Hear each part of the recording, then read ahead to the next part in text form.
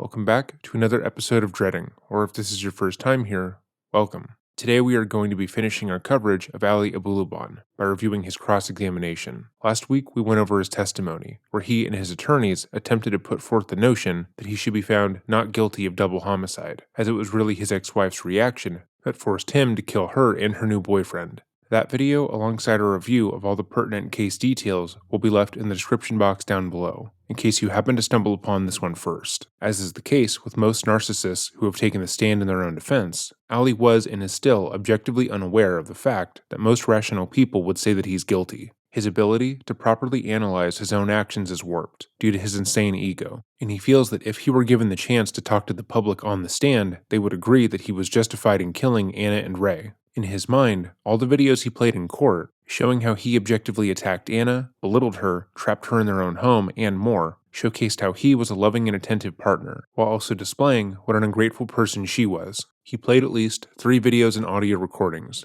where she was pushed, verbally degraded, and trapped in their apartment, but he still doesn't think he did anything wrong. However, as he is about to start his cross-examination, he's going to be in for a rude awakening. In Ali's mind, anyone who isn't immediately on his side, or is attempting to have him face the consequences for his actions, is evil. They are malicious entities, who have no love or compassion in their hearts, because they are trying to make him look bad for no reason. We saw this on display when he talked about Anna's friends, and how they didn't like him, even though they had witnessed him assault their friend multiple times. Because he can't see his own wrongdoing, and everything he has ever done has been justified in his mind, them not liking him has no merit. They are in the wrong, and that same concept is true of the prosecution. Despite literally murdering 2 people, then attempting to go on the run, in Ali's mind, the prosecution is the cause of all of his problems. They don't understand that he's just a good guy, that he would normally never brutally murder 2 individuals, and them forcing him to defend himself at a trial makes them unreasonable. At this current moment, they are the main antagonist in his life. We've seen this kind of sentiment on display in other cases we have covered, most recently with Sarah Boone and Robert Tellis, because they view the prosecution as being out to get them, and all the allegations against them as being unjustified. Despite the mountains of evidence to the contrary, they will react negatively to any and all questions. In Sarah's case, she repeatedly refused to agree with the prosecuting attorney when they asked her basic questions, even if they were simply repeating what she had already said.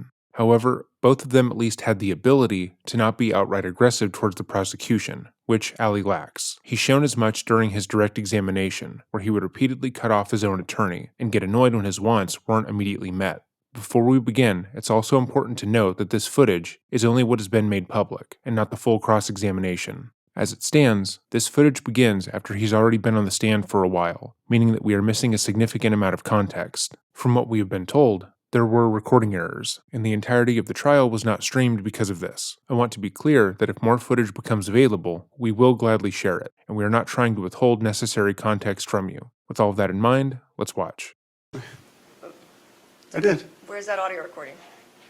You hit up Prince William County Police Department, don't ask me, but they told me it's just the internet, relax. Yeah, there's no recording, such recording, right? There's a body-worn camera. She was a female officer.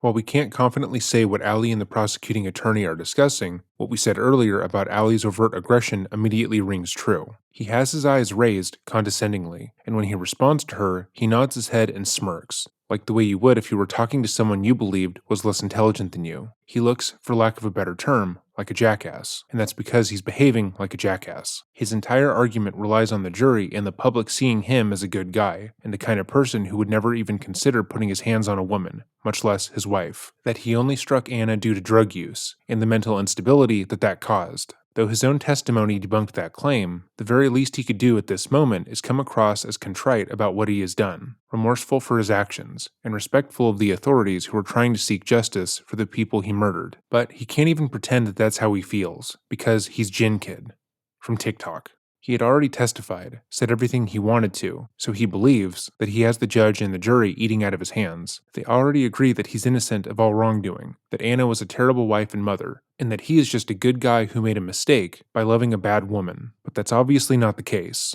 It also doesn't help that the prosecuting attorney is a woman, because it shows that Ali has a pattern of treating women as if they are lesser than him. We saw this in the case of Tony Todd, where he attempted to argue that it was out of character for him to have killed his wife and children outside of Disney World. He argued that he was an affable, fun guy, who everyone in the area liked and respected, but became visibly agitated when he was interrupted. Allie treating the prosecutor, who is a barred lawyer who is without a doubt more intelligent than he is, like she is an idiot, only informs the jury that he is in the habit of disrespecting women, that he cannot help but be aggressive towards the opposite sex at minimal provocation, given that she is simply doing her job. From what we can gather from context clues, he stated that there was body cam footage of an event that has not been made public. The police in this scenario are claiming that no such footage exists, and given the extent of his crimes, I would venture to guess that Allie is the one being dishonest here. While she is inferring that he is lying, that no such footage exists, and that this event is a tall tale meant to support his narrative, Allie takes that implication as a sign of disrespect. She's saying that he's lying, that he is wrong and that he is stupid, and he cannot let that stand, even though he is on trial for murder, and it would be in his best interest to appear at the very least understanding, but he can't help himself. He could have answered that he's aware that the footage has not been turned over, that he recalled the officer wearing a body cam, but otherwise has no evidence. He is an actor, so he could pretend to be confused as to why they don't have it, or more understanding that it has been lost, and the only thing he has to go on is his word. But he doesn't even do that. Even after being coached by his attorneys, he still doesn't do it, because he can't. All he can comprehend in this moment is that he is being disrespected by a woman, and he cannot let that stand. All right, you told us yesterday you wanted a gun that was accurate, right? I wanted a reliable gun. Reliable for shooting, right? No, for for dancing. I don't know. Was the question that the prosecutor just asked obvious or somewhat redundant? Yes. Was it necessary to clarify in court? Yes. Did Allie help his defense at all by responding this way? No. No, he did not. Because again, he can't help himself. He has to meet her question with disrespect, even at his own expense. Need to answer the question. You wanted a gun that was reliable for shooting, right? Yes. Okay, you talked about meeting Ray for the first time at a party in San Diego in 2020, right? Sure. And when you first met Ray, he didn't say to you, "Is that your bitch?" Right? Yes, he did. When he saw you and he saw Anna, the first thing he said was, "You're lucky to have her," right? No. That's what you told Julia, he said. When was Right. this? Okay, I can't ask you a question. Right. Allie doesn't realize that he has already cemented himself as an unreliable narrator in this case. Everything he says is coated with a layer of emotion that he doesn't realize is there. We saw this when he testified about what he recorded. He would claim that he began recording because Anna was acting irrational, that she was falsely accusing him of abuse, and that she was threatening to call the police and falsely claim that he was hurting her. But then when the footage was played in court directly after, it showed him assaulting her as she walked away calmly throughout the home, repeatedly claiming that she wanted to leave and that she no longer wanted to be in the relationship. Allie's perception does not mirror reality, and so when he claims that when he met Rayburn, he was immediately aggressive and asked Allie if Anna was, quote, his bitch, unquote. That's genuinely how Allie perceived that happening. It doesn't matter that there were other witnesses there. It doesn't matter that that wasn't in Ray's character based on the testimony of his friends and family. That's what Allie felt that he said, so it must be true. The same way Allie felt when Anna said that she didn't want to be with him anymore, that she was just being spiteful and malicious, but didn't actually plan on leaving him. The same way he felt like her friends were just out to get him because of his race, despite them seeing him abuse her multiple times. And the same way he felt that Anna not thanking him for the grocery store flowers meant that she was cheating on him. According to multiple witnesses, when Ray met Anna and Allie, he told Allie that he was lucky to have someone as beautiful as Anna, and that he should cherish her. He meant that as a compliment because obviously she was beautiful. But Allie believed that was meant as a slight, that Ray was saying he didn't deserve someone like his wife, and that he could make her happier. Allie led with his own insecurity, and projected that onto others constantly. You told Julia that when you met Ray, you were mad because he said, "Oh, you're lucky to have her," right? This is what Julia said, right? I'm asking you that you told Julia that, right?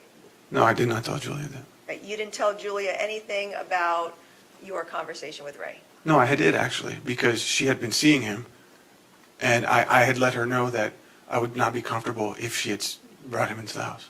But what you told her, you didn't tell her that Ray said, "Is that your bitch?" All you told her, he said, was, "You're lucky to have her."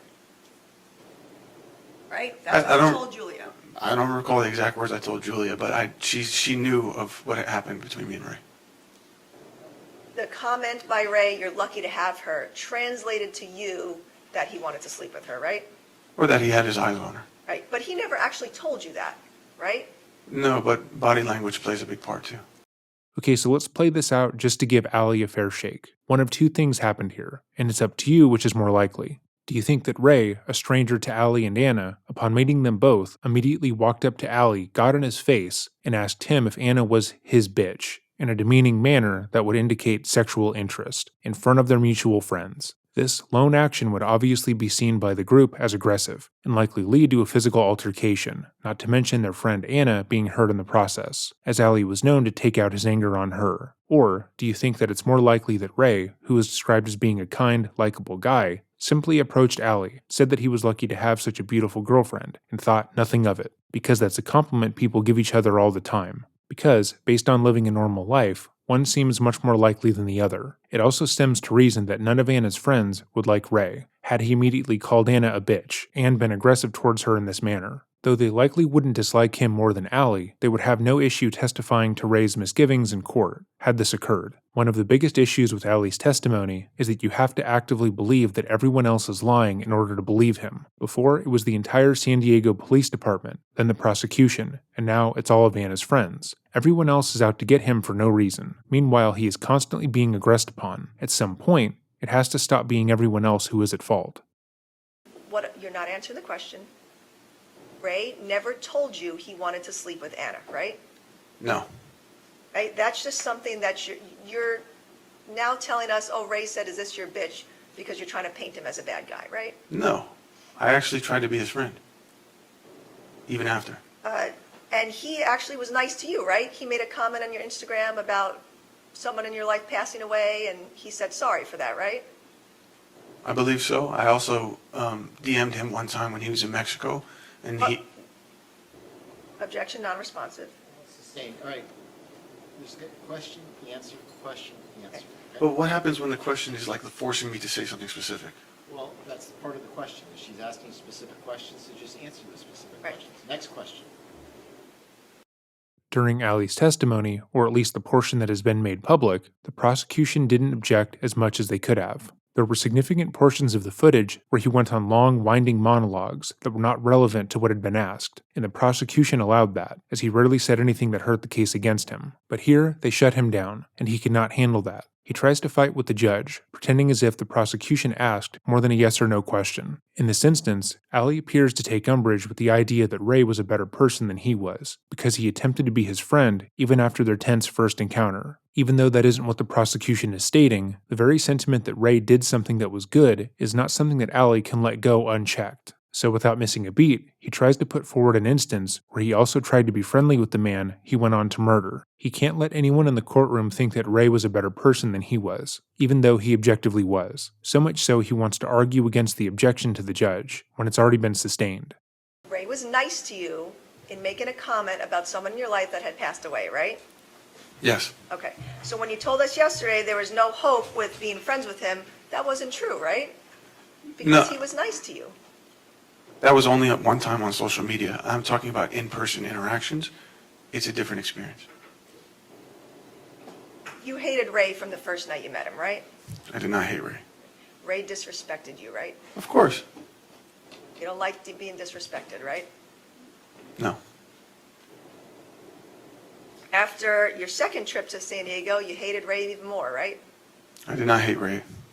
Allie is getting stuck on the verbiage here, but he objectively did hate Ray. Even based on his testimony the day prior, which we reviewed, Allie specifically stated that Anna being with Ray was a slap in the face to him, because, quote, she knew how I felt about him. While he wouldn't have been okay with her seeing anyone other than him after the dissolution of their relationship, his intense animosity with Ray only grew from their first encounter. Like he had with Sean, every other man that gave Anna attention, he felt like was behind them, that they thought they were better than him, that they could provide more for her, and that they saw him as a joke. He led with his insecurities to the point where every other man was his father, telling him he wasn't the son that he wanted, and whenever any other man gave his wife attention, he took that to mean they thought he wasn't good enough for her, and that obviously was true with Ray. Also, this line of questioning feels very much like the SpongeBob meme. My brother insisted I put that in the script here. So here it is. Behold. You talked about another time where you hung out with him and he didn't want to be your friend, right? No, I spoke about the second time I saw him at the party. I got him a beer and sat down with him and attempted to have a civil conversation. Okay. And you didn't like him though after that, right? No, I had decided that He's not interested in a friendship with me. He's interested in Anna. All right, so you talked about your move to San Diego, and you're basically telling everyone that it was solely Anna that wanted to move, right? Initially, but I was open to the idea as well. Because you wanted to come to the West Coast and promote your Gin Kid brand, right? I saw that it was it would open a door for me to go to LA easier. You were interested in the limelight, right? Sure. Right, and media attention Sure. and fame, Sure. okay? And you're an actor, right? That's what you did, Content creator. Right. I wanted to be an actor. right? But you did a lot of impressions, right? Yes. You're a good actor, right? To a certain degree, but not good enough to be in a movie. Well, I don't think. Right. And so you also were interested in being here because that would help your career, right? Being where? Being on the West Coast. Oh, I thought it'd be easier to collaborate with LA content creators. Yes. But you're blaming Anna as like the sole reason, as the person who dragged you here, but you wanted to be here, right? No, I did want to be here. What I said was that Anna, she put pressure on me to make the move exactly when we did. I had suggested not that we cancel the idea, but that we just put it on hold so I could be there for my brother and my family. But again, you wanted to be here, right? Sure. You're happy to be here. Yes, I like San Diego. And once you moved to San Diego, you continued being violent with Anna, right? No, No? no. Well, you testified multiple times yesterday that you were violent with her on many occasions. Down the road, I mean, once things started to get bad, yes. So, if you're following, he wasn't violent with Anna in San Diego, even though he recorded himself getting violent with her on multiple occasions. But that doesn't count because it was later on, quote, down the road. So, he wasn't violent until he was, which wasn't in San Diego, even though it was. Great.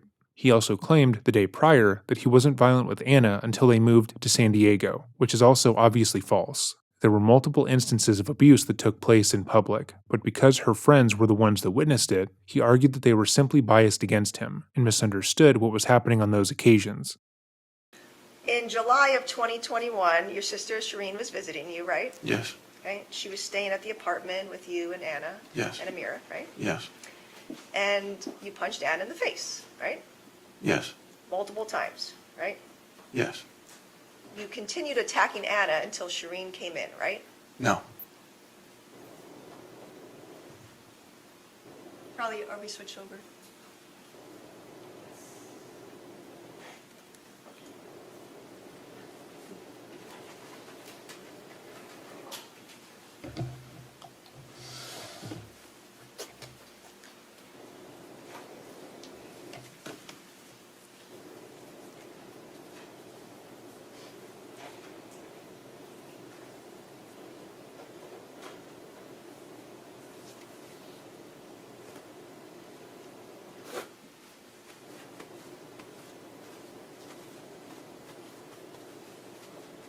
All right, thank you.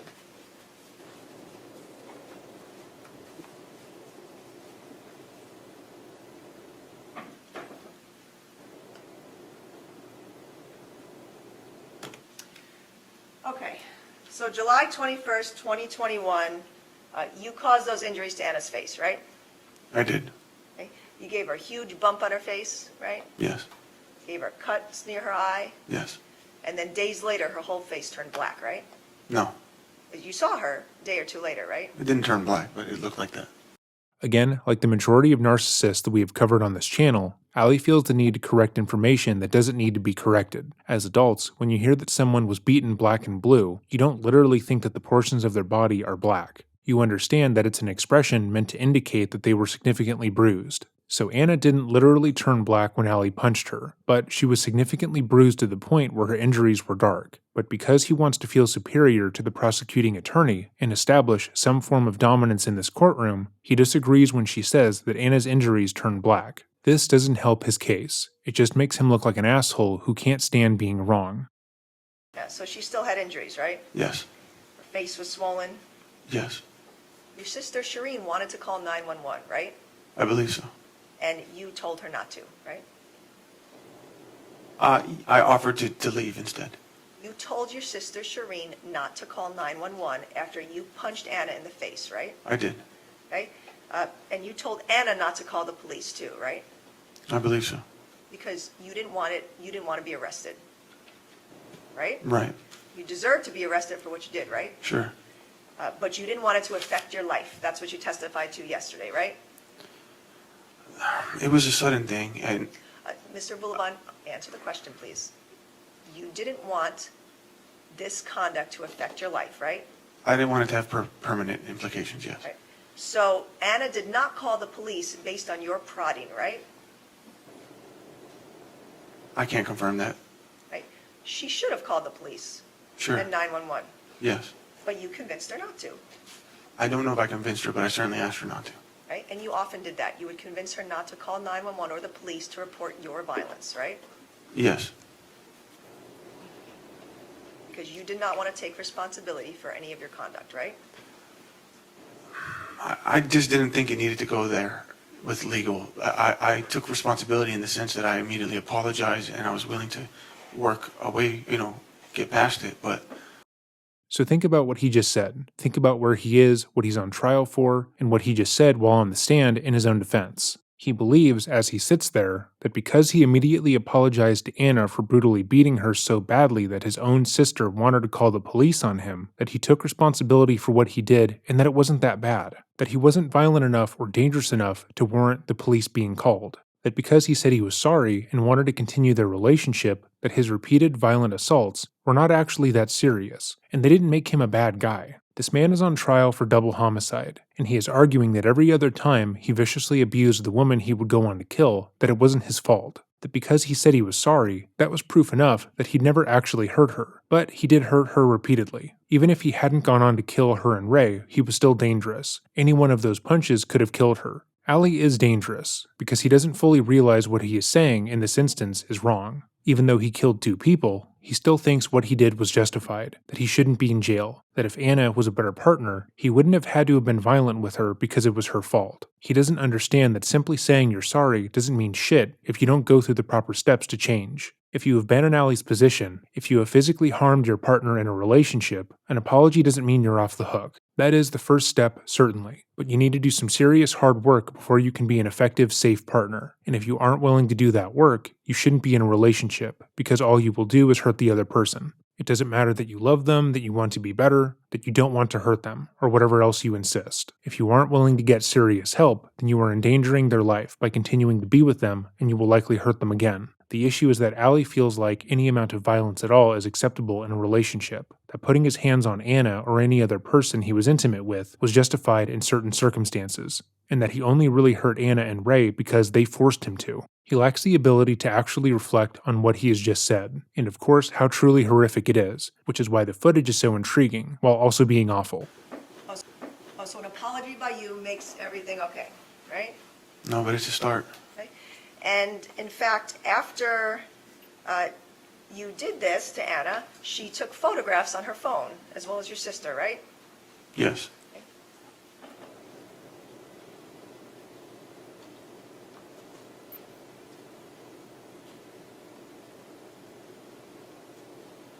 And in July, this is now the next day, you sent Anna some messages on Instagram discussing your violence with her, right? Remember I showed you those messages? Okay.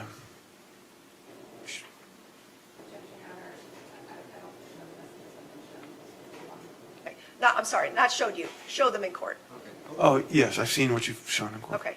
And you remember what you messaged Anna, right? You told her, she told you that you were violent with her and you punched her and Shushu had to intervene, right? Right. She told you you could have killed her if Shushu didn't intervene, right? She said I could have killed her, but Shireen did not stop it. But She said that. She said that, right? Yes. And you told her that you lost control, right? I did, yes. And you apologized for putting hands on her, right? Yes. You apologized over Instagram, right? Yes, because I wasn't present with her. And you apologized over email, right? You saw that email in court? I did. So you were violent with Anna and then you were later apologetic, right? I'd say almost immediately. Because you were hoping that you wouldn't get in trouble with the police for what you did. It was just because I'm sorry. But you didn't want to get in trouble with the police, right? Who would? And you told Anna in that email that you were an abusive piece of shit, right? Yes. because you were abusive with her, right? Not on just that occasion, but a number of occasions, right? Sure, yes. Now, you wrote a note as well in your phone. Remember that note? It was dated the end of June, but then you made some changes to it July 23rd of 2021, Yes, right? That was a 3-page note you wrote in your phone, yes. right? So what did you do to abuse her starting in June?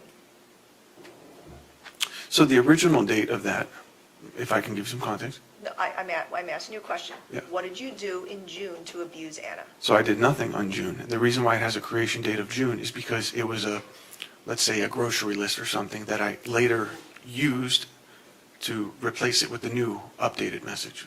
So you deleted a grocery message and wrote instead a big, lengthy message about stop abusing your wife? Yeah, sometimes I use the notes to make reminders for myself, and if it's not important anymore, I'll just replace the contents with whatever I'm thinking in that moment. The issue is that even though what he is saying here makes sense, he's lied so much throughout his testimony that it is hard to give him the benefit of the doubt. As a reminder, before they showed the pictures of Anna's injuries, he had denied that he abused Anna until, quote, things went downhill, unquote. So when he says he didn't abuse Anna in June, and that the note was originally a grocery list that he repurposed, it's hard to take his word for it. So you acknowledged on July 23rd, 2021 as well that you had been abusing your wife, right? I was referring to this event. You wrote over and over, stop abusing your wife, why do you beat her up, things like that, right? Yes. Okay. You wrote in that message that she was wonderful to you, right? Mm-hmm. Because she was. She was a wonderful wife to you, right? She was. And you hurt her badly, right? I have. You knew what you did was wrong, Yes. right? But you did not take any domestic violence or any anger management classes to address what you did to her, right? Actually, that's incorrect. After this incident, that's when I called my father and told him what happened, and he had suggested to take a break and come to Virginia, and then he encouraged me to take the neurofeedback. Neurofeedback is not domestic violence or anger management counseling, right? No, but it is for chemical balancing and for impulsiveness. It does correct emotional impulsivity, which is something that I was diagnosed with. You were diagnosed with emotional impulsivity? In the neurofeedback results, we never showed it, but it says There are no neurofeedback records for you, right? there are. You had a packet of information on what neurofeedback was, right? I have results. Okay. You had a packet of information about what it was in general, right? Yes. And in fact, the doctor at the neurofeedback center is a chiropractor, right? I don't know what his background is, but he's the head of the Right. neurofeedback. He's a chiropractor, not a psychologist or a counselor, right? I don't know what his background is. I didn't ask him. So you never looked up the website of where you were going? No, it was recommended. My whole family had done it. Okay. You described neurofeedback as, attached, like watching a video and having something attached to your head, right? Yes. And then you ended up getting like a kit or a machine to bring home with you, right? Yes. Right. But what I asked you was, you didn't get any actual counseling for domestic violence, right? Specifically, no. I thought it was a bigger issue. There was a bigger underlying issue with me.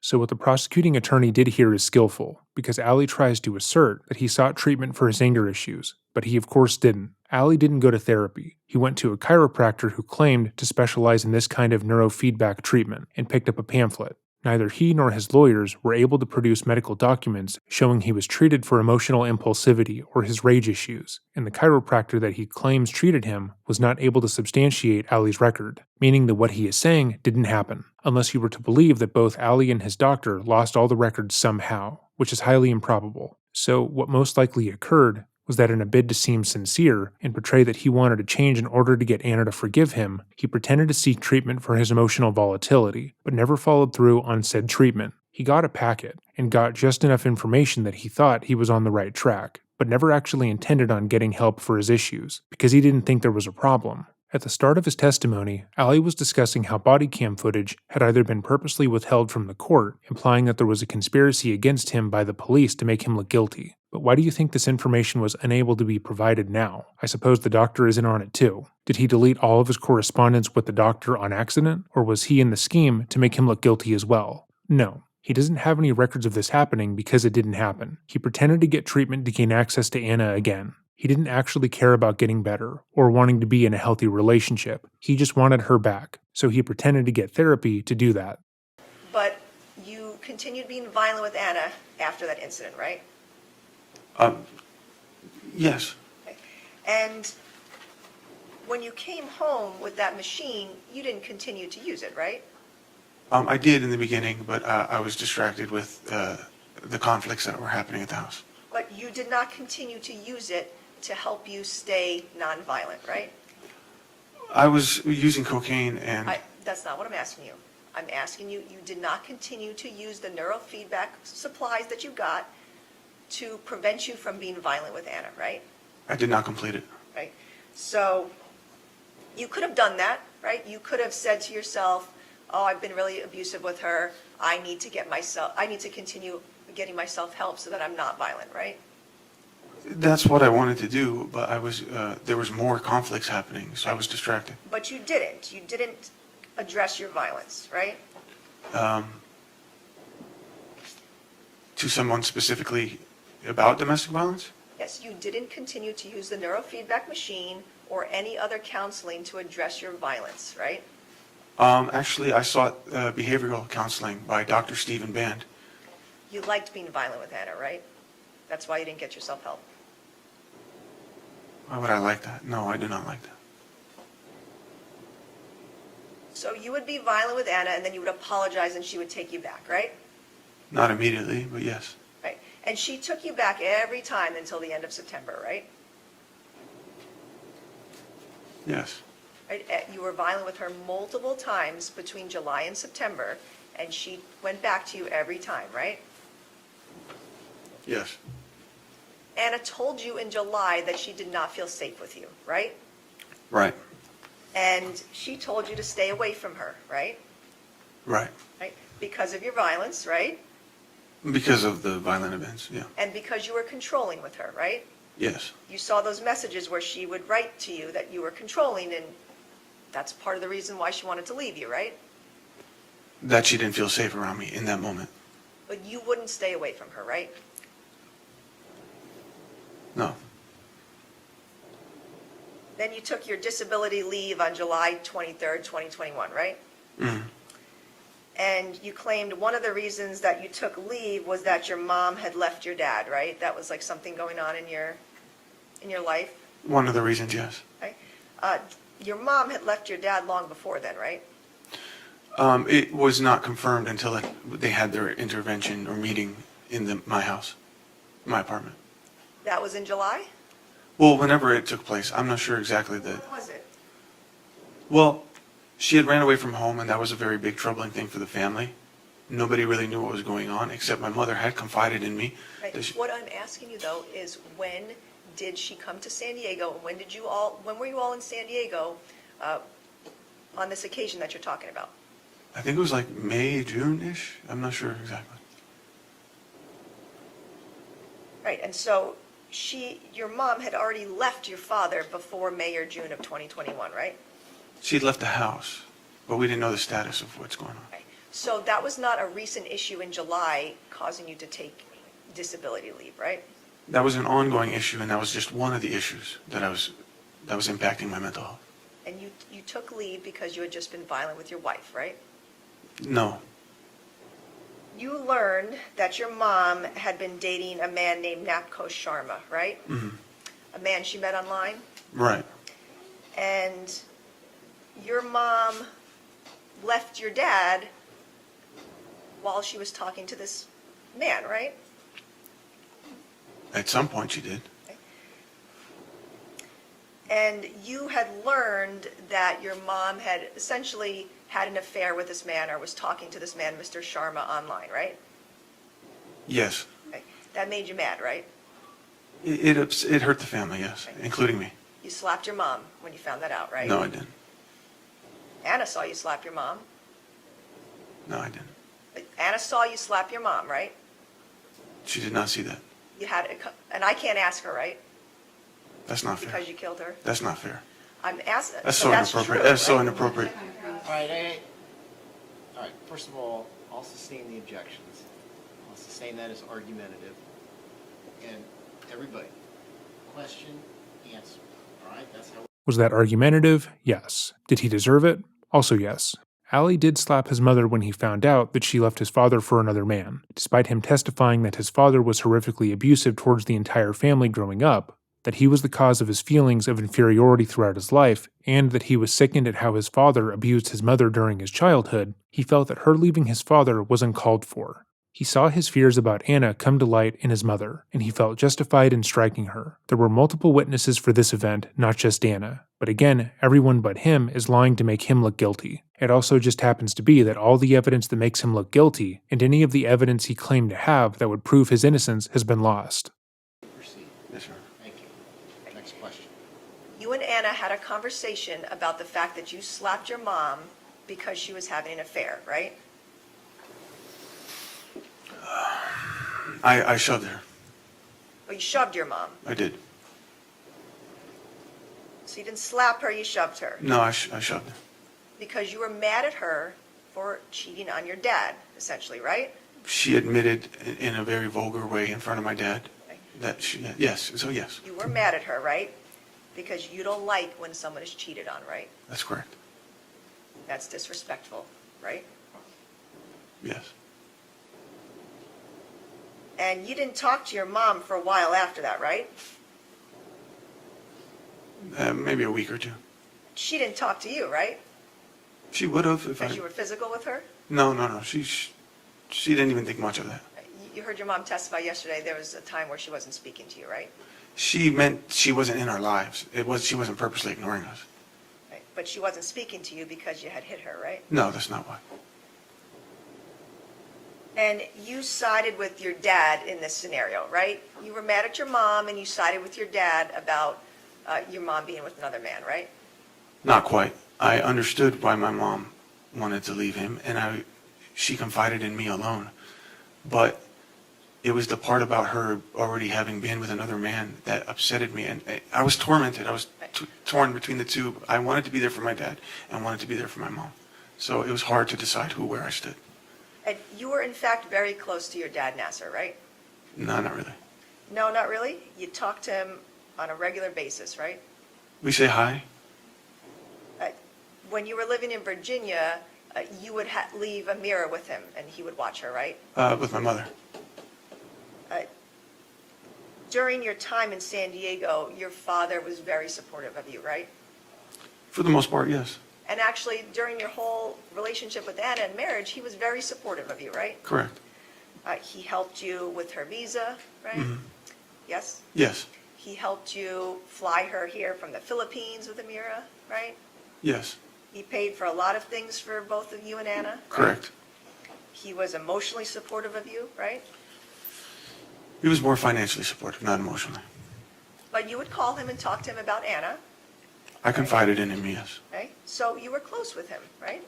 He's my father, yes.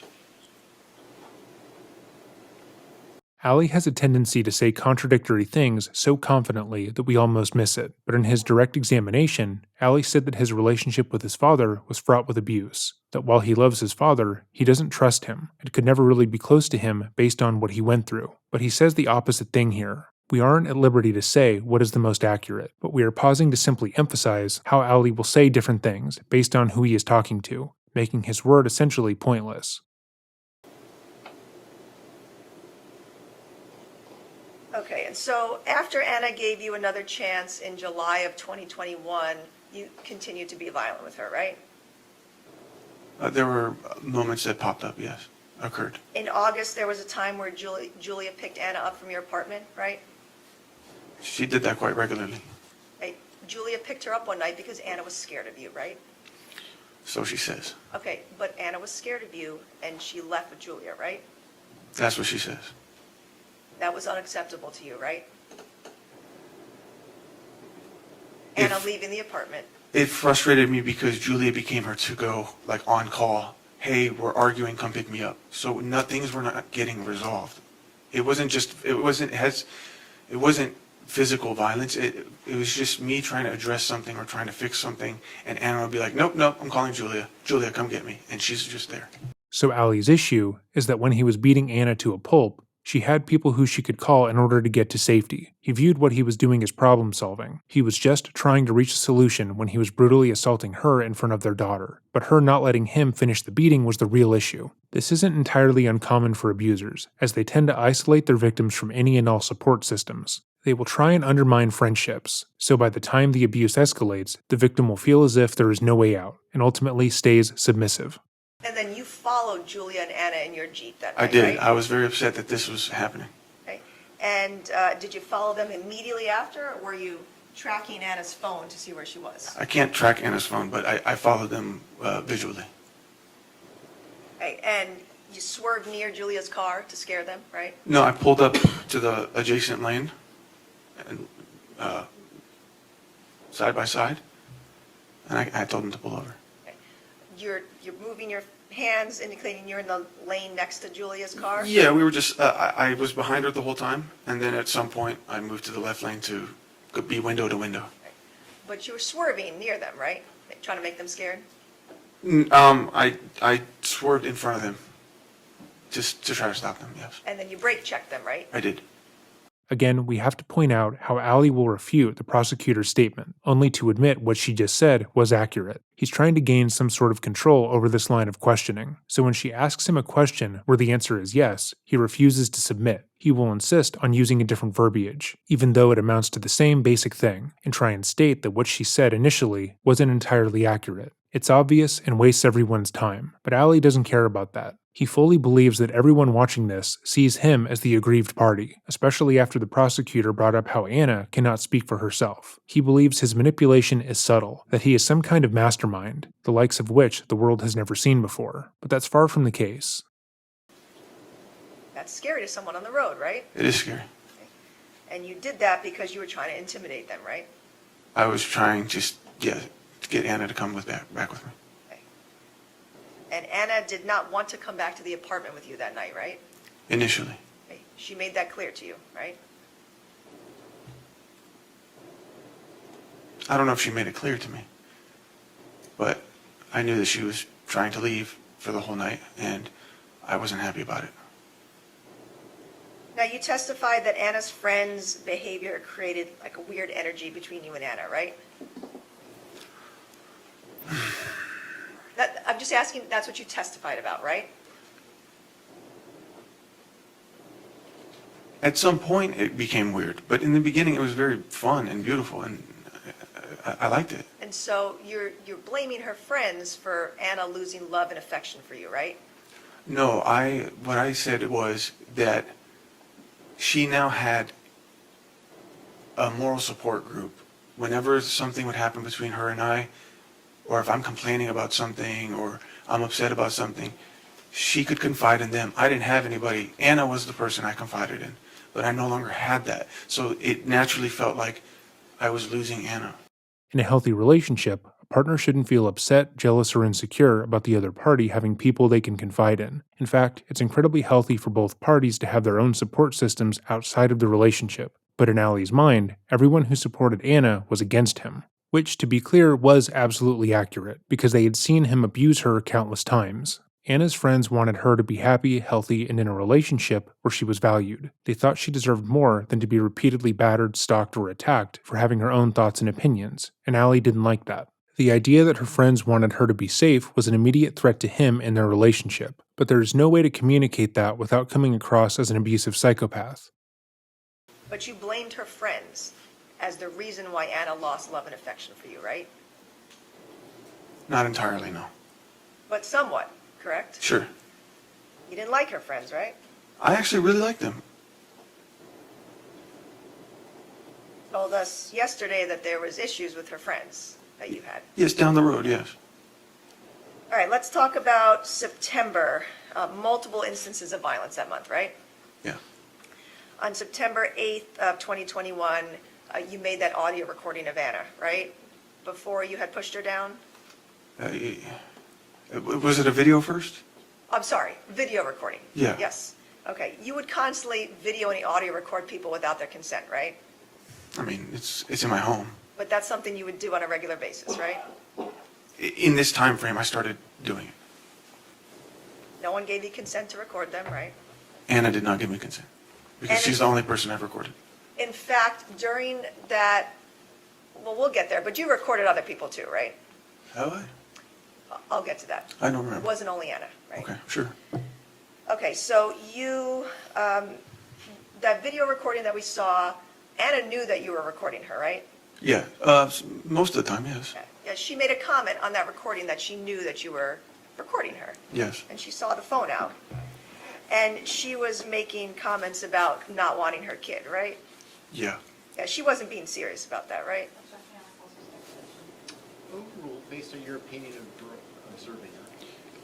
I found that to be extremely shocking for her to say those things, so I took it very seriously.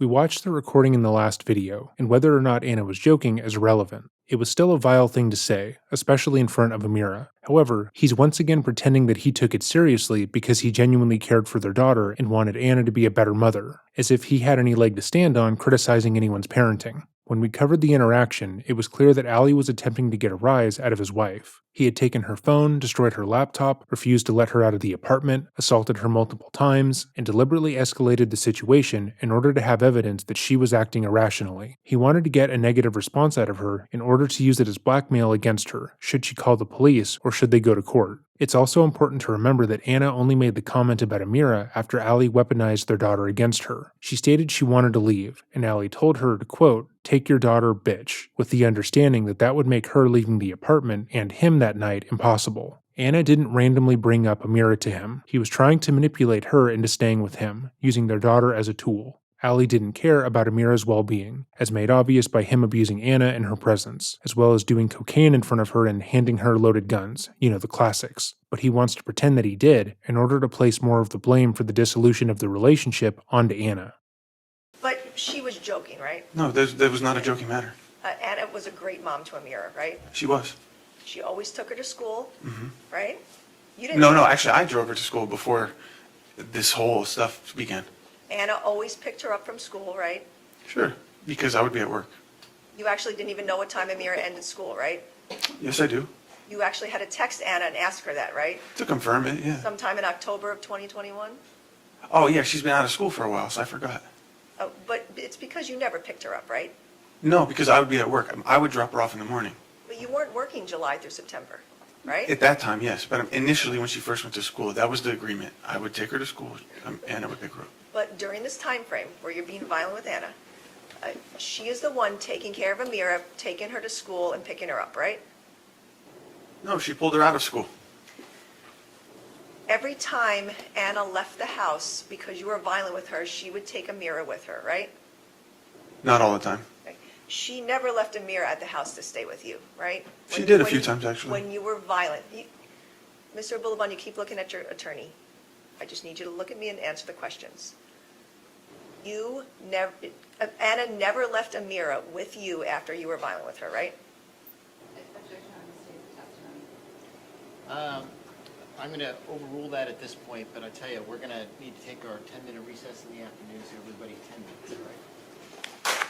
During that line of questioning, Ali was noticeably agitated. He began to fidget more frequently, touching his face and suit jacket repeatedly, and adjusting the microphone while going back and forth with the prosecution. He also continued to look over at his attorneys, clearly signaling to them that he wanted them to object to the questions being asked, even though they didn't necessarily have a basis for it. The implication that he wasn't a good father or that Anna was a better parent clearly perturbs him, which is strange because it's factual that she was. According to all the evidence, he was the only one who would do cocaine in Amira's presence, despite his testimony otherwise. He didn't take her to school despite what he said, and was not her primary caregiver. As a matter of fact, in the video they're discussing, after Anna says that she doesn't want custody of Amira, Ali's immediate response is that he can't take care of her because she is Anna's responsibility. Which is not really what a parent would say, but the thought that Anna was good at something, or at the very least better than him at something, is unacceptable to him. The following is where the footage picks back up after a small break. Again, there is footage missing.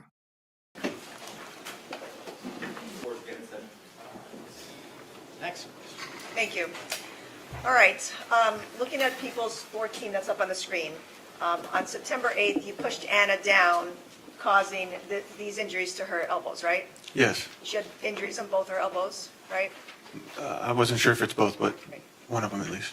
Okay, scrapes on her elbows, right? Correct? Correct. And looking at people 16, when you pushed Anna down, you caused all those scrapes on her knee, right? Correct. And then you made her feel badly about calling the police, right? I can't comment on how I made her feel, but I was upset, and I let it be known that I was upset that she called the police. She had every right to call 911 based on the fact that you were violent with her, right? Yes. Okay. Oh, well, in that instance, I don't agree. No. You caused these injuries to her by pushing her down, right? Yes. Yes? And she had every right to call 911 to report that you were violent with her, right? Well, I was trying to leave the apartment, so I don't think that she had the right to call the police on me on that instance. She didn't have the right to call the police because you were physically violent with her? Okay, she has the right to call the police. Okay. Allie saying that Anna shouldn't have called the police is extremely telling, because even though it's an insane notion, it's one he truly believes. He admits that on this occasion he pushed her to the ground, which resulted in a number of injuries that were shown in the photos. These photos were taken by the police who responded to the call, and directly show that he was violent with her. But he believes that what he did on this occasion doesn't exactly qualify as abuse, because as he puts it, he was trying to leave the home when he knocked her down. He has said repeatedly that he was the only one trying to solve their issues, that even though he had beaten her on a number of occasions, he did what was justified, because at least he was trying to fix their problems. That him repeatedly abusing her was a mature way of handling their issues, and that all he needed to do in order for them to move past the issue was say he was sorry. And of course he would think that. He had convinced her and his own sister to not call law enforcement after he beat her black and blue. If that assault didn't need police interference, even though Anna had stated that had it not been for his sister, he would have killed her, why would he think anything less was that bad? To be clear, we are not saying it's her fault in any way. We are just showcasing his way of thinking, and why he would justify the abuse to himself and to her. He genuinely doesn't see anything wrong with what he did, so much so that he is arguing that the murders he committed were justified, and he expects most rational people watching this to agree with him. But you taunted her about the fact that she was calling 911 on you, right? I was upset that she was already midway through the call. Yes. But you were taunting her on your social media feed, right? Yes. Okay, we watched that video where for multiple minutes you were cursing her out, right? I was. And you were still yelling at her while she was on the phone with the 911 operator, right? I was yelling on the live video, not directly to her. But you were yelling and you were calling her a fucking bitch multiple times, right? Yes. Okay. And you made that recording on your own, right? Yes. You decided to click play or however it is that you made that recording, right? I went live. Okay. Right? And you hurt Anna and then you were posting about it, right? That's not why I was doing that. You didn't have any remorse for what you did to her, right? That's not true. Well, you saw the post you made. Do you have any remorse for what you did to her on that post? In the moment, I felt that I needed to. Okay. On the post, did you have any remorse? No. Right? And you are blaming that post on your cocaine use, right? I'm blaming how it went down. Right. Oh, and the post, yes, because I normally wouldn't do something like that. Right. But you're Pausing for just a moment, he has shown countless times during this trial that he absolutely would do something like that. The assertion that him berating his wife and trying to shame her publicly wasn't in his character is almost laughable. again placing blame on something besides yourself, right? This situation plus the state of mind I was in. Again, but you're placing blame elsewhere, not on you, on something else, right? Oh, no, I'm to blame, too. Yeah, I'm to blame. But you testified the reason you made that post is because you were high, right? I would not normally post like that. I would not go to social media for stuff like that, normally. So on that date, you were not taking any responsibility for your violence on Anna, right?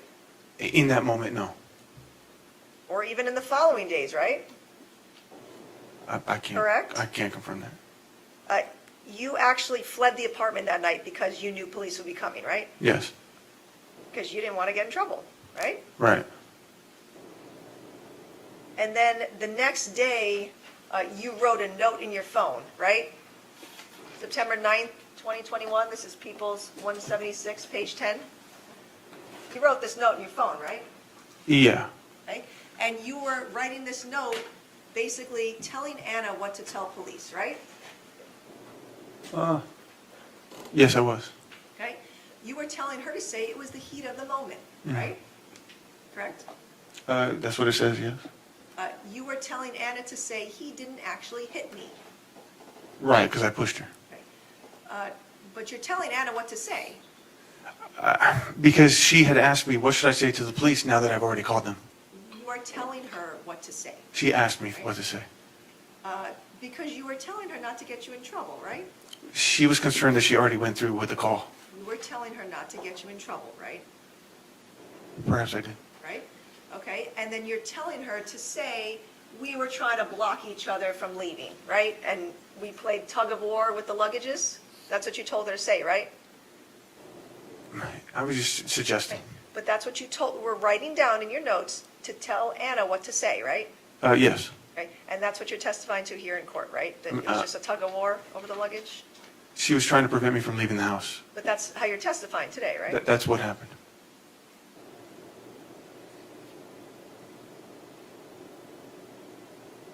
And you knew that if you told Anna various things to say about it being the heat of the moment and he didn't actually hit me, that would help you not get in trouble with the police, right? She asked me for what to say to the police now that she had already gone through with the call. You knew that that would help you not have a case against you, right? Right, I wouldn't tell her to say anything. Oh, you didn't tell her what to say? No, I'm saying I wouldn't tell her contrary to that. I mean, the goal is to diffuse the situation. Correct. And you not getting in trouble, right? Correct. All right, and then on September 10th of 2021, you made another audio recording on your phone of Anna, right? Of a conversation you and Anna were having, right? Perhaps. Right? You heard part of that in court, right? I'm bad with dates, but Right. But you heard what I played in court. okay, I've right? heard everything you've played in court. And that was a longer conversation, right? A longer recording, right? Correct? I don't know exactly which recording, but I'm not denying it. All right. You had an argument with Anna on September 10th of 2021 about the fact that you were no longer welcome at Julia's party, right? Oh, yeah. Right. Yeah. That was what that argument was about, right? Yes, you started And- it. Okay. And you were mad at Anna because she wouldn't convince Julia to let you come to the party, right? No, I was mad because she wouldn't stick up for me at the fact that they uninvited me at the last minute. Again, this is the same fucking thing, and moreover, in the previous section, there was no evidence that Anna asked Allie what to say to the police. I was already invited. But you were mad at Anna because you wanted her to stand up to her friends, Yeah, right? yes, Because you felt disrespected, right? correct. And you wanted Anna to respect you and talk to her friends. Well, it was more so I hope she would have done that. You wanted her to respect you, I mean, right? I would love to be respected, yes. On that recording, you called Anna fucking stupid, right? Sure. You said fuck you, right? Mm-hmm. You said a respectful woman would not go if her husband couldn't go, right? Yes. So again, you were telling Anna that she wasn't being a respectful wife, right? Yes, because of how it played out. Okay. And you called her a fucking asshole on that recording, I called her many things. right? A fucking liar, right? Sure. You called her a two-faced bitch. Yes. You called her a manipulative bitch, Yes. right? You said fuck you, bitch, right? Yes. And then, what you heard in court, you told her, this is why you get your ass beat, bitch. I did say That's what that. you told her. I did. Because she would get her ass beat when she was disrespectful to you, right? It had happened in the Right? past. Yeah. And then you told her, fuck you, cunt, right? I don't remember verbatim, but yes. Right, you continued cursing at her throughout that entire recording, right? Sure. And you treated Anna like that in front of a mirror, right? No, she had been there sometimes, like during these specific incidents. If Amir was there, yes, she would hear this stuff.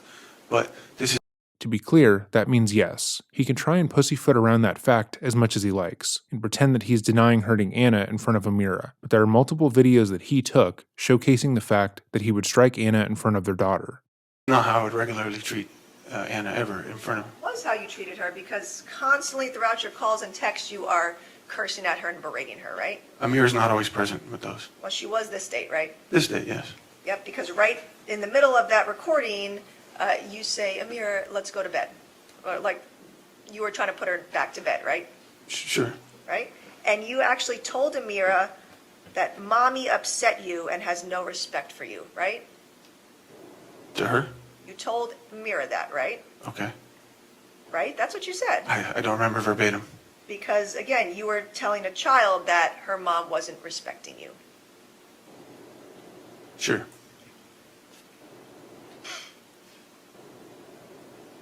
It took you 4 days after that September 8th incident to apologize to Anna, right? I don't know.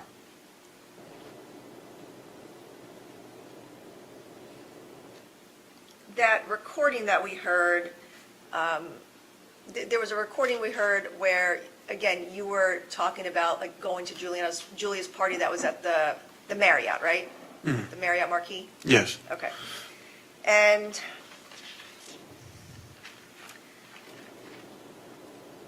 the party that Julia had was on September 12th, right? Whenever her birthday is. That sounds like the date, right? Yes. September 12th? Yes.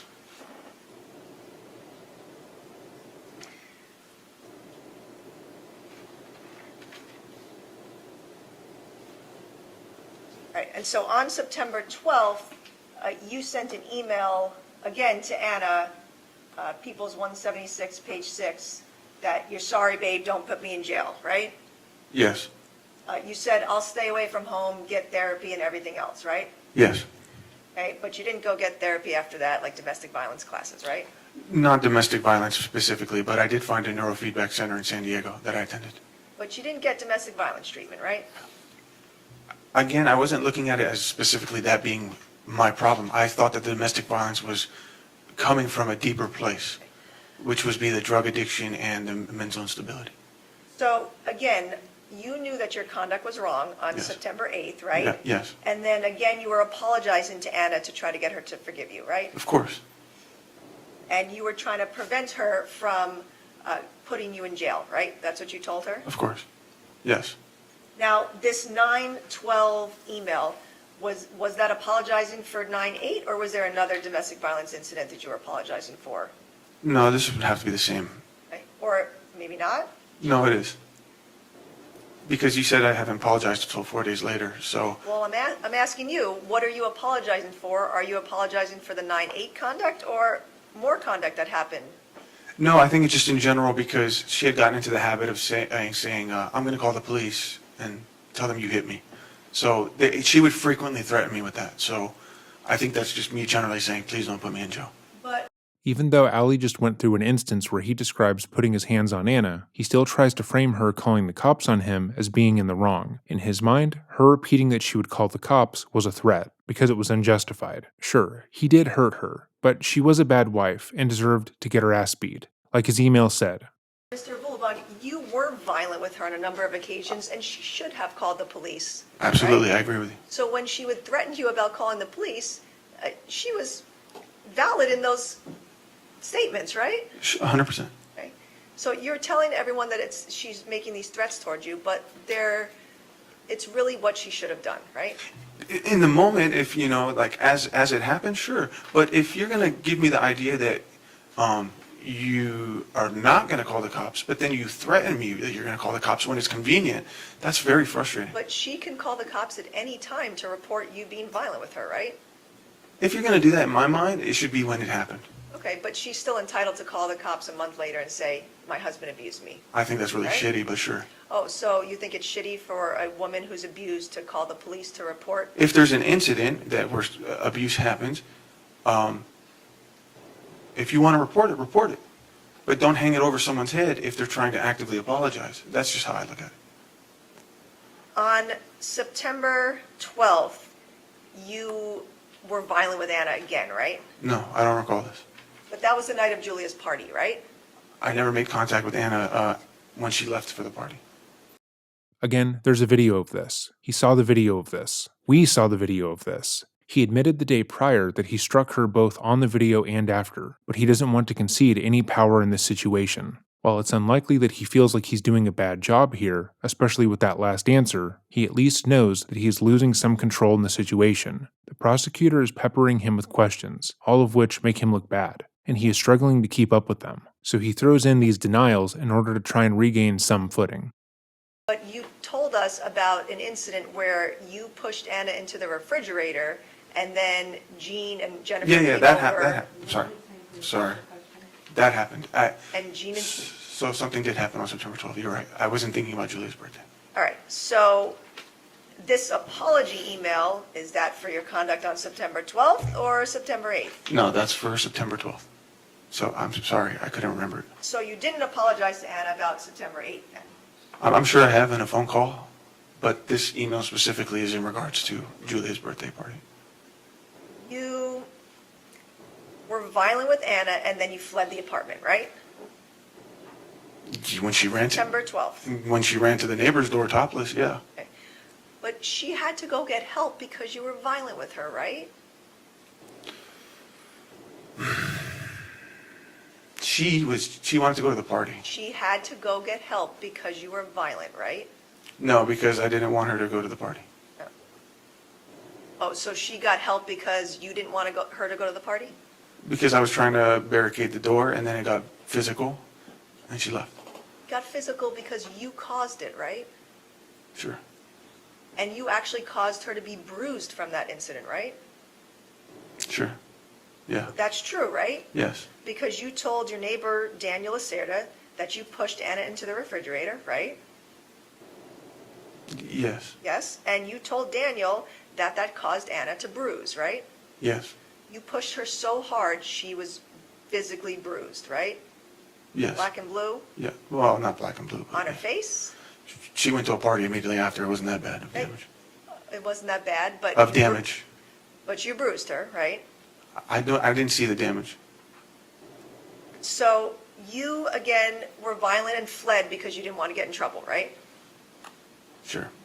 Correct? Yes. And you didn't want 911 to be called and you to be there and get arrested, right? Correct.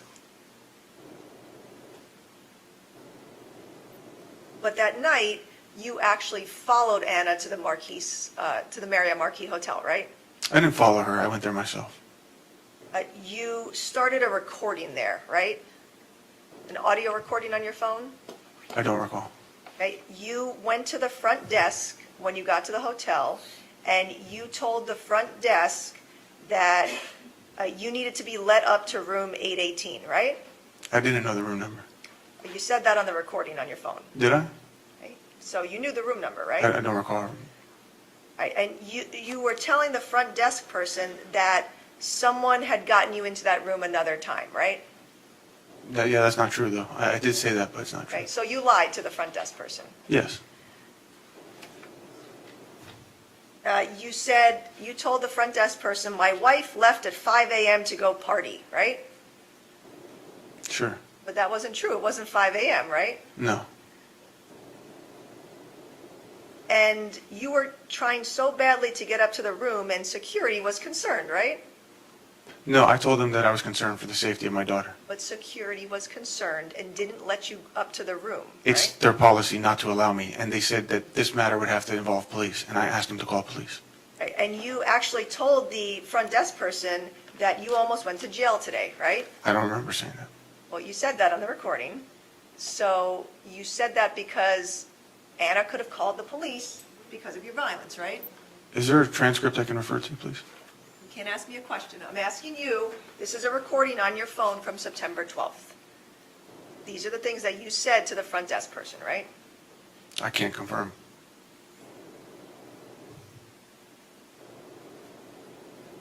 And again, you had been violent with your wife and then you're trying to follow her even though she doesn't want to be with you, right?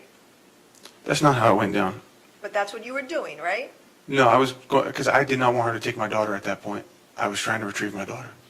Ali wasn't trying to retrieve his daughter, because his daughter's safety was not the issue. The issue was that Anna had left him and he couldn't get her. If Amira's safety was an issue, he would have called the police and waited to get custody of Amira when the party dispersed. How Ali remembers events is contingent upon how it makes him look. So apparently Anna didn't go to her neighbor's apartment trying to get help because Ali had gotten violent with her because she was going to go to a party. She just ran out of the door topless randomly, and he tried to stop her. She didn't take Amira and flee because she was scared of him. She went to a party and simply wanted to bring her daughter along because she was a bad mother. He also didn't follow her to the hotel, demanding to be let into the hotel room that he believed the party was at, and acted so erratically that security at the hotel had to keep an eye on him. He was just a concerned parent, wanting to protect his daughter from the dangers of drug use, despite actively doing cocaine in front of her.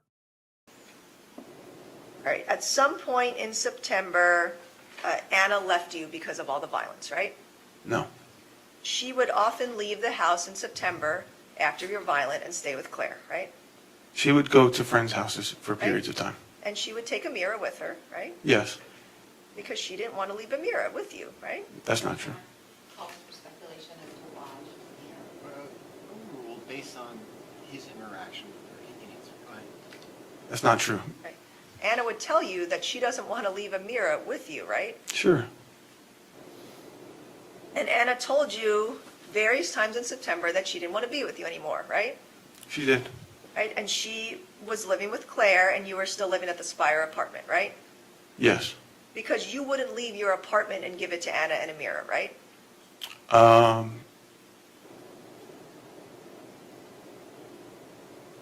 I had tried to leave a few times. But you didn't want to leave your apartment, so Anna had to leave with Amira, right? Yeah, she had told me she wanted me to be out. Right. But you wouldn't move because, and let your wife and her and your child stay at the apartment instead of you, right? That's not what I wanted to happen, sure.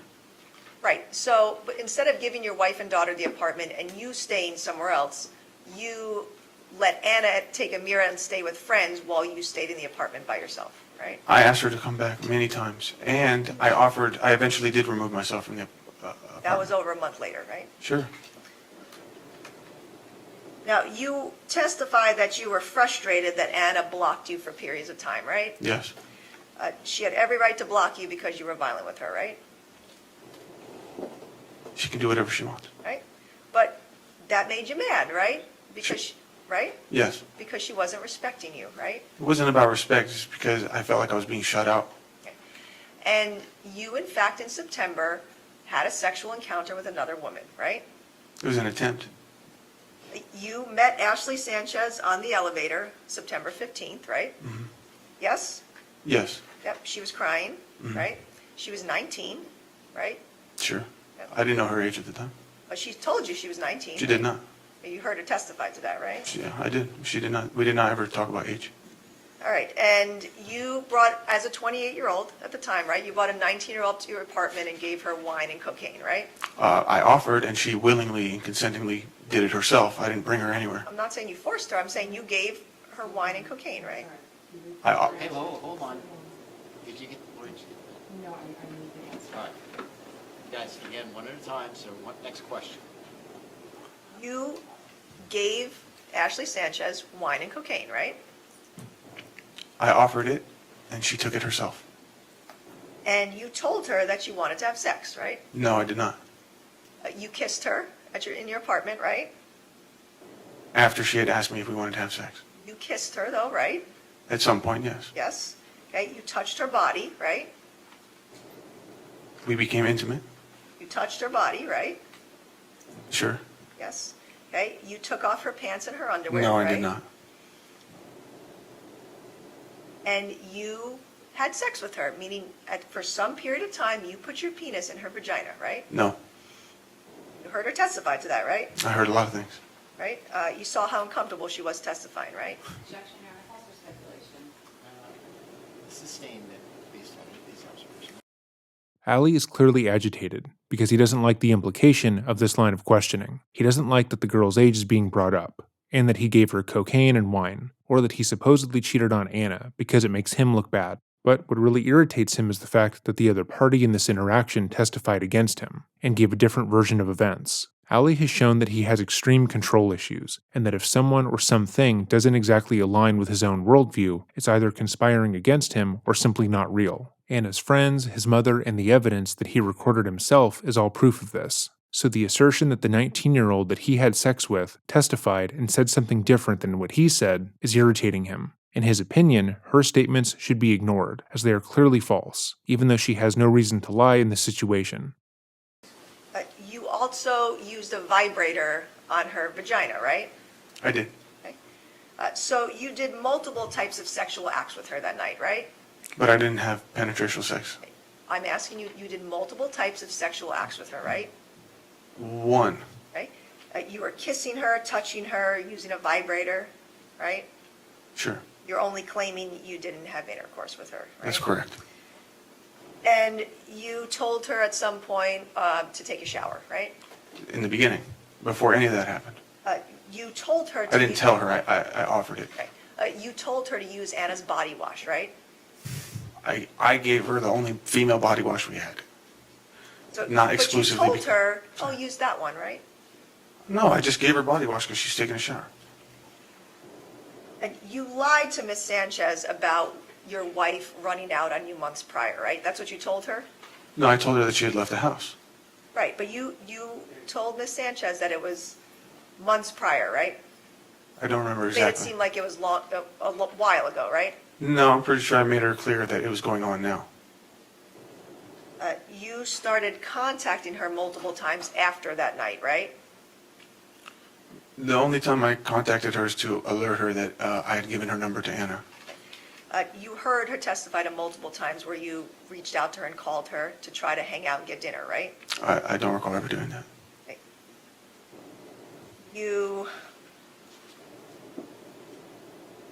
It was okay for you to be with another woman, but not okay for Anna to be with another man, right? It was not okay, which is why I confessed it to Anna.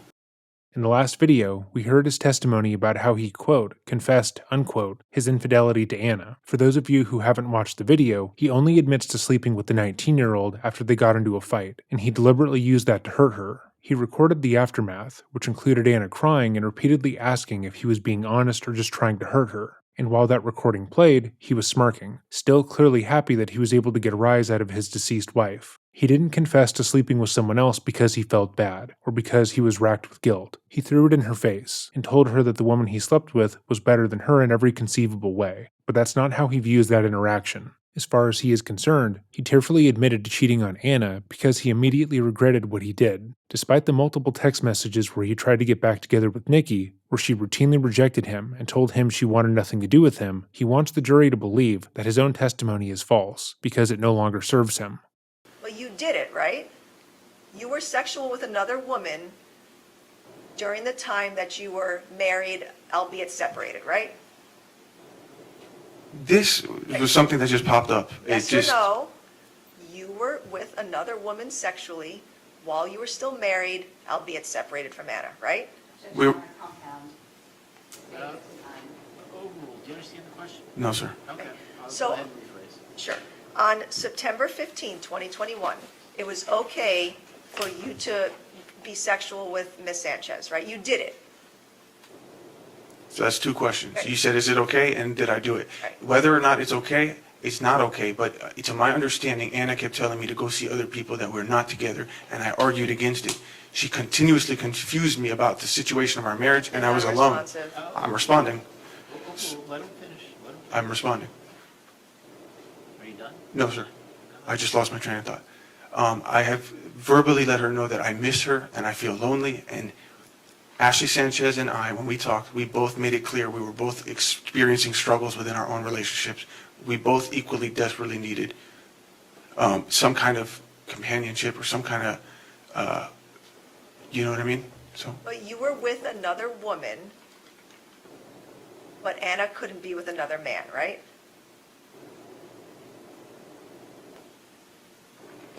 neither of us were supposed to be doing that. Okay. You were with another woman, but it was not okay for Anna to be with another man, right? It's not okay. And Miss Sanchez actually wanted nothing to do with you, right? Objection has to be paid at the time. Do you understand? Oh, do you understand the question? I understand the question, but it just doesn't, Well, go ahead and answer if you understand. I can't speak for someone else, and obviously her actions showed she did want to be with me, so. I'm not talking about that night. After September 15th, Miss Sanchez made it clear to you that she wanted nothing to do with you, right? Yeah, based on how the night went, it was obvious that it didn't go well, so. But again, she told you on multiple occasions that she wanted nothing to do with you and not to contact her, right? No, that's not true. I never contacted her more than once. You told Miss Sanchez to lie for you if Anna called her, right? This was the same time I informed her that I gave Anna her number. But you did, yes or no? Yes, you did lie, right? You told her to lie. Yeah, I was trying to prevent damage. Okay, so yes, you told her to lie. Mhm. Yes, and you told Miss Sanchez to lie to Anna because you didn't want to be caught, right? Or get in trouble? I had already fessed it up to Anna. What I was trying to say is,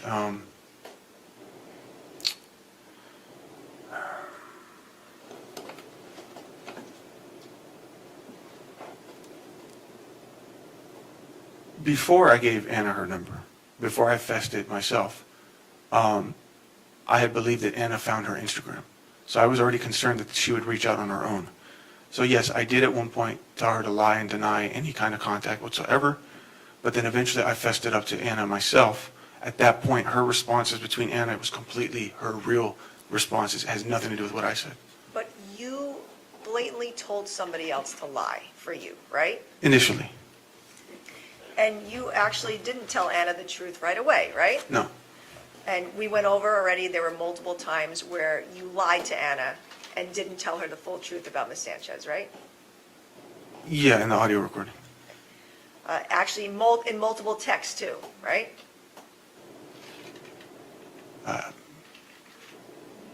Yes? Yes, I did. Because you told Anna multiple times, I lied. I Right. lied about some stuff, right? Right. And on that recording that we listened to from September 21st, you were taunting Anna about your interaction with Miss Sanchez, right? I was. And you told Anna during that recording that you fucked Miss Sanchez, right? You used those words. I didn't mention her by name, but yes. Well, but that's I who you told were her that referring there's to. somebody who lives in the building that I fucked, yes. And you said that you fucked a stripper, right? I did.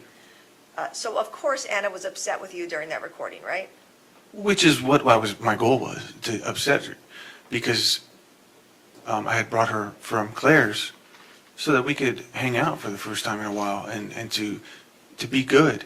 But then she went crazy over this bike that a guy who I was hanging out with left. You said. And so I got mad that she had left again, and now it failed.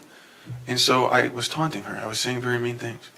You said in that recording that I don't need to lie, but then you did lie, right? That's what I'm trying to get at. The things that I'm saying was purposely with the intention of trying to get a reaction out of her. Now, you testified yesterday that 9/21 was the first time that Anna had told you that you hurt her, right? That's how you testified? It was the first time that she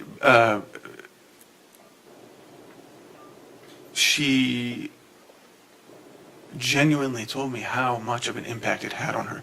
Prior to that, she would say, yes, you hurt me, but I wasn't seeing that in her behavior. But she's told you multiple times before September 21st that you've hurt her, right? Right, and I know I've hurt her. Right. It's no surprise to me. But so I your mean, testimony's not truthful, that wasn't the first time that she told you. that was the first time she cried and told me, you fucking hurt me, and I felt the real emotions. You texted her after that conversation on 9/21. You sent her multiple texts, including, I did not cheat on you. I've never touched another woman. That's the God's honest truth, right? I said that to Anna You said that to Anna, right? the same day. No, after 9/21, right? Okay, yes. So you were continuing to lie to her. Yes. This is before I actually fully fessed up to her.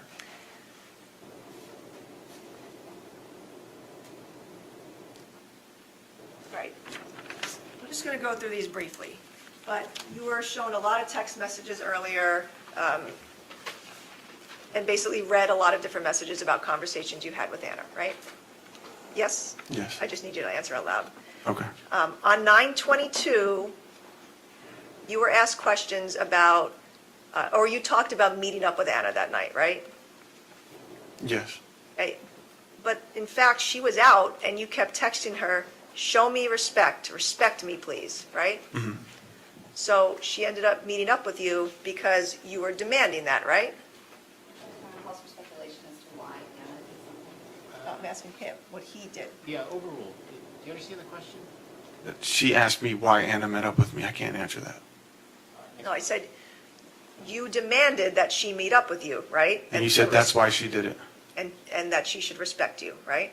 I don't believe that that's why she met up with me.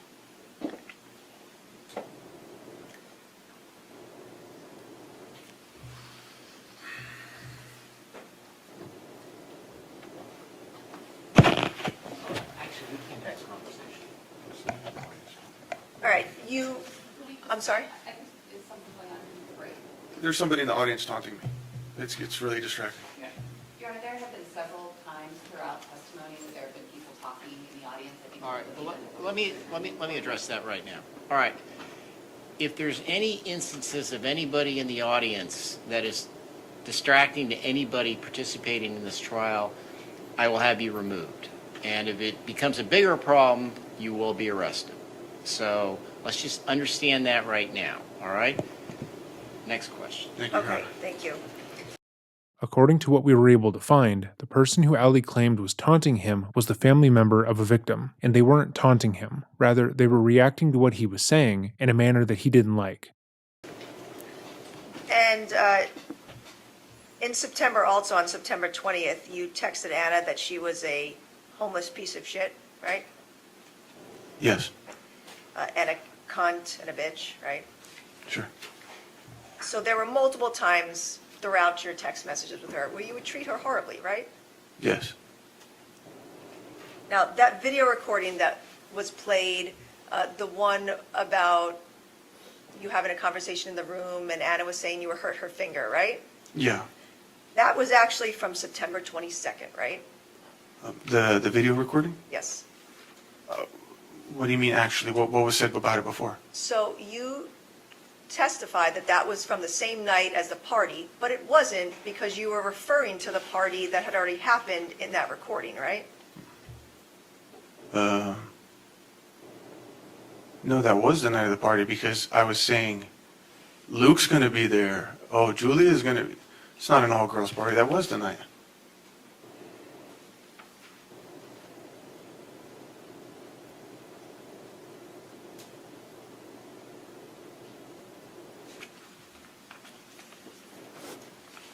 At the beginning of the recording, you had Anna's phone, right, because you had taken it from her, Yes.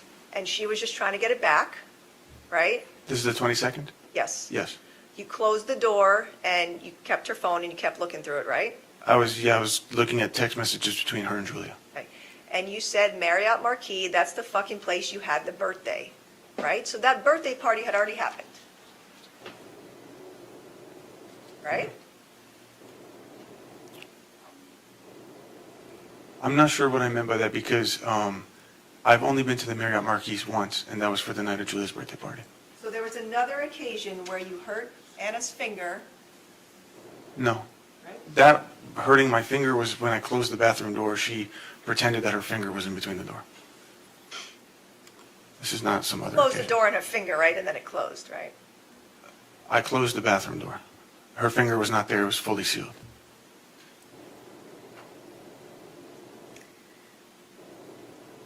Right. On 9/23, you sent Instagram messages to your friend. This is People's 79, page 5. And you told your friend, she's mad now because I fucked some Latino chick from upstairs. That's what you said to your friend, right? Yes. Right? So you were telling your friend that you did in fact sleep with Miss Sanchez. I was exaggerating, yes. Oh, you were exaggerating? Why would you need to exaggerate to your friend? Well, this is not really a friend. It's just somebody I talked to on the internet, but I was trying to sound like more happened than what it did. So if you're following Ali's logic, the police, the prosecution, and his friends, the 19-year-old he slept with, his family, and even Ali himself are all trying to make him look bad. His past self, the one who sent the message, was lying, even though there was no reason to lie in this situation and there was nothing to be gained here. All the evidence against him, including his own statements to this random person via Instagram, are all somehow fraudulent and made to make him look guiltier than he is. Because in fact, you did have sex with Miss Sanchez and you're telling your friend that, right? No, I did not have sex with her. And you're telling your friend that Anna left you because of this, right? Sure. Because she did, right? She'd left the house. And you're referring to Miss Sanchez as some Latino chick, right? Yeah. Again, because that's how you treated women, right? No. That's not how you treated women? What do you mean by treating women by calling her a Latino chick? You're derogatory towards women, right? No. Yes.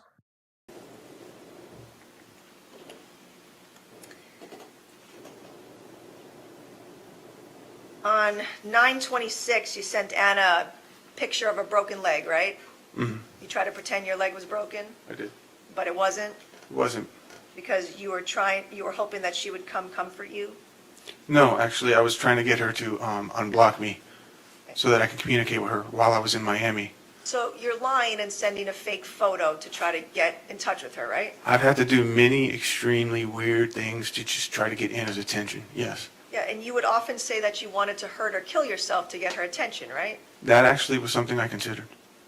And that's a form of emotional abuse. It should go without saying, but if a person repeatedly states they are going to hurt themselves if you don't do something they want, they are emotionally abusing you. They're trying to abuse your sense of compassion in order to control you, instead of simply respecting your autonomy. Faking an injury, telling the other person you're going to harm them, or even kill yourself if they don't immediately comply with your wants is deeply unhealthy and showcases an intense desire to control the other person. But Allie tries to frame this as being Anna's own moral failing, that this is something that he had to do in order to get her to talk to him, instead of being a sign that he was radically abusive towards her. But you would do that to get her attention, right? I would do that because I'm not getting a response, and I felt like I wasn't being heard.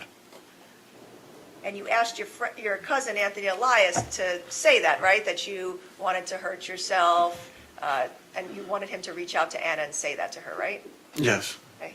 So you would often lie and have ask your friends to lie, right? Well, that's just my cousin, one guy. Okay, your cousin. You asked your cousin to lie, right? In that moment, sure. Yes. Right. Anna sent you multiple text messages at the end of September that she was done with you, right? She had done that a lot. But at the end of September, after finding out about Miss Sanchez and after all the violence, she told you many times that she was done with you, right? After I told her about the Ashley Sanchez thing, there was many moments where it seemed we were okay. But what my question is, she told you many times that she was done with you, right? Right, but I took it. That's what she told you, right? Yes. Okay, and on October 1st, People's 176, page 2, I know it's hard to read, but this was the message exchange with your cousin Anthony Elias where you said, I'll kill him, right? Right. And you said, I'll beat his fucking ass, right? I wasn't talking about anybody specifically.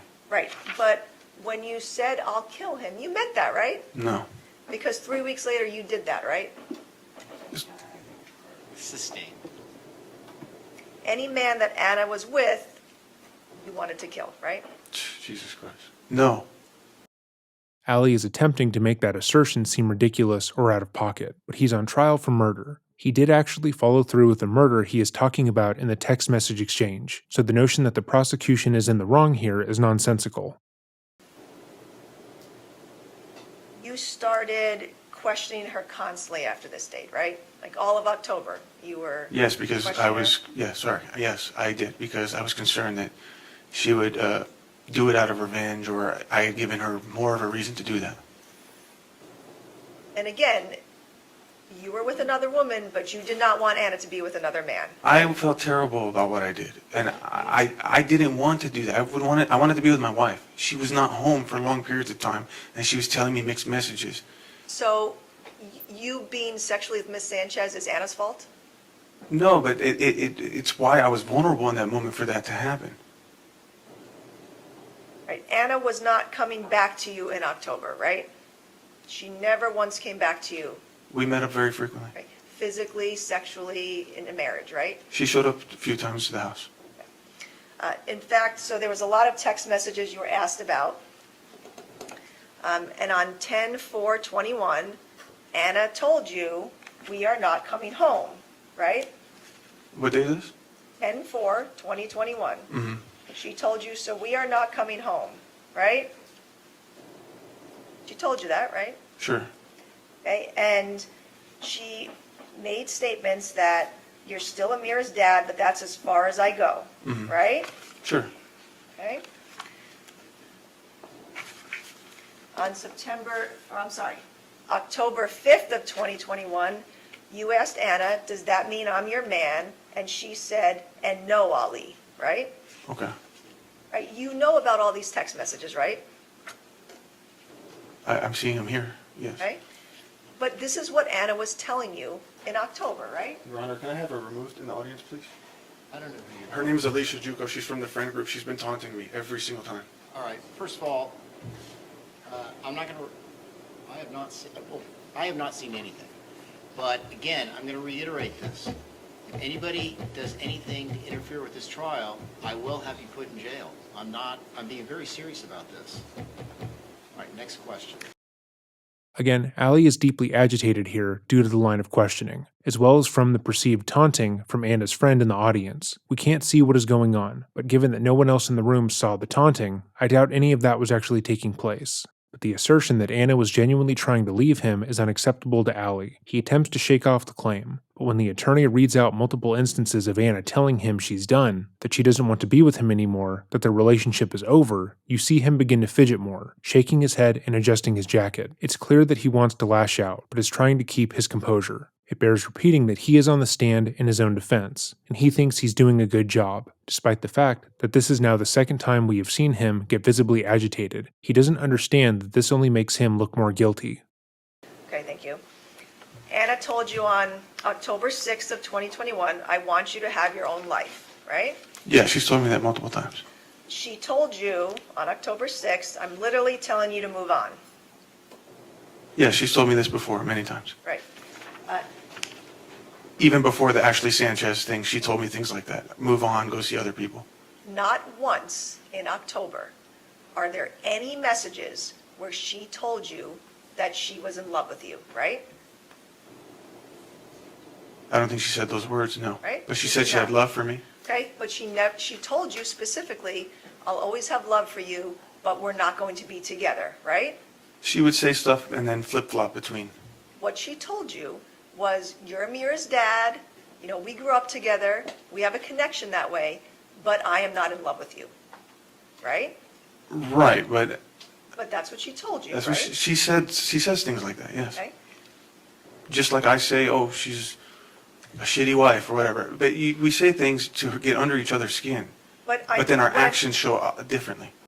But her actions weren't showing differently. Allie can't comprehend, even now, that Anna didn't want to be with him anymore. He can't comprehend that the years of abuse and brutalization was enough for her to decide to move on with her life, and that she would actually follow through with leaving him. He thought that everything would easily be forgiven with some grocery store flowers and pretending to go to therapy, and when it wasn't, he felt justified in taking her life. Anna wasn't giving Allie mixed messages. She gave him very clear messages, that she was done, that she was tired of being hurt by him, and that she was going to be moving on with her life. And to this day, he cannot understand that.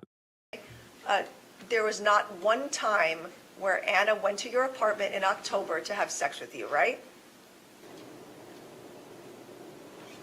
There was a wedding that I got uninvited to. She showed up after the wedding while I was sleeping and made love to me. What date was that? I'm not exactly sure. Where in the text messages, all of these text messages that you've been shown, that are on your phone, these packets of text messages, can you show me one place where you and Anna talk about having sex in October? It's not something we would probably talk about specifically, but On text? You talked all the time on text, right? we don't talk about every single thing. Right. So you're telling us that Anna would come over in October and there's zero mention of it anywhere in any of the texts, right? I don't know if there's zero mention of it, but in this time frame, maybe? I don't know. You know there's no mention of that in any of these messages from October of 2021, right? I don't know if she mentioned it, but I don't see why we would talk about it. It happened. Okay, so Ali is once again arguing that the only thing that validates his story is his word, and that we should believe him, despite every other piece of evidence showing the exact opposite. You talked about She the mentioned that I sex- kicked her out. That was in response to that. You talked about the sex on September 21st, right? Mm-hmm. You talked about it over text, right? After it happened, Yes, right? That was the last time you ever talked on text about having sex, right? if that's what the records show. Okay. And you left her many, many audio messages in October, right? Mm-hmm. Mean ones, Yeah, right? I played a few of those in court. yes, You constantly called her a bitch, a whore, a dumbass. yes. right? You did that on multiple different dates, right? In this month? In October, Yeah, correct? yeah, this was a very volatile month. Right. You didn't make all those recordings on October 15th, right? There were many different dates, Well, a lot of the ones you played were actually on the same day. but you made a lot more recordings than that, right? Sure. Correct. For different instances, yes. And you specifically said on one of those recordings that Anna has not had sex with you in a month, right? Okay, So you had not had sex with her in a month, right? okay, September 21st was the last time you had sex, right? okay. Right? I could be. I remember, I don't remember when the wedding was, but she did have sex with me that night. But you're So Ali's statement has gone from him being adamant that they had sex in October, that she came over while he was sleeping and seduced him, to now being that he doesn't know when they last had sex, and it's possible that it was in September based on the evidence, which further displays how his own testimony cannot be trusted. telling us that Anna would come to your house in the middle of the night in October to have sex with you, and that is a lie, right? No, that was, Misstates the testimony. Overruled. You can answer the question. Go ahead. I had mentioned that as one time that happened, but I wasn't exactly sure when in October, but she did frequently show up to the house to do various things. But you're testifying to that, but there's no evidence of it, right? It was just like you asked me questions that there's no evidence to, like me using racial slurs. And So if Anna was having sex with you in October, why would you leave her messages that she wasn't having sex with you for a month? well, in that time frame, I had a habit of exaggerating time frames. I wasn't keeping track of time frames. Like I would say this, like persist. I haven't seen my wife in 3 weeks. It could have just been a couple days. It could have just been a week. But the impact was the same. You were telling her multiple times in those audio messages that you're not having sex with me. Why the fuck do I need you, right? Right. So she wasn't having sex with you, right? Right. Okay? So when you're trying to tell everyone that she's coming back to you to have sex in the middle of the night, that's not true, is it? I was referring to one night, and that is true.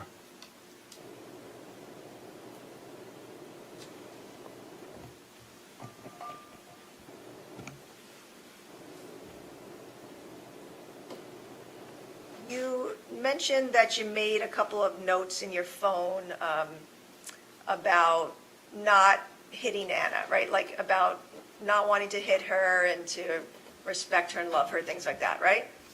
Yes. Why would you need to make notes to remind yourself not to hit your wife? Because I was very impulsive in that time frame. I was very not like myself, and I was unpredictable.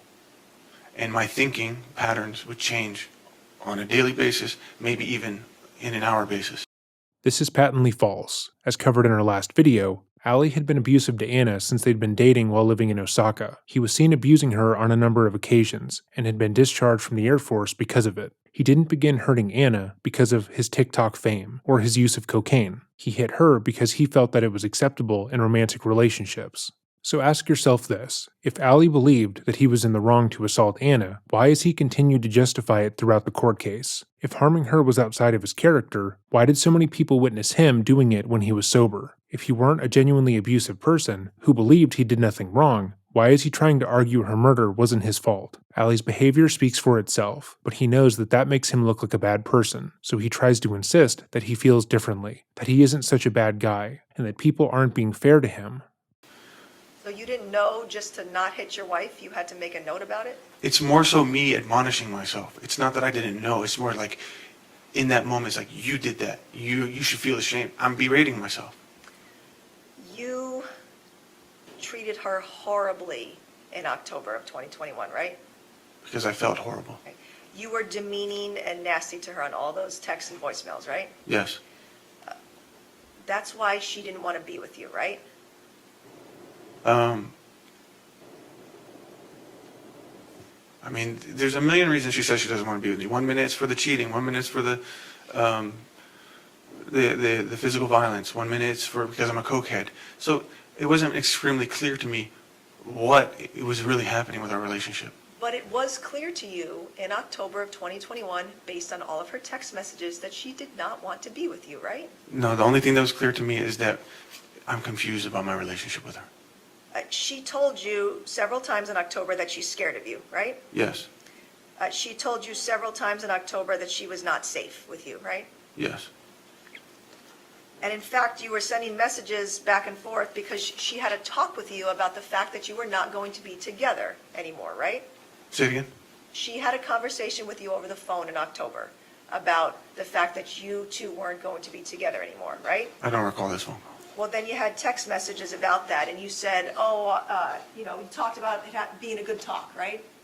I said thank you for helping me to understand things a little more clearly, right? Because she said she didn't want to be with you anymore, right? No, she told me what it is that I'm slacking on and why I'm not the man that she married and what I need to work on. And I took that as an indication that there's things I need to work on in order to get our relationship back to where it was. She blatantly told you in October, you asked her, you said you're stringing me along, and she said, I'm not stringing you along. Right.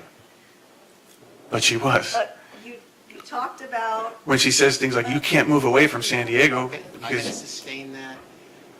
when she says, No, no, there's no question pending. Next question. you testified earlier about meeting up with Anna on October 16th of 2021, right? sorry, I didn't hear the question. You testified that on October 16th of 2021, you met up with Anna that day, right? Sure, yes. Okay.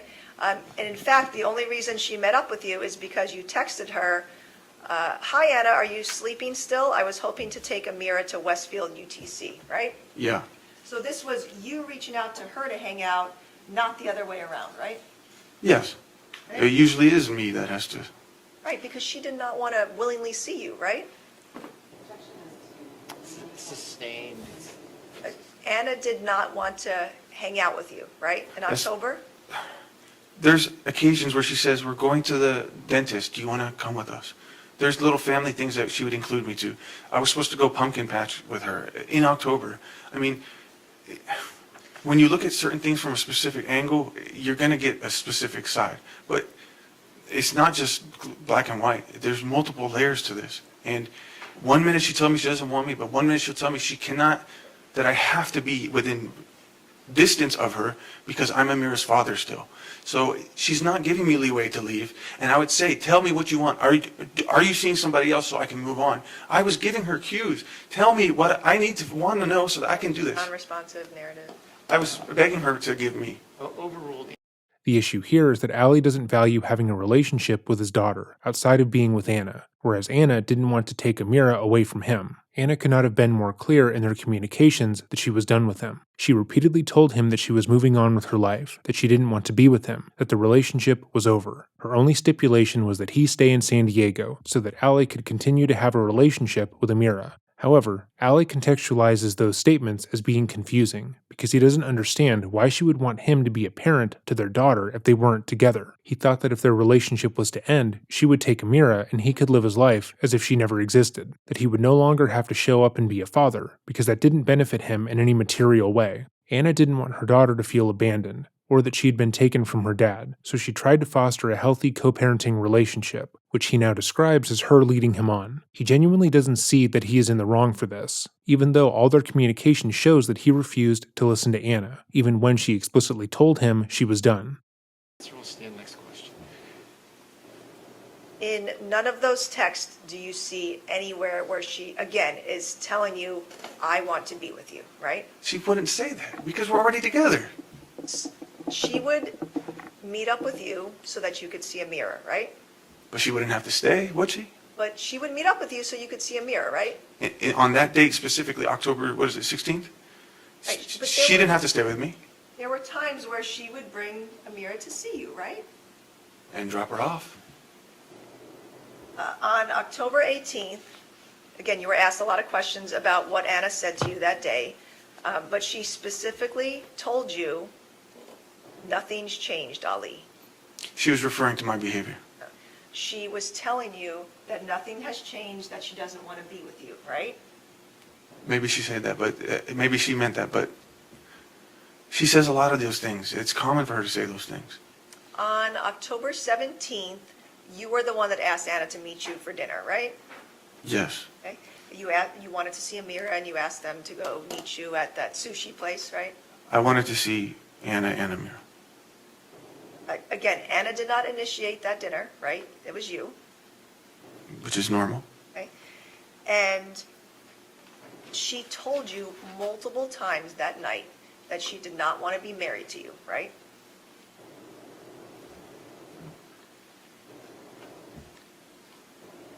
Was it in the audio? Yes, it was. Yeah, I think I remember, yes. So she told you on October 17th multiple times, I don't want to be married to you, Yes. right? Mhm. She was making it crystal clear to you that she did not want to be with you, right? She was saying those things. She was telling you that, right? Yes? She was saying those things. Okay. And she told you multiple times to get out of her car that night, right? Right. You wouldn't get out of the car, right? Right, because I wanted to talk. Again, you were trying to control the situation, right? I was trying to, the whole point of the dinner was so that we can try to communicate some of these things that have been lingering, so we can move forward, but I wasn't getting that. So yes, sometimes I had to be a little more assertive in trying to get her attention. So yes, I wouldn't leave the car. Again, Ali describes abusing Anna and trying to control her as him trying to problem solve in their relationship. He claims that he was trying to seek clarity on this occasion because Anna wasn't making her feelings clear with him, but we know she was. Every text exchange, every piece of direct evidence in this case shows her repeatedly telling him the romantic relationship was over. They were strictly interacting as parents, and she was no longer interested in fixing whatever relationship they had. She was done. She wanted to move on, and she wanted him to as well, because they were not healthy when they were together. But however, Ali tries to mischaracterize that very direct communication as being confusing, so he tricked her into going out to dinner with their daughter, then trapped her in a car in order to, quote, gain clarity, unquote. He refused to listen to her earlier statements, where she told him how she felt, because she wasn't telling him what he wanted to hear. Mind you, Anna told Ali in writing multiple times that she didn't want to be with him, likely because she felt that was the safest way to express herself. She could tell him no over text because she wasn't in immediate danger, but he disregarded her feelings when it didn't align with his own, and physically trapped her in an attempt to try and intimidate her into being with him. Realized that she wanted to essentially divorce you, right? She didn't want to be married. Essentially, Right? She didn't want to be married. she did not want to divorce me because I gave her many opportunities to work with me on that, and she refused it. That night, that's what she was telling you. She also said she's been saying a divorce since July. Mr. Abulaban, I just need you to answer the question. She told you that night that she did not want to be married to you, Yes. okay? And that made you mad, right? I got mad when she threatened to call the cops. Okay? Because you weren't leaving her vehicle, so she wanted to have you removed, right? Like I said, she got into the habit of calling the cops as a means to push me away. She wanted you removed, and she was telling you that she would call the police, right? Yes. Okay? And you opened the door to the driver's side, and you struck her in the face, right? No, I didn't. I was in the passenger seat. She hopped out of the driver's seat to make that phone call. At the same time, I said, all right, I'm leaving. I hopped out of the passenger seat. She hopped back into the driver's seat, and I hopped back into the passenger seat. But you struck her in the face in the car, right? My intention was to grab her phone initially, and we were tugging it, and then ultimately I did. Okay, you struck her in the face, correct? Yes. And I mean, I'm familiar with the picture. You don't have to show it. So Ali seems to believe that the court is being shown evidence for his own benefit, which is so stupid I don't know what to say. We've covered people who have said stupid things or silly things on the stand before, but him directly stating that they don't need to display a picture of Anna after he hit her because he's already familiar with it is something else entirely. right, People's 167, page 14, you caused that injury to her eye, correct? Yes. and you hit Anna in the face in front of a mirror, right? I did. And that's not the first time Amira has seen you be violent with Anna, right? No. She has seen you hurt Anna many times, right? Few times.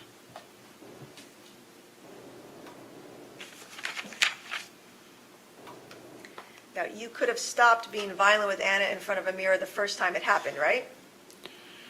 Not necessarily. My cocaine usage was increasing. My behavior was getting worse and worse. I was becoming more erratic, more impulsive. My condition overall was not improving at any point. Let me be crystal clear. Ali was always responsible for his own actions. He would use cocaine constantly, but he was entirely in his right mind when he killed Anna and Rayburn, and every time he abused Anna, he felt completely justified in doing so. We can say this definitively, as he has justified every single time he's hurt Anna since taking the stand. Ali is only bringing up his drug use because he doesn't want to take responsibility for his actions. He doesn't want to admit that it was him that was the problem, so he is pushing it onto the cocaine or his mental health or Anna's behavior. Anything but himself. You could have physically stopped yourself from hurting your wife, right? I don't think I could. No? You couldn't have gotten any treatment for domestic violence? I could have, of course. You could have stayed away from Anna so that you weren't violent with her? I could have. But I wanted You to, didn't do any of those things, right? try to work through it.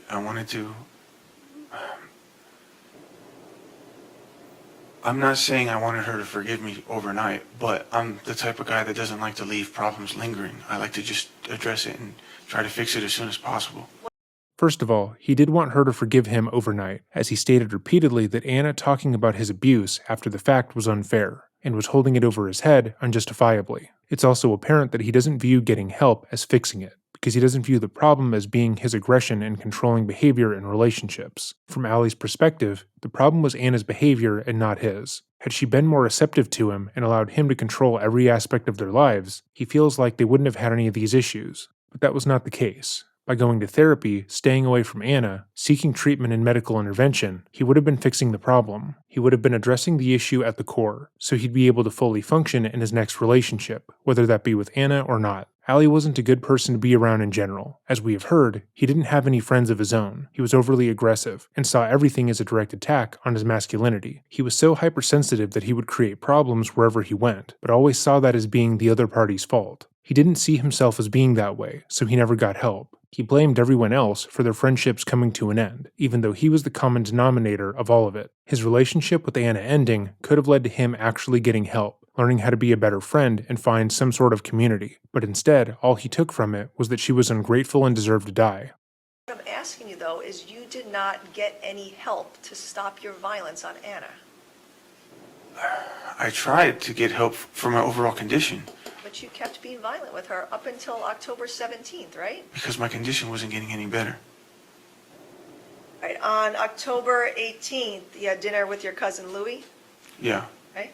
And you were flirting with his friend Danielle during that dinner, right? No, I wasn't. You took out a big bag of cocaine during that dinner? No, it was in the car. Right, you took out a bag of cocaine and you said, "I'm Gin Kid, I can do whatever I want." That was a joking response to Louis said, "Put that away, the cops are going to see it." And I said, "I'm Gin Kid, I can do whatever I want." I mean, Because you thought you could do whatever you wanted, right? I was a little over my head, you know. And that night, October 18th, you tried to convince your cousin Louie to bring Danielle back to your hotel room, right? So that did not happen. What did happen was we all went out to Ocean Beach, but it was a very dry night. There was nobody out. There was nothing much to do. So they went to go drop me off. I offered that they can come and hang out at the hotel, and I said I had wine if they want. Her brother was there. But you texted your cousin Louie and you wrote to him, "Bring Danielle." Was that before we actually met up? Because the whole point was he wanted me to meet Danielle. But you wanted another woman to come back to your hotel room, Not right? my hotel. I said, bring so you can pick me up. They picked me up. So I was saying, bring Danielle so I can meet her. Sorry. This was, the whole Again. point was for him to meet me. He wanted me to meet his friend. You were allowed to flirt with other women, but Anna couldn't flirt with other men. I was not With other flirting men, with right? her. I was not flirting with her. I hardly spoke to her that night. All right, ladies So that's where the footage ends for this section. The following is where the coverage picks back up. and we still have nearly 4 hours to review. If you're still here, let me know in the comments down below, because I am fairly confident that I'm the only one still present trying to make sense of this man's mess. The Honorable Jeffrey F. Frazier, Judge presiding. Please be seated. Come to order. All right, ladies and gentlemen, we're meeting once again on time. Awesome. All right. Thank you, Your Honor. Good morning. Good morning. Yesterday, we talked about you going, or Anna coming back to the apartment to have sex with you in the middle of the night, right? You said that happened in October? It was my belief that it happened in October, but it may not have had. That was your testimony yesterday, though, right? That it Correct, happened but in October? correct. But upon reflection, I'm not exactly sure if it happened in October. You testified that Anna came over after a wedding, Yes. a friend's wedding? Yes. Right. And showing you People's Exhibit 212. Did you take a look at this exhibit? Who's shown there?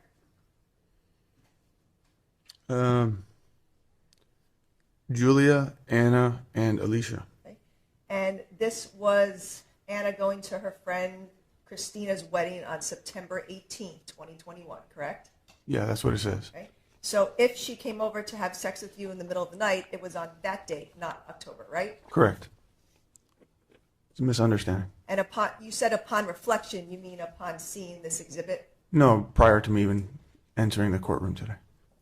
Well, that's a pretty obvious falsehood. Allie said a lot of things on the stand the day prior that are notably provably false. Things about Anna, her friends, what they thought and felt, and his attorneys would have told him as much after court let out for the day. These were also not simply misunderstandings, as you or I would have on a daily basis. As we saw, whenever Allie was pushed on a topic by the prosecution in a way he didn't like, he would try to maintain his position by insisting things happened that we know did not. Like when the prosecution noted that when Allie apologized to Anna and promised to change, he was lying, as he never went to therapy or got help for his anger issues. Because Allie didn't like how the question made him look, he attempted to claim that he had gone to therapy, but all the evidence showing as much had been lost, both by him and the supposed doctor. At this rebuttal, the prosecution discussed the therapy that he claimed he went to, how it wasn't done by a reputable therapist, and how all the evidence of him going to therapy was a pamphlet he had. But despite her formulaic dismantling of his story, which proved that he was lying, Allie was insistent that what he was saying was true. The same thing is true in this instance. Allie was insistent that despite all the physical evidence, all the text messages and emails that showed Anna stating she no longer wanted to be together, that she only wanted to co-parent with Allie, and that she was only interested in him being a father to Amira, that she was giving him mixed signals.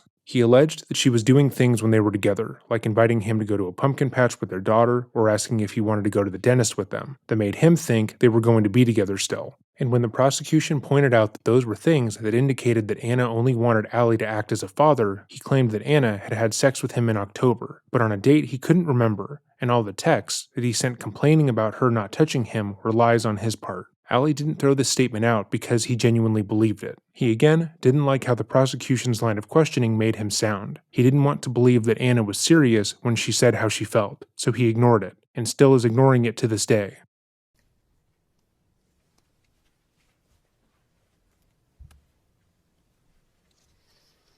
Okay, looking at People's 79, page 16, this was a conversation that you had with another woman named Julia on October 14th, correct? It's not in that packet in front of you. You can just look on the screen. Okay. But do you remember me showing these exhibits to the detective? I do, yes. Okay. There was a picture of a woman, Julia, that she sent to you. Correct. Correct. And you had a full-on conversation with her on October 14th, ending with calling her a goddess. Yeah. Your goddess. Not my goddess. Well, You said, "Night, my energy healing goddess of Venus." yeah, I was being a little, I was joking around, but the primary reason that I was contacting her was she was offering me, she said she was a spiritist, some kind of medium. She had told me, she had reached out to me on Instagram with a voice message, and she says, and I thought this was weird because I don't normally believe in like mediums and spiritists, but she said, "I'm being told to tell you that in order for you to get to the next stage of your life, you have to let go of what you're holding on to." And I thought that that was so strange that I immediately gave her my phone number and said, "Let's talk about this." And so she told me that she does that for a living, where she does energy healing through like FaceTime or any kind of video communications. This is a prime example as to why Ali cannot be believed, and has no credibility on the stand. We were being shown the text messages on the screen. We know that they were taken from his phone, and he is not contesting that he sent those messages, but when the prosecution reads them out verbatim and asks him if he called this other woman, quote, his goddess, he denies it, even though the evidence is on the screen in front of him. Moreover, calling someone your energy-healing goddess of Venus is not something you do to someone you're interacting with in a professional manner. Even if you were consulting a medium or a psychic who works with energies, or you were contacting someone who claims to work with Venus, you'd still probably refer to them in a respectful, professional way. I think, the same way you would be reverential to a priest or any other spiritual leader. This text is clearly flirtatious, especially if we read the preceding messages. I'm not going to read the first one, obviously, but Ali responds, if that's where you want me, I be there. LMFAO, no you didn't. Okay, I see some hood in you. Buena not bellissima, I'm not even going to pretend to pronounce that correctly, but it apparently means good night beautiful. So obviously, he wasn't just talking to this energy healer with the thought that she would give him a spiritual cleanse. And his assertion that that is all this is frankly annoying, because apparently to Ali, when life gives you lemons, you make lemonade, if you know what I mean. So he has ruined his credibility countless times at this point, but this is pretty insulting to her intelligence. Okay. You were flirting with this woman on Instagram, correct? I was, yes. Okay. And that's okay for you to do, but not Anna, right? Anna's free to do what she wants to do. Oh, she is. So she was free to see Ray. No, she wasn't.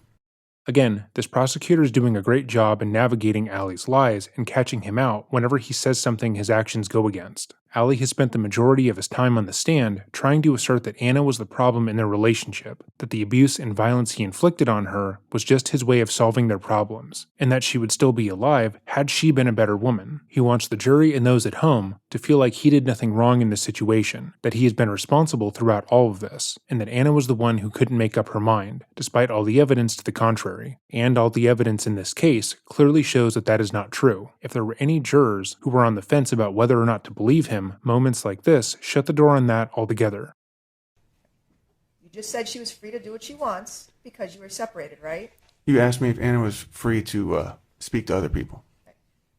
But she was not free to speak to other people in your mind, right? She has plenty of friends. She has plenty of people she can speak to. I'm not talking about friends. I'm talking about If you're talking about a flirting. sexual relationship, no. Sorry, if you're referring to a sexual relationship, no. You are flirting with another woman, and my question was, you are entitled to do that, but Anna was not entitled to do the same with other men, correct? I'm not exactly sure if she did that or not. She wasn't entitled to in your mind, correct? That's not how I look at it, no. But that's what you told her. You constantly told her about her being with other men, seeing other men, cheating on you, things like that in October, correct? My concern was I understood that I had done something terrible multiple times. But you said those things to her. And That's my question. intentions with saying those things to her was, I understand if you need space, you want to stay at your friend's house, but I want to understand, are you going to be seeing some other people? She would never directly answer that question. She would leave me in the loop. She would leave me in some kind of void of confusion. She would tell me often to go talk to other people, and I would argue that.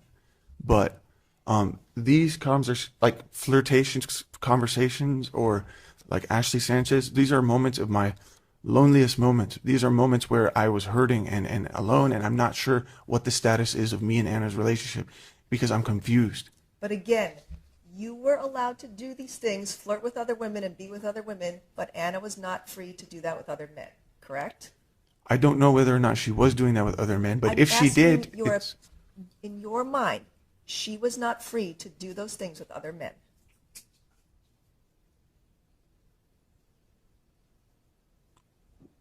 I would have preferred if she didn't.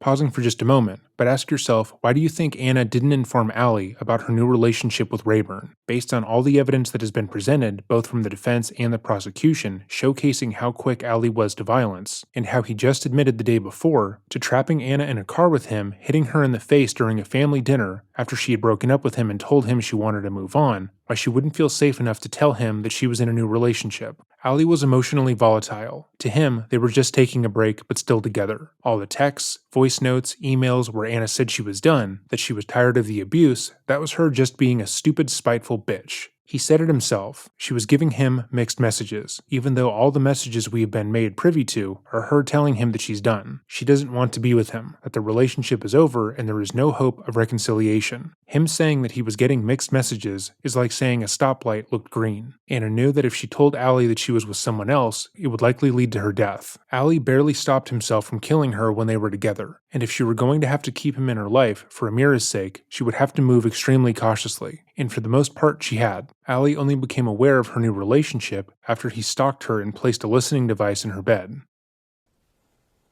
Okay, looking at People's 167, page 13, this was a photograph that you took with another woman on October 15, 2021, correct? Correct.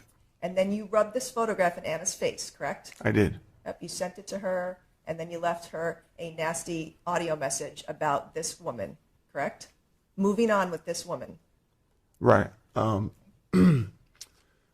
was when I was in LA at the Comedy Store in Santa Monica Boulevard.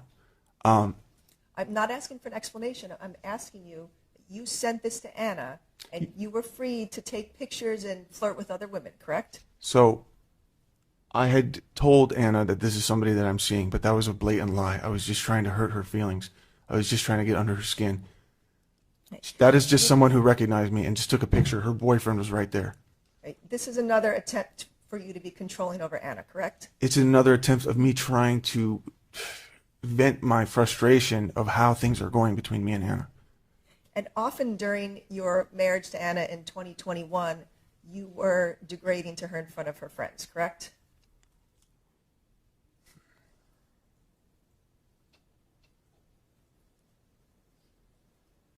Ali doesn't like how the question was phrased, so he is trying to consider his answer. But let's be clear, if you aren't degrading to your partner in front of their friends, it's relatively easy to say that. A simple no would suffice. But the issue is that Ali knows that he was, but he feels like Anna and her friends deserved absolutely everything he did to them. Anna deserved to die at his hands. Her friends deserved the plethora of shit he sent their way, because they all failed to treat him the way he feels he deserved to be treated. No, I would not be degrading to Anna. What I would do is blatantly state if I have a problem with something her friends are doing right in front of them. You would call Anna ugly in front of her friends? I would never call her ugly. She's the most beautiful woman to me. You would tell Anna what to wear and what not to wear, I right? don't. My fashion is terrible. I love her fashion. You would tell her what males she could or could not be around, correct? No, she was around a lot of males that I was hanging out with, but I would tell her if I felt somebody was not someone good that she would talk to. Yes. You would tell her that she could not go out with other people without you, correct? No, that's not true. Right. You actually always had to be with her going out, right? That's not true. I worked 9 to 5, Monday through Friday. What do you think she was doing at those times? She was out at the gym with her girlfriends, going to get her nails done, going to lunch, taking the daughters to the park. These are things that don't include me. Going out at Ali seems to believe that because Anna refused to abide by his rules, that shows they weren't present. But as we have covered, when Anna would go out, she was constantly being bombarded with text messages, as well as voice notes, calls, and emails from Ali, telling her that she was a horrible person, a bad mother, a disgusting wife, and was so disrespectful that she deserved to get physically abused by him. Everything Ali just described Anna doing were things he would get upset with her for. He hated that she would go to the gym with her friends, because he felt that her taking care of her body at all meant she was going to cheat on him. He hated when Anna took Amira to the park, because according to their texts, he was certain other fathers were looking at her, and she wanted their attention. Ali didn't like or love Anna as a person, because essentially everything that made up her personality or physical appearance that made her desirable to other people, he wanted to change. He only liked how she made him look to other men, and how that affected his social status. He thought by having a woman like Anna made him more valuable as a man, even though he detested everything about her. night to bars and clubs and other things, you would often tell her that she couldn't go out without you. I would say that I know that if she were to just go out with her girlfriends, of course she could go out. But I know what the friend group consists of. It is not just girls. It is men that these women are sleeping with. And these are people that I'm supposed to be friends with, that my wife wants me to be friends with. So of course I'm not comfortable me being left out of that. So yes. You sent Anna a text message on October 15th telling her, hope you and Ray enjoy each other, right? When did I say that? I'm asking you. I'm not showing you anything. I'm asking you. You sent her that text on October 15th, 2021. I don't recall that text. It's not a surprise to you that she and Ray would go out together, right? Are you kidding me? I had no idea about it. What the fuck? Ali can't help himself from adding these little asides that just serve to prove that he's a petty, argumentative little person. He is on trial for murder, and his main argument amounts to he only killed Anna and Ray in the heat of the moment due to prolonged drug use and her cruel rejection. But in these moments, he shows that this is just how he is. He is territorial, aggressive, and cannot handle even the most monotone confrontation from the prosecution. Looking in front of you at the packet 176, page 56, this was a text message series that you sent to Anna on October 15, 2021, telling her, by the way, when I fucked Nikki, she was on her period, right? Yeah. So you were telling Anna that you did in fact have sex with Nikki. Again, this is me just trying to hurt her emotionally. And you were laughing at her. Ha ha ha ha ha ha. Correct. Because I wanted her to feel somewhat of the pain that I was feeling about our situation, the situation of our relationship.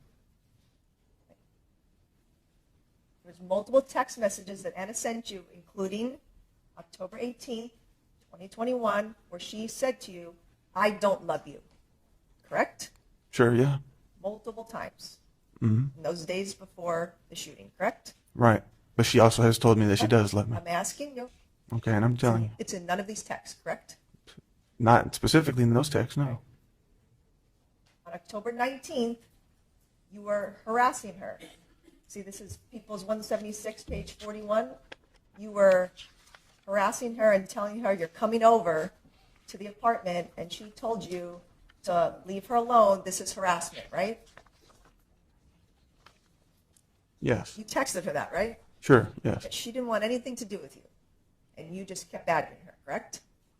I wanted to see her at times, yes.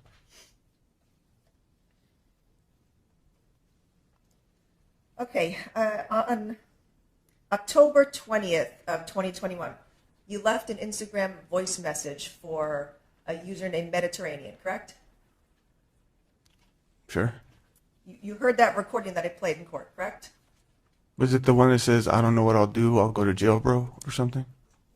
Yes, specifically, you said that you would go to jail if you ever found Anna with another man, correct?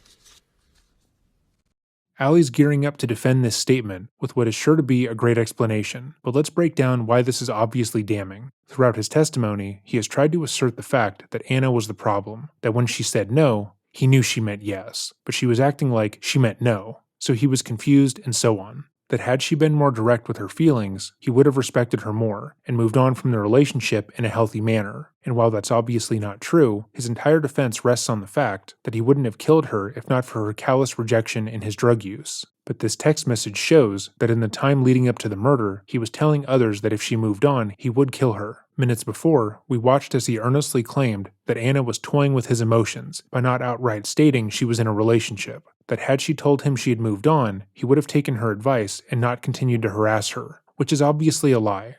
Ali was never going to allow Anna to leave, because as far as he was concerned, she was his possession. She was the thing that showed the world that he was worthy, that he was a high-value man, and that he was a real man. Her thoughts and feelings never mattered to him, and her exercising her autonomy was simply unacceptable to him. You said that, I said that in the correct? audio, yes. Because the day before, you're already thinking about doing something badly to any man that Anna was with, correct? That's not correct. My intentions is, look, first of all, this is a random follower.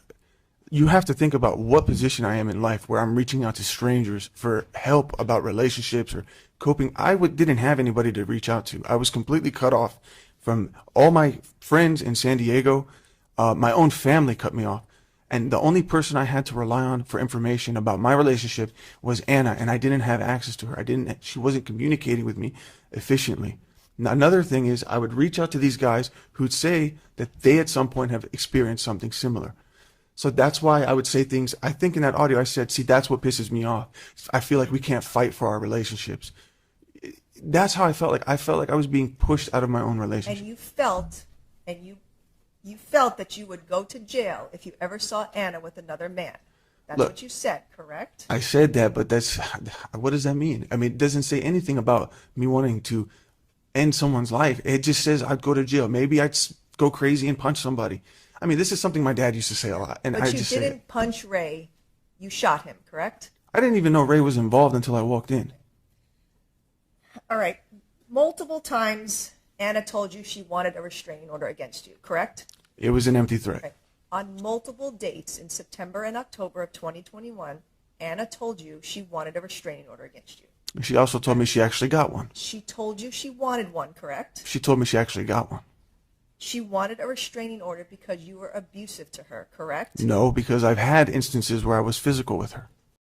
That means the same thing. Again, Ali is now so agitated that he is back to trying to assert dominance by correcting the prosecution's language unnecessarily. I also wanted to quickly point out that in his mind, he was entitled to relationships with other people. He just said that his friends, meaning Anna's friends, had cut him off. These were people who only hung out with him at Anna's insistence, that have testified to not liking him and thinking he's terrible, but he is now upset they didn't want to be around him. Additionally, he says his entire family had cut him off as well. While this is likely due to his abuse of Anna, they are their own people. They had witnessed him almost kill Anna on a number of occasions. They saw his drug use, and they also saw that he was unwilling to change, but he's still somewhat upset that they refused to be around him during this time. No one is entitled to a relationship with anyone else, whether that relationship be romantic, platonic, or familial. Ali's actions had lost him Anna and all of his friends, and of course his family, but he tries to frame that as being everyone else's fault, but his own. And you convinced her time and time again not to get one, right? I may have only convinced her once or twice, but Oh, there was only a once or twice? but there was a point in time where she told me she specifically got the TRO, and I looked up how TROs work, and I was never served paperwork. My question to you is you wanting to convince her not to get one, not whether she got one, you convincing her not to get one. I don't know whether or not I convinced her, but I certainly told her that there would be consequences on our life, like as far as my job, my clearance. I was the only provider financially. And she had every right to get a restraining order against you, correct? Absolutely. And you did not want her to. Of course I wouldn't want her. And you told her multiple times in text messages not to get a restraining order against you, correct? I probably advised or asked her not to get one. And you also told her multiple times, either over the phone or in person, not to get a restraining order against you, correct? I can't recall that. You told your friend Sammy to convince Anna not to get a restraining order against you, right? So I asked my friend Sammy to kind of intervene in between us, kind of be the middleman. Again, it was very hard for me to communicate with Anna. So I was reaching out to anyone I could think of who could help me in this situation. You told your friend Sammy, and you asked for his help to convince Anna not to get a restraining order in October, correct? Correct. And you also asked your parents to talk to Anna about not getting a restraining order. No, I think they just mentioned that on their own. Then they both separately told Anna on their own not to get a restraining order against you, correct? I don't know what they told me. I was not present for these conversations. Well, you know that they both said that, right? I don't know that. You heard your mom testify about that? I heard her, that was the first time I heard her say that, because I don't know these conversations. You told Anna that it would affect your security clearance if she got a restraining order against you. Which is true. Correct? And you did not want your clearance affected, right? That wasn't the only reason, but that was one of the reasons, yes. You told her not to get a restraining order because it would affect Amira. It correct? would. And your ability to see her, correct? Correct. And you told her not to get a restraining order because it would be a long and exhausting legal road, correct? I don't know what the process is of getting a TRO is. But you said that to her, correct? Perhaps I did. And you didn't want a restraining order against you because then you would have to give up your gun, right? No, that's not, I never even mentioned my gun. You know that when you have a restraining order against you, you cannot own a firearm, correct? I did not know that, and that was not even my concern at the time.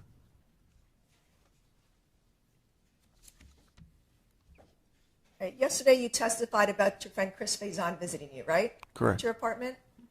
He stayed with you at the apartment, Yes. right? He stayed for a couple days, I think like a week. right? And you said that when Chris visited you, you looked up those escorts for fun, right? We were considering it. Okay.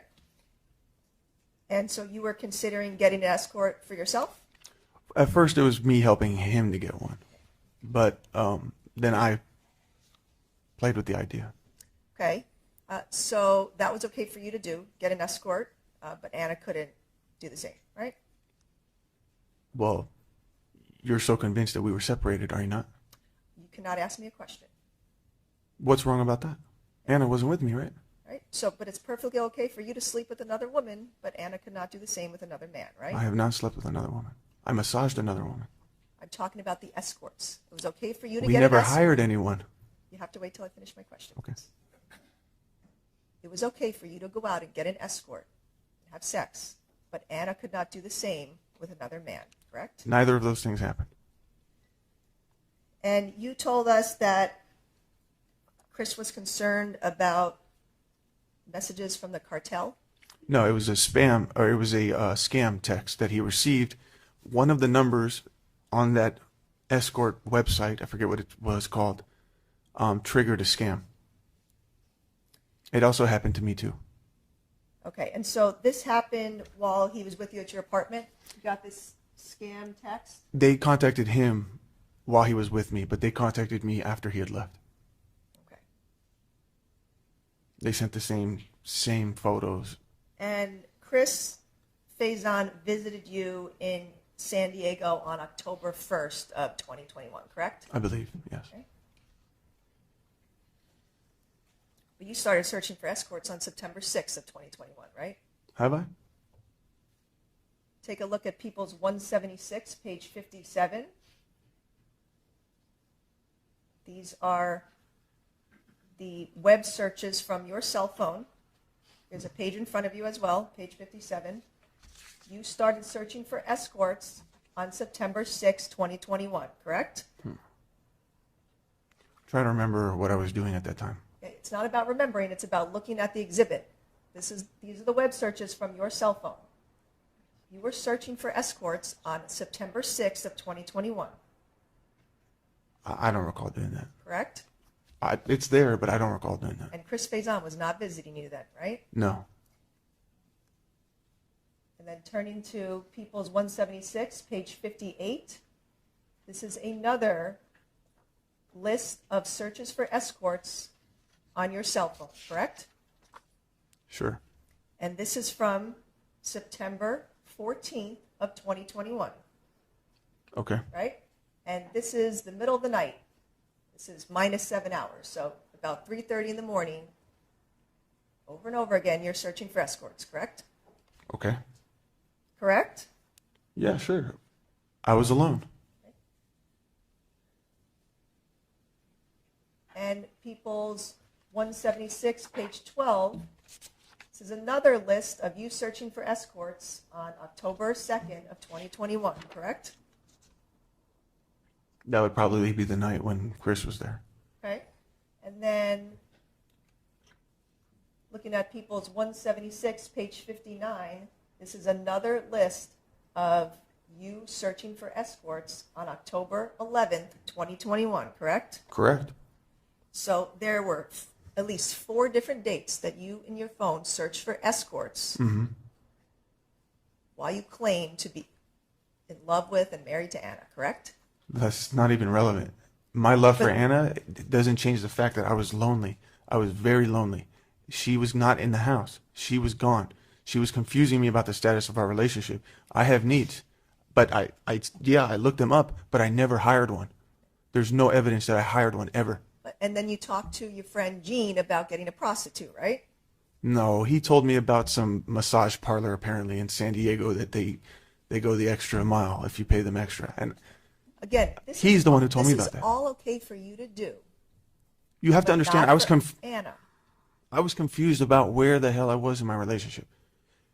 There's nothing wrong with searching this stuff up. I mean, I was lonely. I was freaking out. You got to keep in mind, I'm thinking Anna's out with men. The whole time, I'm thinking she's sleeping around and just not telling me about it. So I was just trying to cope. I'm just trying to I was confused. And all these months, was like the most confusing time of my life. I was on drugs 24/7. I wasn't thinking clearly. I'm confused. One minute I'm angry. One minute I'm crying. One minute I love you, Anna, and one minute I hate you, Anna. But it's not, None of that is consistent. I was not in the right frame of mind during this time period. So Allie insists that everything he just discussed was Anna's fault, that she was being unclear when she told him she didn't want to be abused anymore, that she didn't feel safe around him, that she didn't like when he spent hours blowing up her phone, telling her that he slept with other people, and hated her, and then was going to, of course, come over to her apartment, that was all confusing to him, that it was her fault that he was on drugs and emotionally volatile, as if she had any part in that. To be clear, Allie wants to claim that everything he did was Anna's fault. Every time he hurt her, she deserved it. Every time he used coke, she was forcing him to. Every time he lashed out on someone else, it was because of her. But that, of course, is nonsense. There is no perfect way to respond to abuse, and there is no way that Anna was going to react in a way that didn't result in Allie finding a way to blame her for his shortcomings. again, you're blaming Anna and your cocaine use on you searching for escorts, right? No, I'm blaming myself in the mindset that I was in and the situation of our relationship. The whole thing was confusing. There was never a point where the only thing I wanted to do with Anna was communicate as to what she wanted to do, or where do we stand? Do you want to be separated? Do you need space? I'll give you space. But does that mean you see other people? She would never answer those questions. She would leave me hanging for days on end, night after night. Objection, narrative.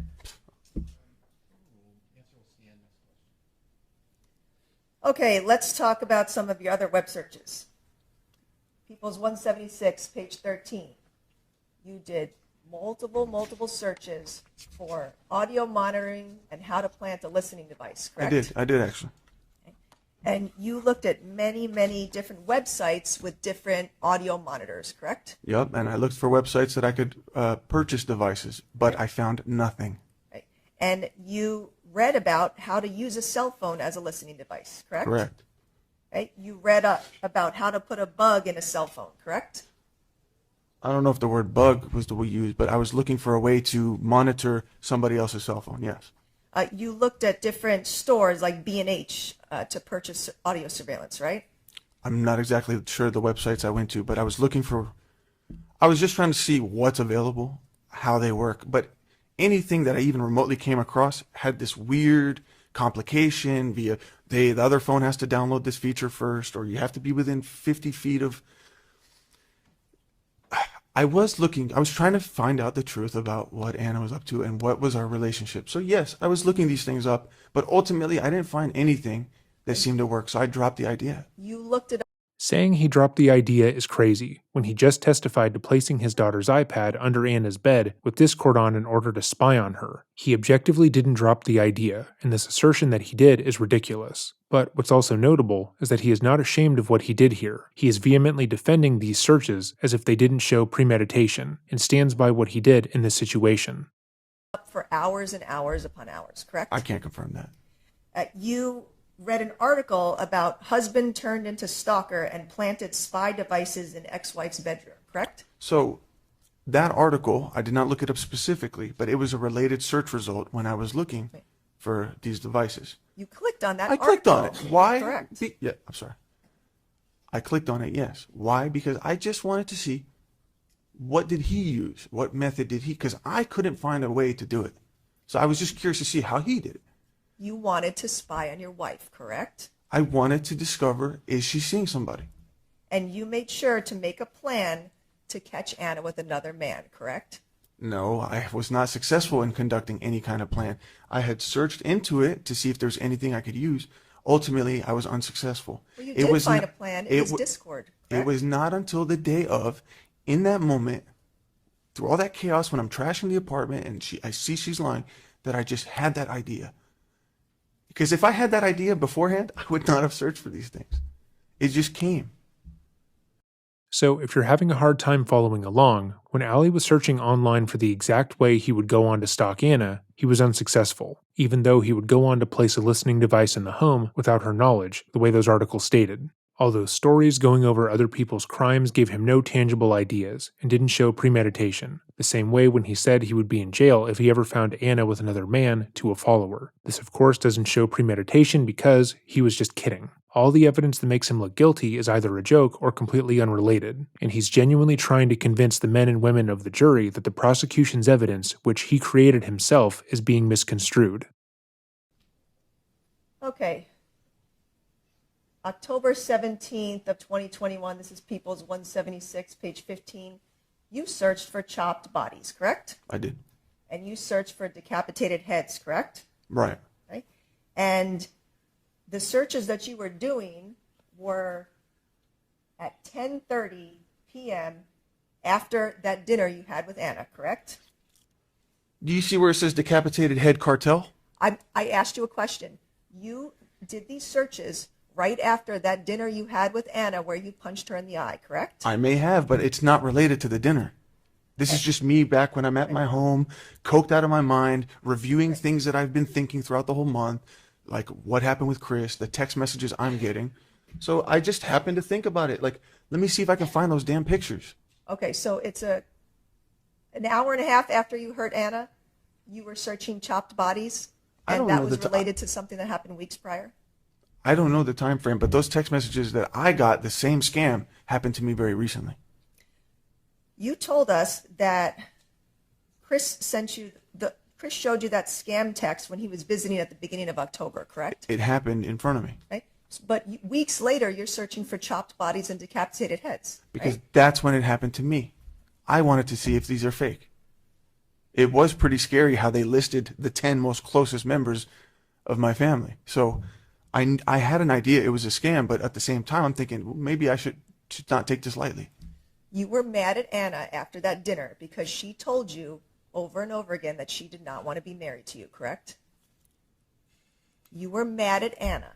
Answer the question, please. I was mad at Anna because she did not want to communicate with me, which was the intention of that dinner. I was hoping to communicate, and she had just, not she, I'll take responsibility. It did not go well. And I tried to talk to her in the car, and she kept telling me to get out, get out, get out, and she threatened to call the cops. That's why I got mad. It wasn't about her saying she doesn't want to be married to me. You realized that she was not coming back to you, right? I did not realize that. I just realized she's just being difficult. That's how I took it. Once more, Ali explains Anna not communicating with him as Anna simply saying something that he doesn't want to hear. She repeated at dinner she didn't want to be with him, that the relationship was over, that she only wanted him in her life in order to parent Amira, but he refused to listen to her. To him, she was being spiteful and not forgiving him because she wanted to hurt him. It didn't matter that he made her feel unsafe. She was only pretending to not want to be with him because she was just a bitch. To Ali, whenever Anna said something he didn't want to hear, she was just being difficult and hurtful. Meanwhile, he was allowed to blow up her phone, tell her she was worthless, ugly, and stupid, that he was sleeping with all of his fans, and that was him just trying to communicate with her to fix their relationship. That night, October 17th, you were violent and angry with her, correct? I became violent at the last second, yes. And then right after that dinner, you looked up chopped bodies, right? Again, it's not related. Can I ask, why? What do I get from searching chopped bodies, seeing pictures of chopped bodies? What is that going to do? Teach me how to chop a body? You're not allowed to ask me questions. I'm just trying to figure out your mindset, where you're going with this. You It's weird, yes, that I would search that up. objection, non-responsive. I just have seen that. All right, remember, Question. answer questions. Thank you. Sorry. You looked at multiple different websites on chopped bodies and decapitated heads, correct? No, I never left Google search results. You looked at many, many Google images of chopped bodies, correct? That sounds more like it. I never left Google. You looked at many, many images of decapitated heads, correct? Yes, I was looking for specific images that I was getting spam texted.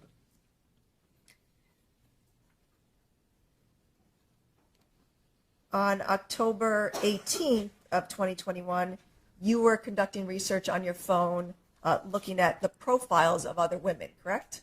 Okay. Yes, you were doing that, correct? Yes. And on October 18th, you were also researching teen porn videos, correct? What? What did you just say? That's what you were researching, correct? Say it again? Teen porn videos. You're out your mind. On October 19th, you were researching Sean Torres, correct? Show me the teen shit you just said. You want to paint me as some kind of fucking child molester? Show me show me. What you just said. I've never seen that in a discovery. I've been incarcerated 3 years. You never showed that to my team. Where did you get that? It's in your phone. Show it. You researched Sean Torres on October 19th. Show me what you just said. We're not going to breeze over that. Mr. You're not going to paint Abulaban, me as something I'm not. He did look that up. She wouldn't have brought it up if it wasn't present, but Ali wants to pretend to be morally outraged at the accusation. you researched Sean Torres on October 19th, 2021, correct? I don't recall doing that. On October 20th of 2021, you were looking up Scarface and Breaking Bad, correct? My favorite movie, my favorite TV show. Those are shows that involve a lot of shooting and killing, correct? Sure.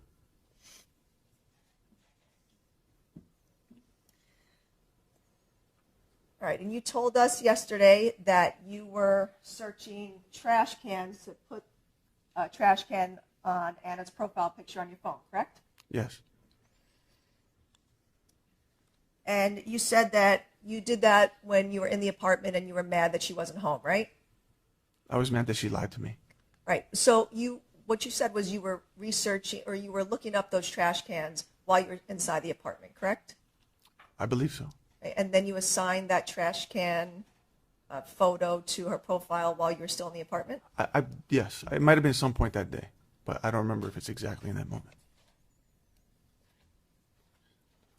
Okay, and looking at People's 176, page 20, these were the searches that you did for trash cans, correct? I don't remember what the results were, but I'm sure that that's what would pop up if you search trash can. But this is one of the websites that came up that is on your phone as to the trash cans you searched, correct? This is Google, and those are results from Google. These are not, and these are images populated by Google. You keep saying I search websites. I never left Google. Right. But Google's a website, right? Yes. But you were searching on Google for different images of trash cans, correct? Yes. And none of these trash cans have any trash in them, right? They're all empty, right? Okay. Yes? Is that correct? I can't confirm that those were the exact results when I searched it. This looks like somebody else who may have searched it and took a screenshot. So someone else searched for trash cans on your cell phone? You're saying this screenshot was on my cell phone? This is a screenshot from your cell phone, from a website that you looked at. Google? Yes. Okay, well those are empty trash cans. Correct. And this is what you were searching on October 21st, Trash of 2021, correct? Yes. Sorry. All right, looking at People's 176, page 60, these are some more searches that you did on your cell phone on October 21st, 2021 for trash cans, correct? I searched for trash cans, but I don't know. It says last visited. I don't know what it means by that. I don't know what it's in reference to. But if you're trying to imply that I searched for trash cans at 3:50 after the shooting, you're out of your mind. Okay. Because So- after the shooting, I was on the road the whole Right. time. But you understand that that's UTC time, so those times are 7 hours later than the actual time you searched, correct? See, that's very manipulative because I did not know that that's UTC, and I'm sure people in here didn't, because that says I looked at it at what 3:50. So Mr. had I not said anything just now, you probably wouldn't have pointed that out. You probably would have made it seem like I did that immediately after the shooting. I would not have done that.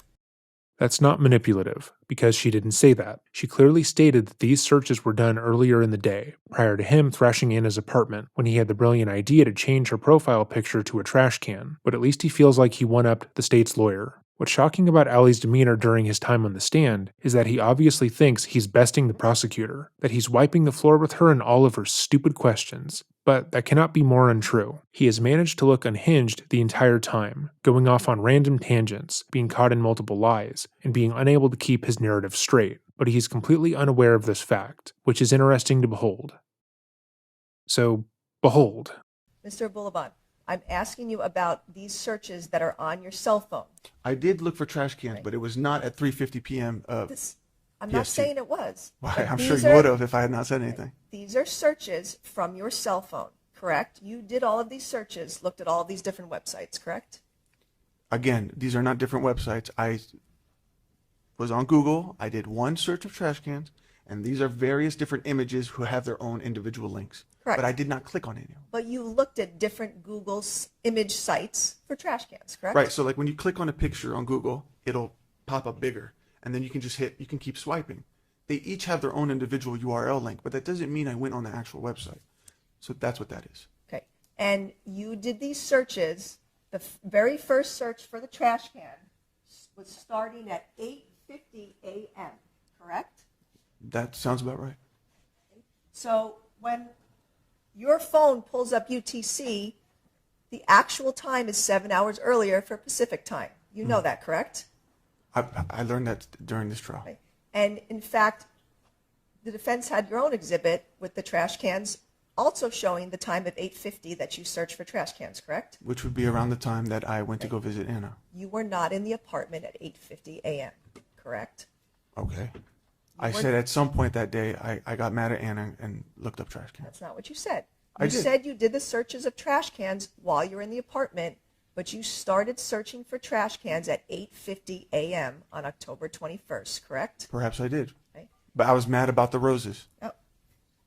You didn't know about the roses yet at 8:50. The roses delivered around what, 8:09? Right? Mr. Abulaban, do not look at your attorney for advice. Okay, but we Answer have the questions. we have a receipt of the delivery, and I think that it was before 8:50 it You landed. did not know that the flowers were smushed by a makeup bag until you were inside the apartment. That's right. Well after 9 a.m., correct? That's correct. But I did know that Anna did not acknowledge my flowers, and I was very upset about that. You were looking up trash cans well before you even entered the apartment on October 21st, correct? Correct. So you were looking up trash cans because you wanted to hide some bodies, correct? I'm sorry. You're out of your mind. You are not being honest about the fact that you first started searching for trash cans when you were inside the apartment. Excuse me. Did I not change her profile photo and her contact name to trash? You were not That is being why I looked. truthful about first starting to search for trash cans. It's not that I wasn't being truthful. It's just that there's certain details that I don't remember exactly. That was a very traumatic day for me. That the whole month was confusing to me. I made it clear that there are moments of that day that I don't exactly remember. I was trying to explain to the best of my memory. I'm not here to lie. I'm not here to twist anything. I have nothing to hide. And I have not hidden anything since the day of. Oh, since the day of. I mean, I have been completely honest at the right times, like as soon as I needed to the right people. Okay, so he has been honest, but only at the right times to the right people. So when he objectively lied and stated that he wasn't responsible for the murder of Anna and Ray to the news station, it was only because they weren't the right people. So he's only allowed to lie to some people, I guess. There's an obvious issue with Ali's thinking here, that being, how is the jury supposed to know when he will and will not lie? His credibility is already destroyed, so it doesn't necessarily matter all that much. But let's say up until this point, he was doing an amazing job. He had the jury eating out of the palm of his hand, and all the direct evidence didn't show him to be an abusive narcissist who took out his anger on his ex-wife. Saying that you have lied in the lead up to the trial, specifically about things concerning your testimony, will only tell the jury that you can't be trusted, that you will say and do whatever you think will benefit you depending upon who you are talking to, and how your testimony will affect your life. And given that you are on the stand in a murder trial, which could result in you spending life in prison, you have a clear reason to lie here. You've admitted The only time I wasn't honest was in that 911 phone call because I wasn't ready to say it was me yet. The I wanted only to go get my time you daughter. weren't honest during this whole case was on the 911 call? Objection, Your Honor, misstates the testimony.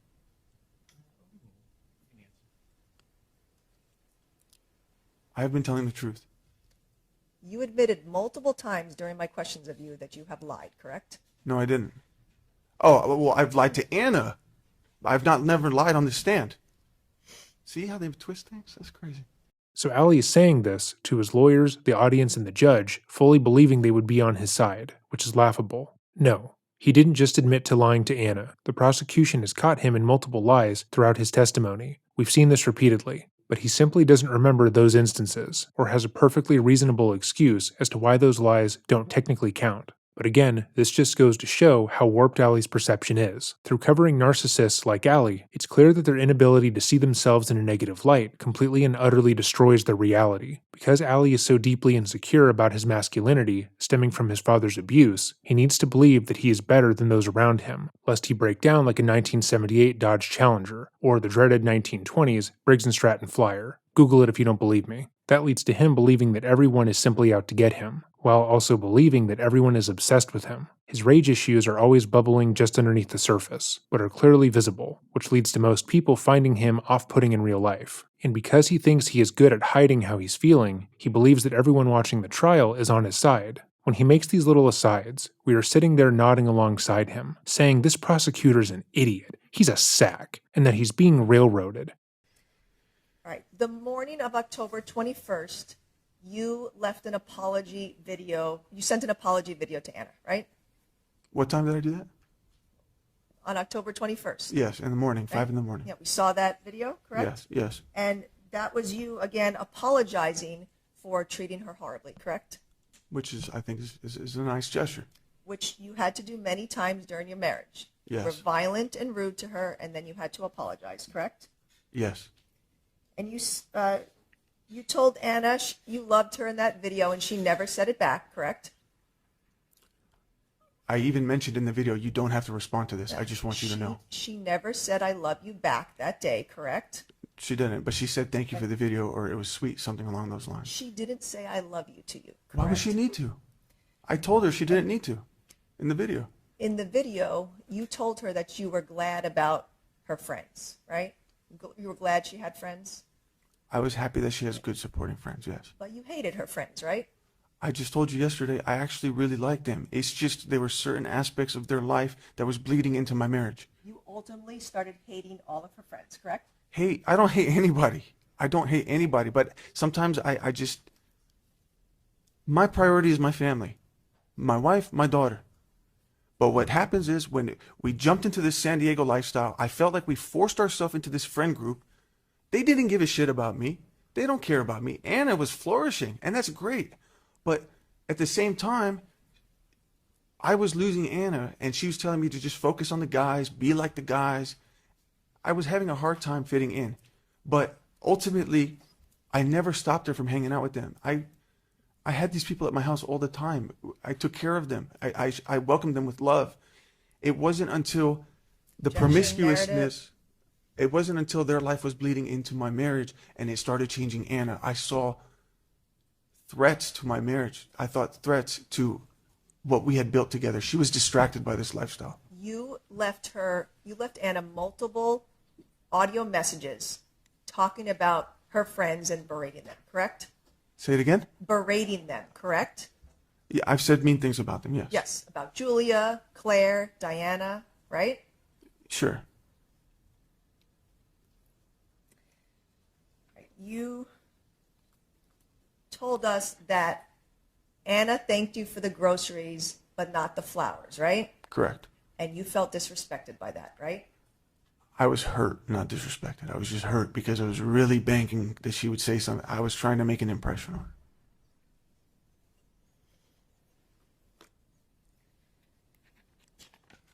her. Okay, just to summarize from yesterday, your testimony regarding when you went to the apartment. You said you went up to the apartment in the morning and you entered, and then you saw the flowers crushed by the makeup bag, right? Yes.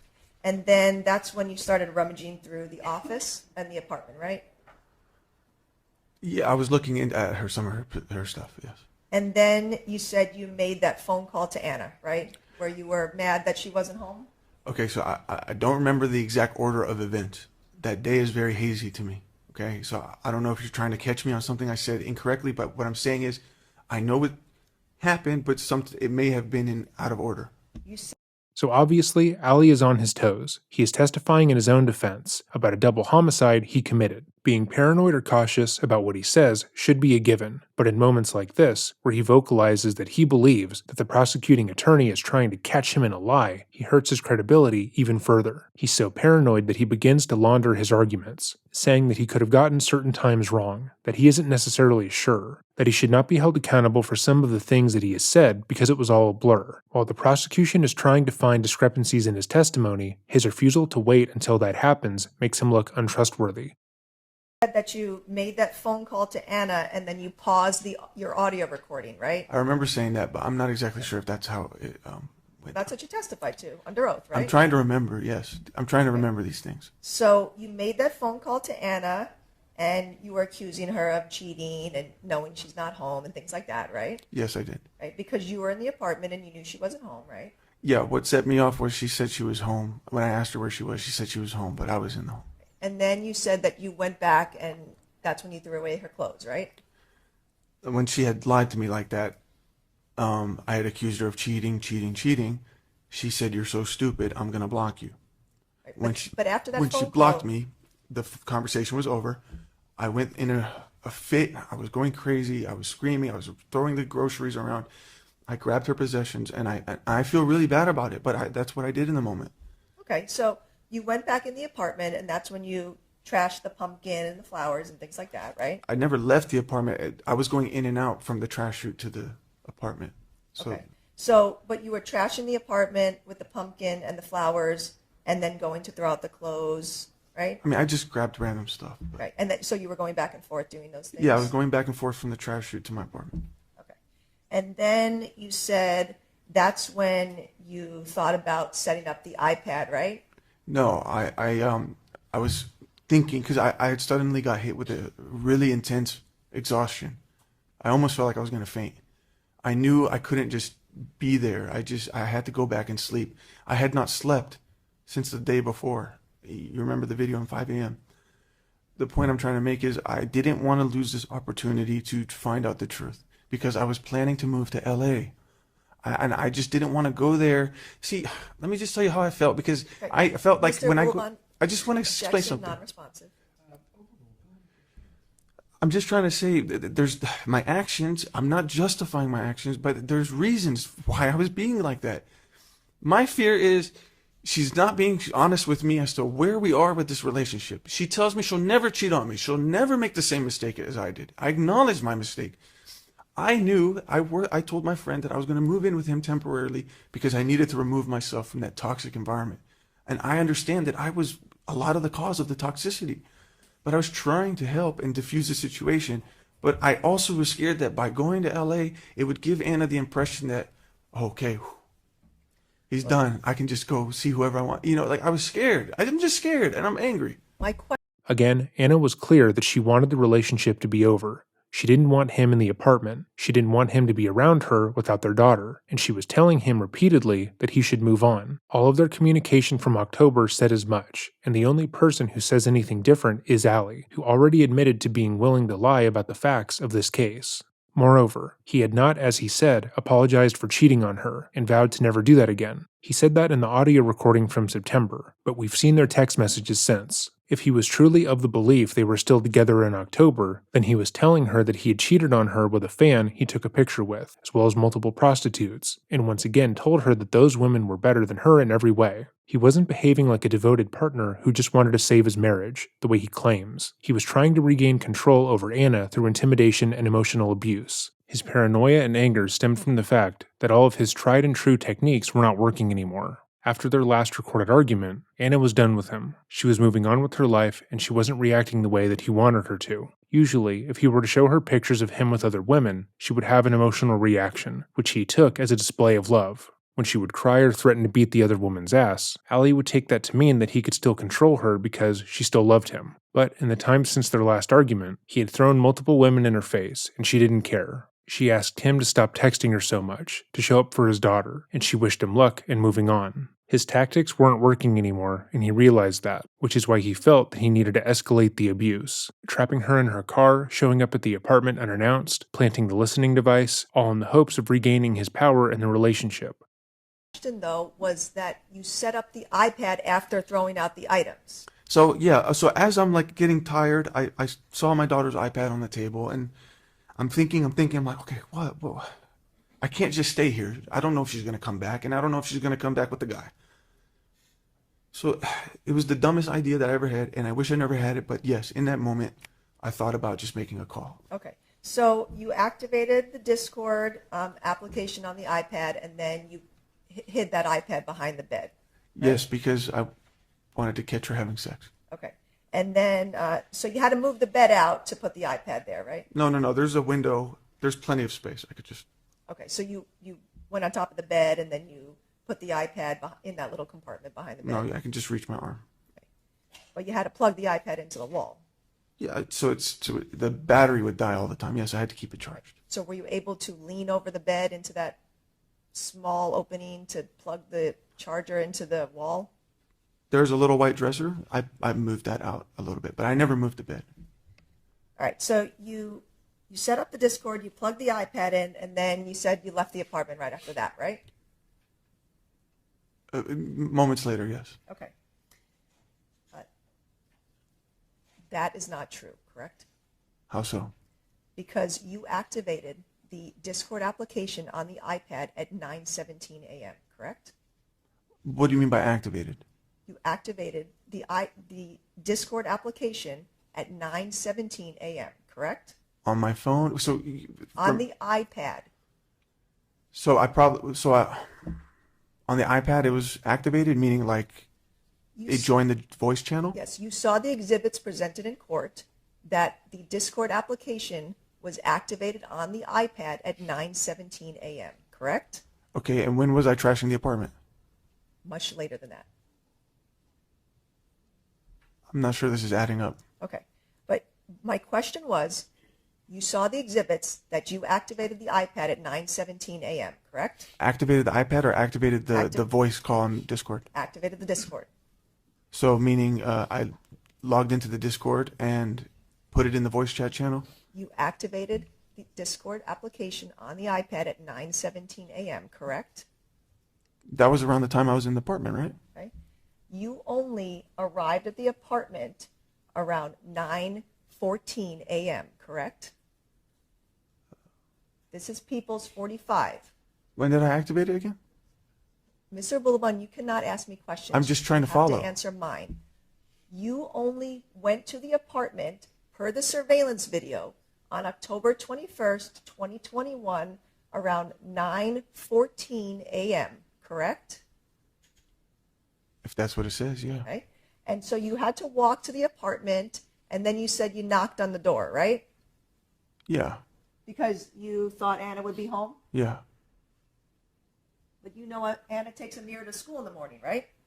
At that time? Right, but I also got the notification she got the groceries. You know that Anna takes Amira to school in this time frame. That's correct. But I knew she would have been back by now. You knew Anna would not be home No, in I the didn't. apartment. No, I didn't. So at 9:14, She thanked me for the groceries. How would she have known about the groceries if she wasn't home? How did the groceries get on the counter? She was home. At 9:14 a.m., you started your walk to the apartment, correct? Whenever I exited the elevator. Right? But that was 9:14 a.m., correct? I guess so. And then you walked to the apartment, and then you said you waited outside because you knocked to see if Anna would answer the door, correct? I was texting her and then to see if she would open the door, and then I opened it. Okay. So you were outside for what, a minute or two waiting for her? Probably less than that. Yeah, maybe. Okay.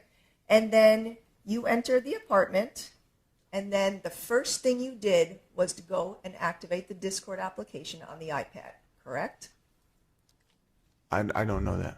Well, if you only went into the apartment at 9:15, about 9:15, 9:16 a.m., then when you entered the apartment, one of the first things you did was activate the Discord application, correct?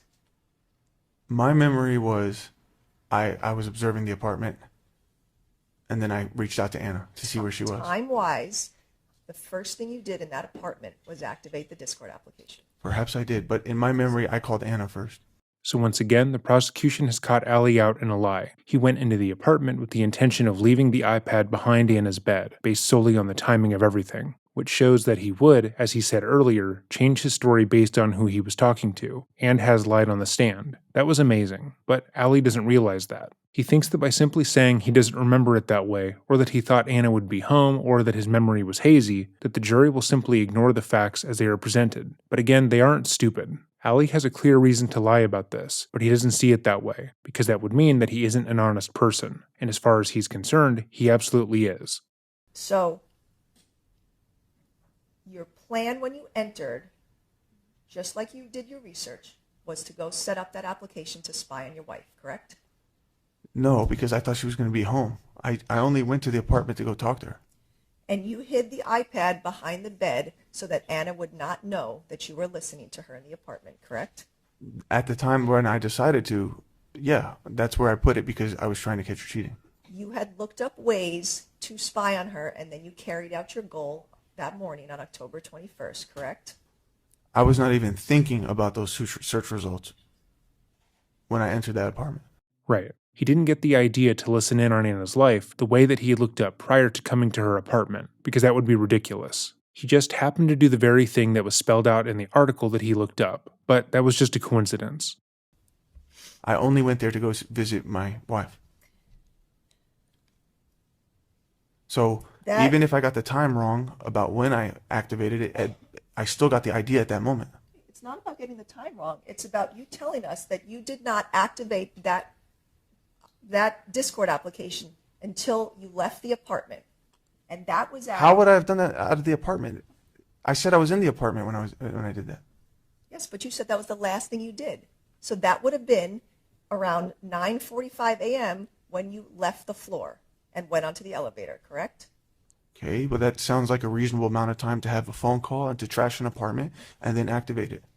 I don't understand where you're going with this. What you did was you first went into the apartment, you activated the Discord application, you trashed the apartment, and then you left and had that phone call with Anna in the hallway at 9:45 a.m., correct? That's not correct. Well, you told us that you paused your audio recording to have that phone call with Anna, right? That was I don't know if I don't remember that. I mean, I remember saying that, but I don't remember if that's exactly how it happened. That's how you testified, right? Yeah, I know I said that yesterday, yes. So the recording that your attorney played yesterday, that it was about a 12-minute recording of you inside the apartment and trashing it, that recording you started at 9:19 a.m., correct? I don't remember when I started it. Would it refresh your memory to see this page? All right, take a look at this page. This is from Detective Escalante's report. Where am I? Towards the bottom, there's a paragraph, Here? correct? It says audio file. It says October 21st, 2021, 9:19 a.m., correct? This one here? This paragraph right here. Okay. So Just review it to yourself and let me know when your memory's been refreshed.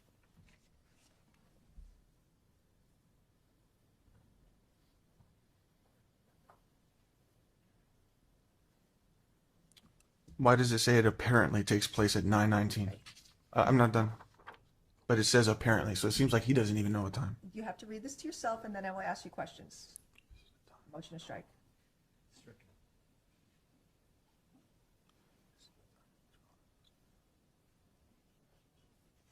The reason why it says apparently is because the officer would be going off of the information that he was presented, meaning that it has not been corroborated or fact-checked at that point. Say he was going off of the evidence from the security footage from the apartment building. There is a chance that the time on the footage is off. By saying apparently, he is simply stating that the fact could be subject to change. Allie and narcissists like him will often do this sort of nitpicking in arguments, finding a small word or phrase that they feel will exonerate them from any responsibility. He is implying that because the word apparently exists in this report, that it means that his lie is easily excused, because the officer also doesn't seem to know 100%. But there's a clear difference between the officer's report and Allie's statement on the stand. He again is on trial for murder. The sequence of events is incredibly important to his story, because it's what he is using to validate and excuse his actions. The day prior, he told the court that he left the iPad behind Anna's bed when he was in a state of exhaustion, when he wasn't thinking straight because of his prolonged drug use, and the fact that he hadn't slept in over 24 hours, that he normally would not have done such a thing, that it was entirely out of character for him, and so on. But if that was the first thing he did in the apartment before thrashing it, before calling her, before anything else, it would mean that he went over to the home with the intention of planting the listening device, which he learned about the day prior from reading the article, meaning that his attack was premeditated, which would obviously lead to a longer sentence. He has all the reasons in the world to lie about this fact, because he also doesn't think he should be in prison. His initial plea in this case was not guilty, because he didn't know the police had direct evidence that he was the one who killed Anna. He went on television and said that the police are lying about having a video where he is seen going into an apartment before shots were fired, then confessing to his mother directly after, and laughed about the fact.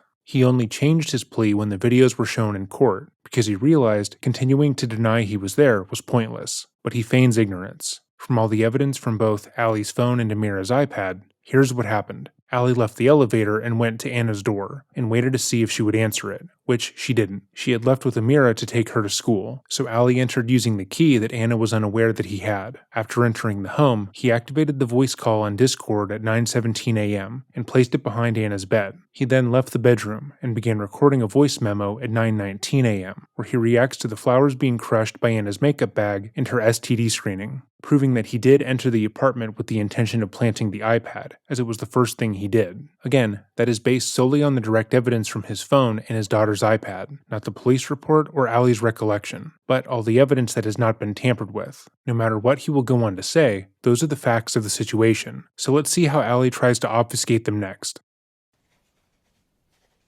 So it says that I Sir, recorded the audio. I need- Just- I thought just you asked read me a the question. paragraph, and then just let me know when your memory's been refreshed.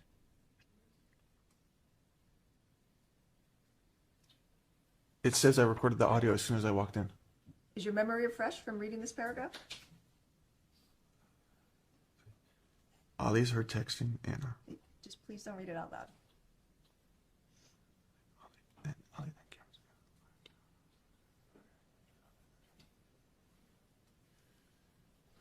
Okay, I read it. Okay, your memory's been refreshed about the timing? Yeah, it says at 0919 that I went in and I started the audio recording where it says Anna has an STD, I'm and then I just- called her and started Objection, accusing her of cheating. non-responsive. But you said I immediately My- activated the iPad. That is not what happened, and he says that too. My question for you was your memory refreshed looking at this page of this report? Yeah, and Okay. it doesn't follow with what you're doing. And you activated your audio recording on your cell phone on October 21st, 2021 at 9:19 a.m., correct? When I entered, yes. Okay. That was after you entered, Yes. because you had already set up the Discord app. You had already activated the Discord application at 9:17, correct? No, I started the recording because I saw that the groceries weren't even, she wasn't there. I'm asking you about the time frame. You activated the Discord application on the iPad at 9:17 a.m., and then you only started your audio recording at 9:19, correct? No, I don't recall that. Right. That's what it says here in the report. That's what it says, but All right. And so you had already set up the plan to spy on your wife before you even started this recording, correct? I don't recall that, no. And That's not how I remember it. you were, on the recording, you were making comments about Anna having an STD and AIDS and things like that, right? I found a piece of paper in her luggage, yes. That piece of paper didn't have anybody's name on it, correct? It had a clinic in San Diego. It did not have Anna's name on it, correct? It was for her. It did not have Anna's name on the paperwork, correct? I can't recall if her name was on it, but it was in her luggage.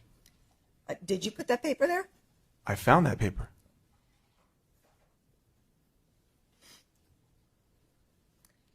All right, and on that audio recording that you made on your phone, you said you did that because you thought there'd be a problem, like with Anna, but she wasn't there, right? I activated before I entered the apartment. You did not actually, correct? Objection on her arguments to the board. That's the same. All right, on that recording, for 12 minutes, you were trashing the apartment, correct? Say it again. On that recording is 12 minutes long on your phone. The majority of that recording was you trashing your apartment, correct? Sure, yes. Right? And yelling that Anna was cheating on you and things like that. Correct? Yes, I want to say something, but I know you're not going to let me. Right? And then after you trashed the apartment and then you threw out her clothes in the trash chute, you left the apartment and walked to the elevator, correct? Yeah, when I was done for the day, or when I left, yeah. And you saw that on the surveillance video, correct? You left the apartment and you walked towards the elevator, right? Yeah, I was leaving. And then we heard that phone call that you had with Anna where you were accusing her of cheating and she's not single and things like that, right? I thought I had that in the apartment. Well, you saw that surveillance video, correct? And you heard your voice and Anna's on that phone call? Are you talking about the Nest camera? I'm talking about that surveillance video you saw in court. That doesn't show me in the hallway. That just picked up my voice from my apartment. It didn't show you in the hallway, leaving the apartment and walking to the elevator? I don't remember the exact events, but All right. And you had the phone call with Anna at around 9:45 a.m., correct? in the hallway? Yes. Maybe I did. I don't remember. And that was before you left the building, correct? I was waiting for the elevator, I guess. On my way out. You did not have that conversation with her in the apartment. You had it in the hallway. That was picked up on video, correct? Well, then why would I be screaming she's cheating on me while I'm ransacking the apartment? What Mr. gave me that Abulaban, indication? You cannot ask me a question. I'm asking you about what you saw and the time of the phone call. You had that phone call with Anna at 9:45 in the hallway, not in the apartment, correct? No, it was in the apartment. I remember it being in the apartment. Again, because Allie remembers it being in the apartment, all the evidence to the contrary should be disregarded. He is arguing sincerely that his word trumps everything else in the case. I was on the phone and I was texting her at the same time. And People's 102, this is the damage you did to the apartment, correct? I mean, I threw a pumpkin and roses. No big deal. All right. And on October 21st at 10:30 a.m., Anna texted you, "I want you out of my life once and for all," correct? Wait, October 21st? Correct. What time? At 10:30 a.m. That's probably after she saw the apartment. Okay. I'm not asking about what she saw. She sent you the text message at 10:30 on October 21st. "I want you out of my life once and for all." If it's there, then Correct. maybe she said that, yeah. And that made you mad, right? I don't even remember her saying that to me. Well, you saw it in the text messages that I've showed in court, right? I'm seeing it right here, but I don't even remember she said that to me. Right. And that's People's 176, page 45, right? You see that she texted you that. I don't have that here. All right. So you said that you went back to your hotel after you left Spire that morning, right? Yes. Okay. And you said you woke up and you heard the voices, Anna and another man, right? Correct. And you were listening to the conversation that Anna was having with Ray, right? I was actively getting dressed while I was hearing it. Right. So you were listening to the things that Anna was saying, right? I heard a few things, but I wasn't actively sitting listening. That was when you got upset, realizing she was with another man in the apartment, right? No, that was when I realized that she is with a guy right now, and I wanted to go see who it was. You knew it wasn't a police officer, right? I didn't know that. My friend told me maybe I shouldn't go because it could be a police officer. You knew it wasn't based on the nature of the conversation, right? Yeah, I guess I determined that, yeah. You knew that she was with another man and giggling and having fun, right? Yeah. So when you're listening to this on your Discord application on your phone, you had already caught her with another man, right? No. But that's what you were listening to, right? It could have been a friend. Could have been just hanging out. You know it wasn't because of the nature of their conversation, right? All I heard them say was, "Did Ali make this mess?" And then she said, "Yeah, and he bought me these cheap-ass roses." That's all I heard. You did not need to drive to the apartment because you had already caught her on the application with another man, right? No. That only confirmed what my suspicions were, and I needed to go validate it visually. I wanted to at least let her know I know that I'm onto her. But you could have just recorded her doing one of your audio recordings. You could have audio recorded the conversation she was having with the other man, and that would have been your proof, right? No, because I'm actively in a call on Discord. You can't record anything that's coming out of the same phone. I was not able to keep track of any of that or make a record of any of that.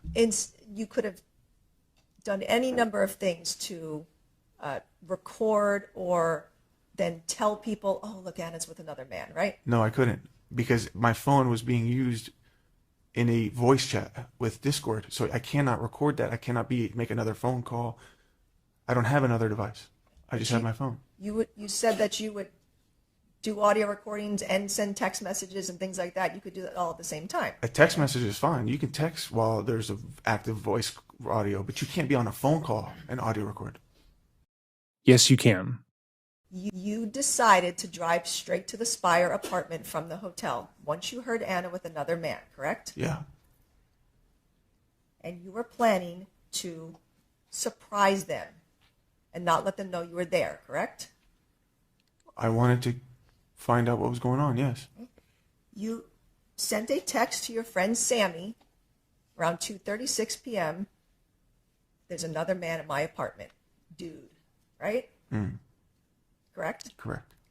And you said, "Do not contact her," correct? Yes. Right. So you already knew that she was with another man, correct? I heard her with another man.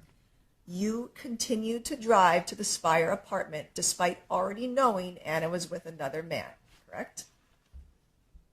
I did.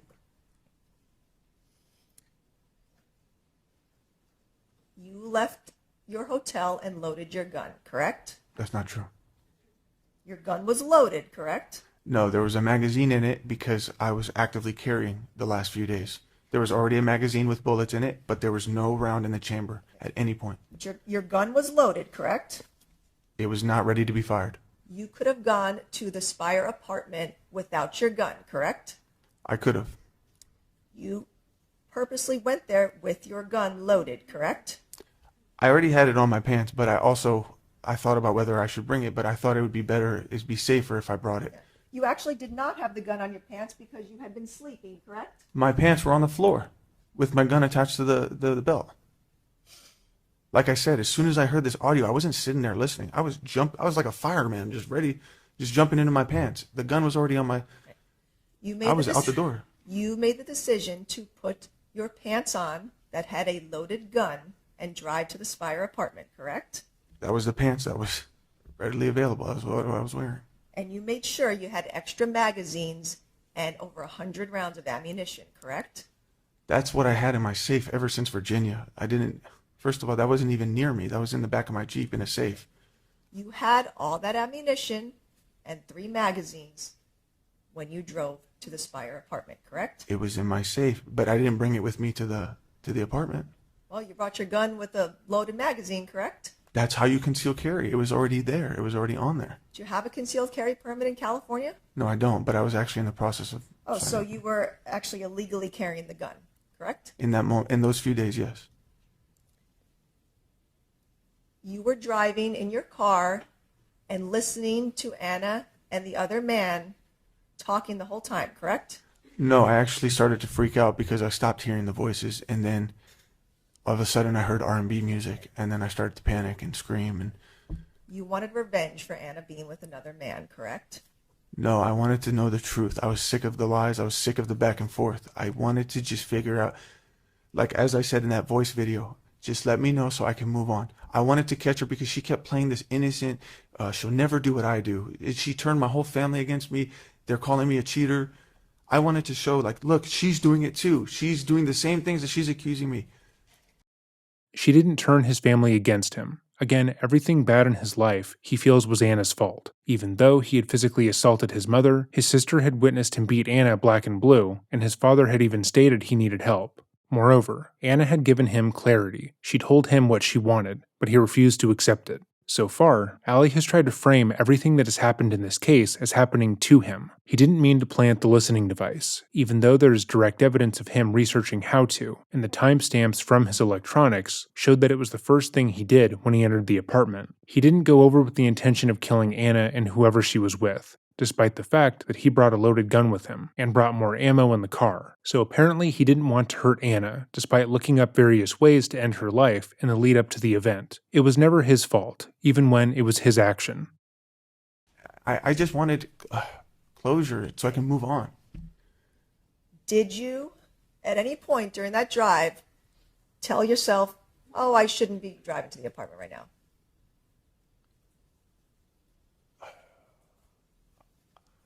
I didn't want to be in this situation.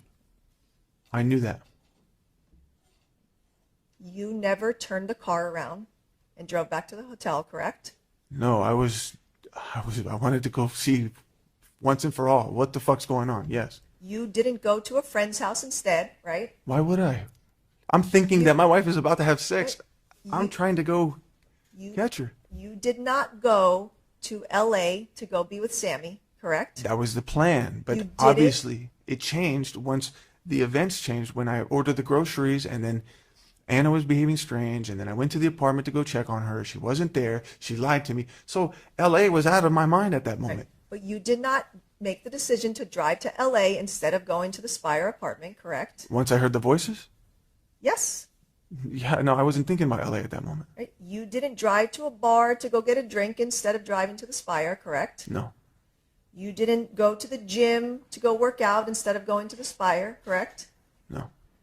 You didn't go out to lunch to try to get your mind off things instead of going to the Spire, correct? No. You didn't decide in that moment, oh, I'll just divorce Anna because she's with another man, right? I didn't know who he was. I didn't know, because depending on who it was, let's say if it was Nick or Miko, I would have never assumed they were in a relationship. I would assume that maybe they're just hanging out to comfort her, but when I found out who it was, then I knew that. To be clear, there was no man who Allie was going to have accepted being alone with Anna in their apartment. He regularly got upset with her hanging out alone with gay men and had accused them of pretending to be gay to get close to Anna. So the notion that when he entered the apartment, he was just going to react based on who was there is nonsense. Answer my question. You didn't just decide instead, oh, let me just get a divorce from Anna because she's with another man, right? In that moment, no. I was trying to understand what's going on with Anna. You didn't call your mom to talk to her about what you had been hearing, correct? No. You didn't call your dad to talk to him about what you were hearing on the audio recording, correct? I didn't have time for all this. Oh, you didn't have time on the 15-minute drive? I was listening and I was freaking out. Okay. I was driving. You didn't call any of your siblings or your stepmom to talk to them instead of driving to the Spire, correct? No, I didn't call anybody. You didn't call any friend to vent your anger instead of driving to the Spire, correct? I get where you're going. I need you to answer my question. Allie again seems to believe that this line of questioning is for his benefit. Like when they showed the photo earlier, he appears to think that this entire court case depends on if they can get him to believe that he is responsible for Anna and Ray's murder, and that the prosecution's main goal is to convince him of his guilt, which is stupid. The prosecution is trying to show that there was ample opportunity for Allie to stop his car, to not go to the apartment, to do literally anything else besides murder Anna and Ray. You did not call any friend to vent your anger instead of going to the Spire, correct? No, I was driving to the Spire. And you said it took you 15 minutes to get there, right? About.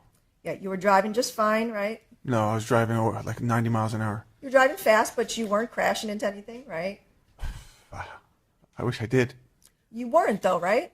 I was focused. I did coke and I was in the zone it's like the only thing on my mind is there's a man in my house. There's a man in my house. Anna's with a man. Let me go find out who this is. I wasn't thinking about mom or friend or LA. I'm thinking, holy fuck, everything that I've been suspicious about is happening. This is my chance to go find out. You're That's not what's happening. answering my question. That is the answer to your question. My question was, you were driving just fine on the road. I was driving erratically. If I would have been pulled over, I would have been arrested for reckless driving and possession of a firearm. So I was even in danger to myself. While you were listening to Anna and Ray on the recording on your phone, you were mad, right? I was amplified. They were disrespecting you, right? I didn't even understand the situation yet. I didn't understand. Nobody was disrespecting me. I'm absorbing this as I'm going. I'm just trying to learn. Well, you said that they were making fun of you, and that made you upset, right? It was just part of what I heard, and it amplified me. I was worked up. So you felt disrespected by them, right? No, I was freaking out. Okay. You had plenty of time in that car ride thinking about killing them, right? Never crossed my mind. So you parked on the street outside the parking garage on J Street, right? Just right outside, yes. Okay. You didn't park in the building, right? No. You didn't I didn't have the pass. Okay. And you didn't walk through the Pinnacle lobby like you had done every other time, including that morning, right? Actually, the normal way for me to go to my apartment is to go down to the garage, park my car, take the elevator up. I never go through lobbies in the first place. But that morning you went through the Pinnacle lobby. No, at 9 in the morning, correct? To enter the Spire, you walked through the Pinnacle lobby, correct? It's easier to reach from J Street, yes.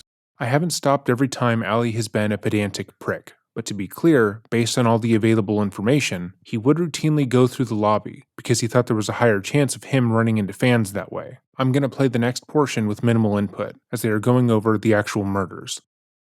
That's where my GPS takes me. You did not do the same before you went to go shoot Anna and Ray, correct? I parked in the garage. I don't know why I parked there. That's just where the GPS took me. You ran through the parking garage so no one would see you, correct? The parking garages constantly have vehicles. There was vehicles passing left and right. You didn't want to walk through the lobby as you were about to go shoot Anna and Ray, correct? My weapon wasn't seen by anybody. No, it doesn't matter where I would have walked. Nobody would have known I had a gun on me. At no point do you see a weapon in my hand. You parked on the street so you could get away more quickly after you shot and killed them, correct? No, I parked there because it was just the closest place to the entrance, the garage. You put your holster on your jeans on the left side, correct? It was already there. That's where I wear it. I'm left-handed. And when you ran into the parking garage, your gun was already in your holster attached to your jeans, correct? Yes. And in People's 52, this is you adjusting your belt around your holster and your gun, correct? Yeah, I was tightening it. Your gun was already loaded, correct? It was. I don't know what you mean by loaded. There was a magazine with bullets, but it was not ready to be fired. You were in the parking garage for 5 minutes before you got on the elevator, right? I had forgotten the key, so I ran all the way to the elevators. I tried to get into the black gate. I realized I didn't have the key on me, and I ran back. Okay. But that whole process took 5 minutes. From 2:50 to 2:55, you were running in the parking lot, correct? I was frantically running from my car to try to get to the elevator. I realized I didn't have the key, so now I'm freaking out about that because the events are still going on. Nothing's changed. So I ran back to my car to go grab the key, ran back to go take the elevator up. Still freaking out about what's going on because the more time that passes, the more I'm thinking, okay, it's going to get closer and closer to actually happening. In the parking garage, you didn't then change your mind and leave, correct? Because nothing had changed. I'm still trying to go catch them. You didn't say to yourself, oh, what am I doing? And leave the garage, correct? I knew what I was doing. I wanted to go catch my wife. Okay. You got on the elevator and you took it to the 35th floor, right? Yes. And before you did that, 2 minutes before you got on the elevator, you activated your audio recording, right? Maybe I did. Because you activated your audio recording at 2:53 p.m. and it went 5 minutes through the shooting, correct? Yeah, I think so. Again, to record what could have taken place. I mean, because that was your doing, going into the apartment, correct? Yes, I wanted to have an audio recording, a accurate and true representation of what took place, or what would have taken place. You rode the elevator up, which took you about 3 minutes, right? It took a while, yeah. From 2:55 to 2:58 p.m., correct? And while you were taking that 3-minute ride up the elevator, you didn't decide, let me just get off the elevator and go back to the hotel, right? No, I would. Why would I think that? Because I had not completed what was I there for? Right. Exactly. You were there to kill your wife and Ray, correct? No, I was not. I was there to catch my wife cheating. In People 68, was this the direction you ran to go take the elevator? Yeah, right behind. You see where that pillar with the white and blue? If you follow that down to the left, there's a black gate, and it lets you go into the. So that's the route you took in the parking garage with your gun to go get the elevator, correct? Correct. And then in People 60, this is you getting off the elevator before the door even opened, correct? Correct. And then you ran down the hallway, you made a right, and then you made another right to get to the apartment, correct? That's how you get to my apartment, yes. And after you turned the corner and ran to apartment 3508, you took out your gun, right? No. No, I only had my key card in my right hand.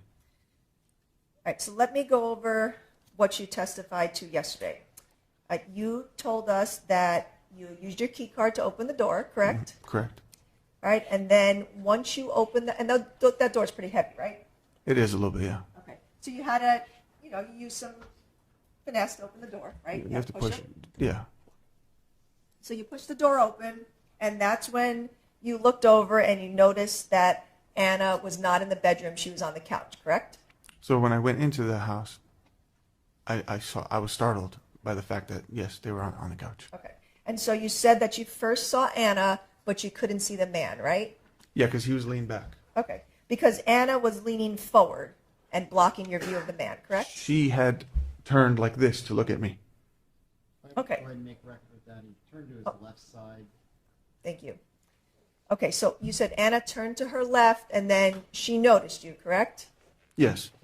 All All right, so once Anna turned to the left and noticed you, that's when Ray leaned his head forward, right? He removed his arm and then leaned forward to see who was at the door. Okay. So Ray leaned forward, and then that's when you first noticed that it was Ray, right? Immediately, yes. All right. So you noticed it was Ray, and then you said that's when Ray did this nod. Like you mentioned it yesterday. He nodded up in the air. Yeah, he kind of just he had his eyebrow arched and he went like, "What's up?" Okay. And that made you mad, right? Him being there, him being anywhere involved in this, is what I never imagined that in a million years. I just his whole involvement, just seeing his face, just did something to me. Okay. That was like the straw that broke the camel's back mentally. I mean, I don't know what happened. Something just snapped, and I So then you said that once you noticed Ray and then he did that head nod, then you said that you felt betrayed, right?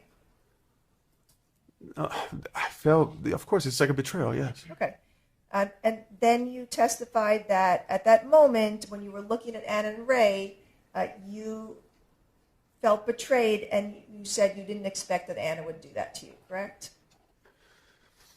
I was sharing some of the feelings how I felt about the situation. I may not have felt that in the exact moment because of how fast it happened, but when I testified yesterday, I got really emotional. So I may have interjected some after feelings about this. Okay. But in the moment, you were processing your feelings and realizing that Anna had betrayed you, right? No. So let me put it this way. I opened the door. Anna, Ray. No, that's So not what I'm asking. That's exactly how fast it happened. But I'm asking you about what you testified to yesterday. You testified that all of these things happened, and then you were processing the fact that Anna had betrayed you, correct? No, I was not processing. There was no time for me to process. My brain was like a caveman in that moment. Right. Anna, man, Ray. Right. We went from a man to identifying Ray. All right. And then So you testified to all of those things happening, and you confirmed that that was all the way it happened, correct? I was describing it for the first time in Right. front of everybody. Okay. And obviously it took me a lot longer to describe. But you were describing different things that were happening with the leaning and the nod and all of these different things, correct? This is like a matter of 2 seconds. Not all of those things that you described that you saw and felt could not have happened in 1.5 seconds, correct? Objection, Your Honor, arguments today. Next. And I'm going to play just like about a 20-second clip from one of the exhibits. There's only 1 or 2 words on it. I wasn't planning to pass out the transcript, but it's People's 179.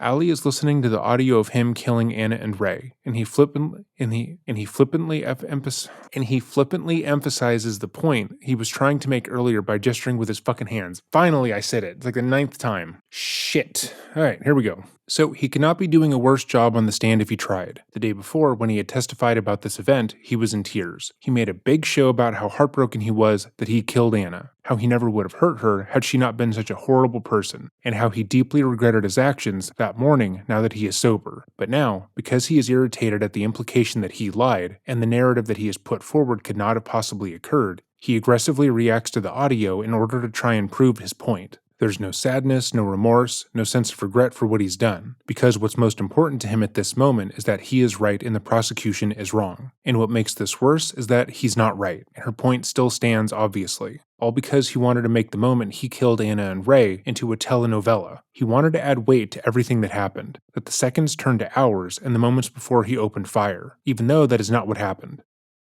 Wait, that's the recording from your phone of the shooting, correct? Correct. You shot your gun so fast upon entering that apartment, correct? Correct. You could not have seen all of those things happening with Anna leaning forward and then leaning back and then noticing Ray and Ray doing the head nod and then you realizing you were betrayed and then firing. No, Correct? the way you're explaining, that's not how it went down. To be plain, the prosecution isn't adding any details that Ali didn't put forward himself. We watched his testimony the day prior. We've also listened to him say it minutes earlier. But because he doesn't like the way it sounds when repeated back to him, he is now changing his testimony. This is not uncommon for narcissists, and it is a blatant form of gaslighting, which is why repeating a narcissist's argument back to them tends to anger them. Ali will try and gaslight the entire courtroom for the next portion of his testimony, in the hopes that people will believe that everything the prosecution is saying is not backed up by evidence. Pay attention to how often he tries to claim that what they are saying is impossible, and how he will deny clear evidence if it doesn't align with how he wants to portray the event. It wasn't all these thoughts and all What these. you're saying did not go down, That is correct? exactly how it went down. When I went in, Anna didn't lean forward. She was already looking in that direction when she heard the beep of the door open. So Anna was already looking at me to see who's coming in. When I walked in, I immediately saw Anna. And then Ray popped up immediately, did the head nod, and that's when I pulled the gun out. That can certainly happen in that time frame. When you enter the apartment, about a second and a half later, you racked your gun, right? That's what it says, yeah. That's that sound at the beginning, you racking your gun, correct? Correct. And then you hear a clink on that recording, and that is the bullet falling out of your gun because you racked it, correct? No. There was already a bullet in the chamber when you fired your gun, correct? I had to rack it in order for when I first walked in, the first rack was what put the first bullet in the chamber. There was no clink.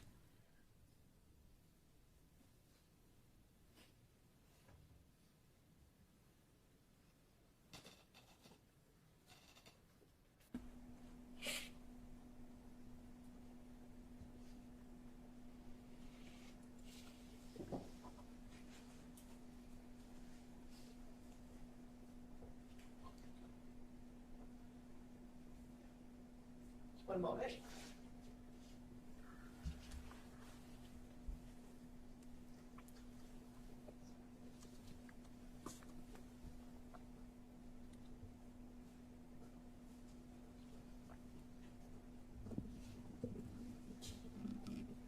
Okay, looking at People's 89, page 9. The circled area marked 1, that is an unfired bullet in your apartment. That bullet fell out of your gun when you racked it when you entered the apartment, correct? That's incorrect. My door, look how far my door is. I was standing in front of the door. You said none of this could have happened in the time frame, so how could I have walked from my door to that door to cock it and rack it? I was standing at the door, I racked it, no clink, no bullet. There's no bullet by the door. That It's because my live firearm round- was empty. That live round is right in the dining room, correct? And that must have been the second or the second rack. Because from the first time I fired, it was one direct motion, like I was propelled forward in one fluid motion towards the couch.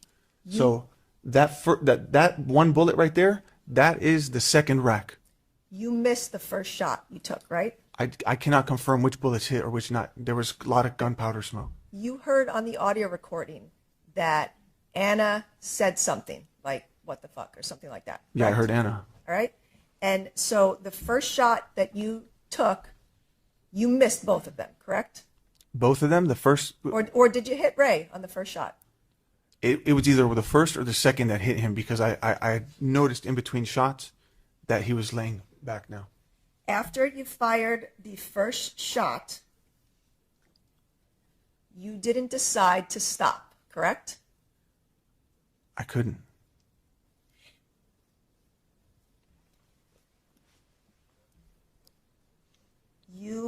racked the gun again after you fired the first shot, correct? I heard it. I don't remember doing that. But you did that, correct? That's what happened. You did not need to rack your gun because there was already a bullet in the chamber, correct? That's correct. You racked it to intimidate your victims, correct?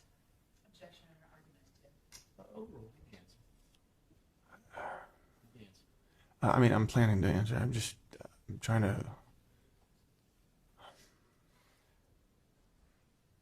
If I'm trying to kill them, why am I trying to intimidate them? That doesn't make no damn sense.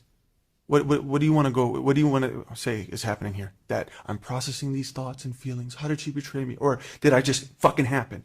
It just happened. There is no intimidation. There is no. I didn't even know that they were seeing each other. I didn't know that that was going to happen. It just. I saw it. My gun's in my hand. I racked it because there was no bullet in the chamber. And then I racked it again after the first shot. That doesn't make sense why I would do that. The gun was not jammed at any point. Even the way that I'm handling the firearm doesn't make sense. Are you holding it to the side or straight up? I held it one-handed. I don't know. Am I allowed to point? I'm asking you, did you hold your gun straight up or were you holding it to the side when you were shooting Ann and Ray? No, I'm not a gang member. I don't shoot that way. I had it like this. Straight up. Straight up, yes. Sorry, straight up. You racked the gun a second time, and at that point, you didn't stop shooting, correct? I couldn't. You could have stopped, but you didn't. I couldn't. It happened so fast. You then put your finger on the trigger again and fired a second shot. My finger never left the trigger. You fired the second shot after you racked it the second time, right? Instantaneously. When you racked your gun the second time, that bullet fell on the carpet in front of the couch, correct? I don't know. But that doesn't look like the carpet. You said, so number one is not near the carpet at all. And that's not on the carpet.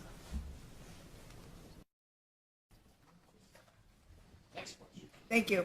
And just for the record, People's 176 is now 60 pages. All right, you worked it out with Charlie? Yes.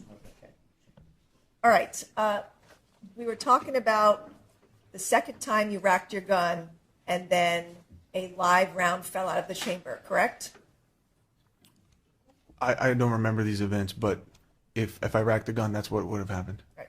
And so looking at People's 89, page 14, there's a live round labeled 6 that's on the carpet in front of the couch.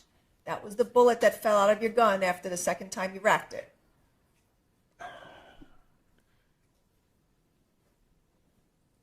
That doesn't make sense. Starting at the door, how could the second rack be all the way in the living room? That doesn't make sense unless you think I jumped from the door to. Well, you got to the couch pretty quickly, correct?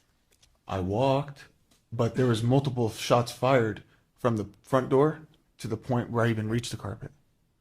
When you started firing, Ray was covering his head to protect himself, correct?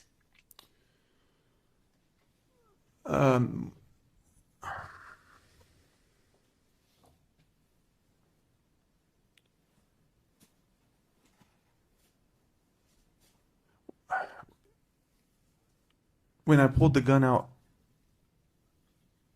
yeah, he went like this. Right? And the record reflect that the witness turned all the way towards his right. No, my left. I'm sorry, your left. So that's the And put his head down. and put your head down. Is that what you did? I believe he was kind of just hiding behind Anna's head, but it all happened in that moment.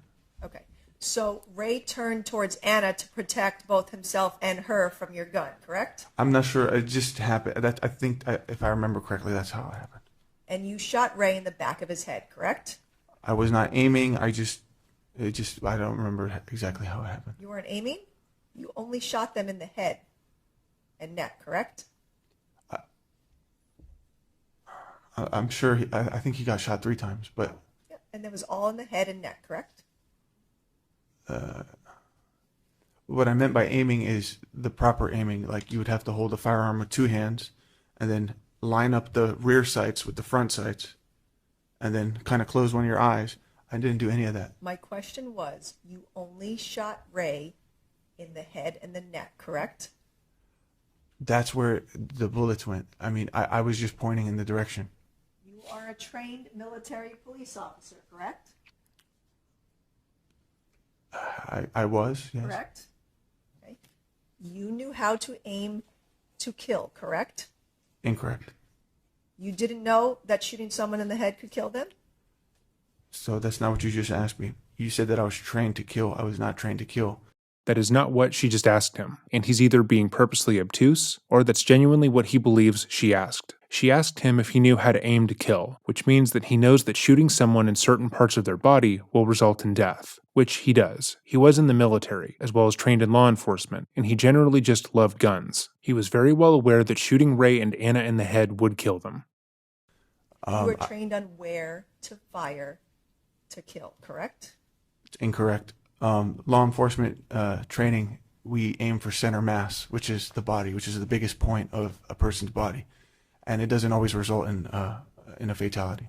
You know that shooting someone in the head will kill them, correct? Not necessarily. There's people who have survived shots in the head, Okay. but like I said, there was no thought of I'm going to shoot him in the head. There's nothing like that. I did not plan to shoot anybody in the head. I don't know where the bullets were going. I don't know which bullet went this way. I don't know when I racked it. This is something that happened in a blur. You did not shoot anywhere else in the apartment other than at Anna and Ray, correct? In their direction. Yep. You didn't shoot at the window to scare them, correct? No, You didn't shoot into the kitchen or the bedroom, correct? no, You shot only towards their heads, correct? no. I just in their general direction. I was too far away to. Okay, so I have had training with firearms, but the pistol is actually the worst thing that I'm at. My accuracy is terrible with the firearm. My question was, you only shot Anna and Ray in their head and in that direction, correct? That is false. There's a shot. There was one of them that entered his trap, his neck area.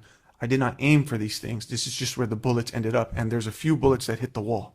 So And that- unless you're assuming I intended to hit the wall too. Those bullets, those holes in the wall were behind Anna and Ray's heads, correct? I don't know exactly where the placement was, but they were either near. There's no way it could have been behind, or it would have gone through.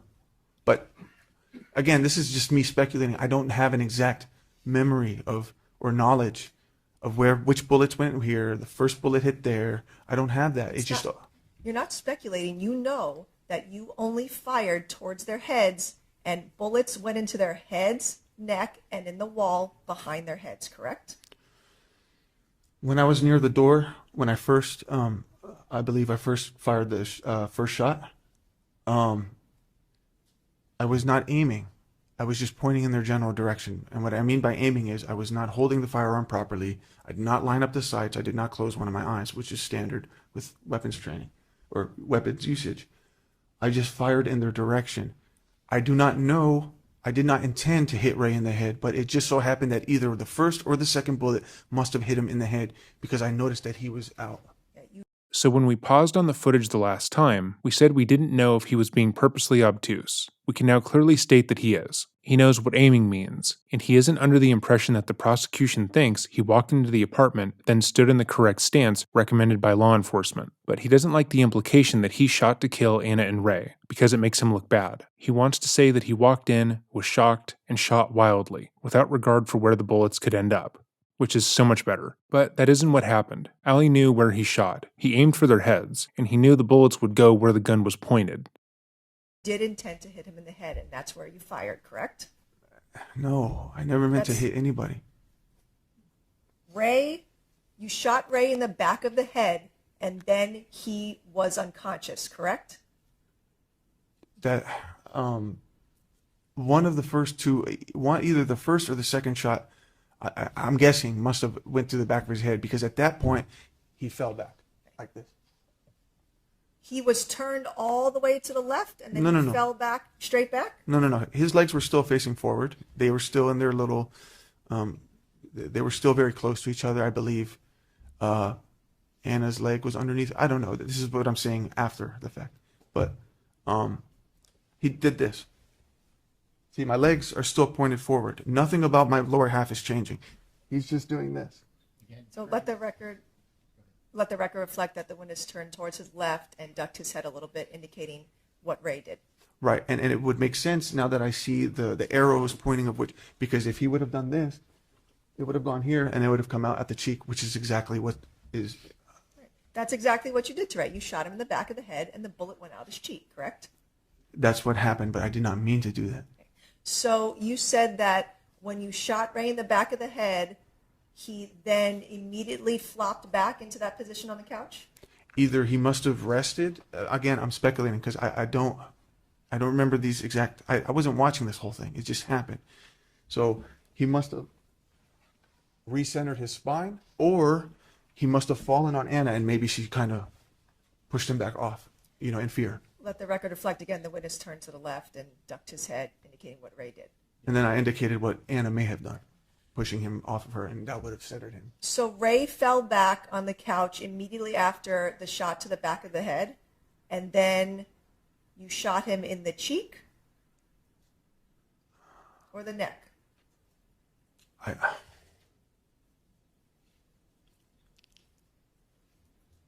don't remember the exact order that the bullets hit him. Well, you're testifying now that you remember that he got the shot in the back of the head first, and then he fell right back, right?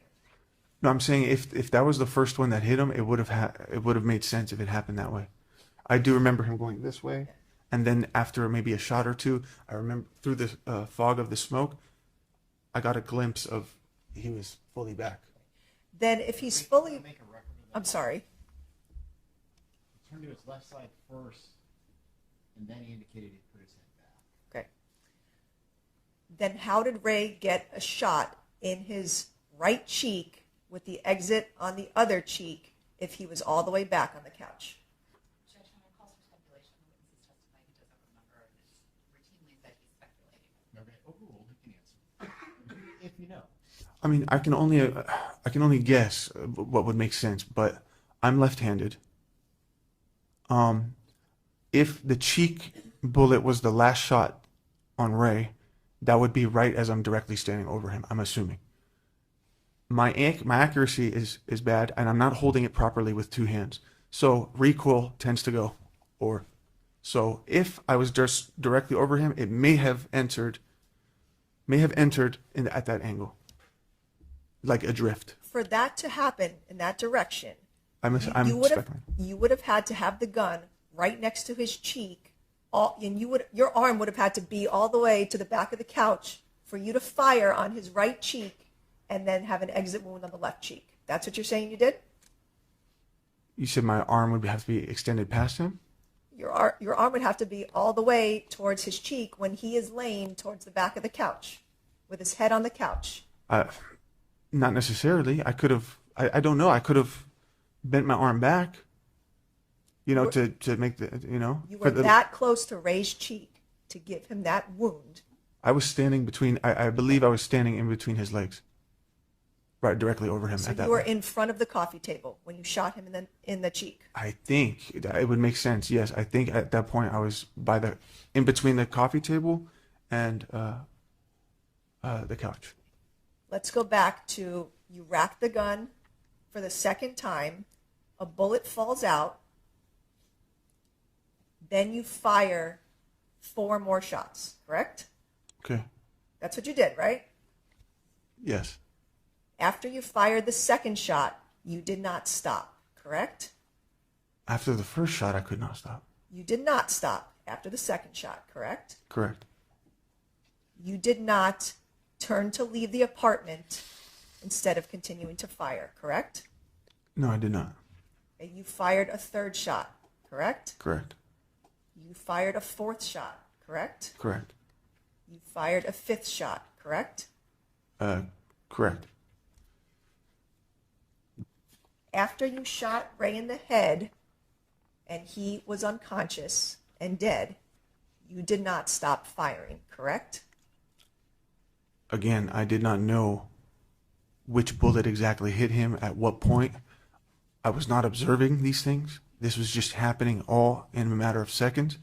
I never observed Ray to be dead. I never considered what he's feeling or what's his state, or should I keep shooting? Should I not? These are not thoughts that I've ever had a chance to even think. This was not I don't want to use legal terms, but this is not premeditated. It totally wasn't premeditated. When he looked up those articles about planting listening devices, then did it with the direct intention of trying to find Anna with another man, then when he heard Anna with another man, immediately did a bunch of cocaine, picked up his gun, drove to the apartment, broke in and shot them both in the head. That was all in the heat of the moment and totally random. Sure, the moment took place over a month, but it would be insane to think that when he shot Anna and Ray in the head, he meant for them to die. Don't be ridiculous. You never thought about Ray? That's what you just said, right? I never thought about whether Ray is alive or dead or where I had hit him in the seconds that this occurred. You wanted him dead, and that's what you did, right?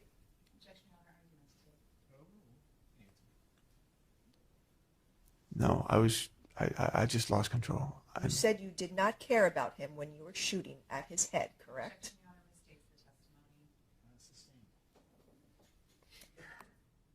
When you were firing the second, third, fourth, and fifth shot, you were getting closer to both Anna and Ray, correct? Yes, it was like I was walking towards them as I was firing, if I can remember correctly. So you shot Ray in the neck first and then the cheek, correct? Incorrect. That's not correct? I'm pretty sure we just discussed that. It's more likely he got shot in the head first. No, I'm saying this, the neck shots, after the head shot. You shot him in the neck, and then the last shot you fired on him was in his cheek, correct? In the moment, I don't remember which bullet hit where or what, but upon reviewing the evidence I'm just saying what possibly makes sense. It would make sense that the neck one would be the second time he was impacted.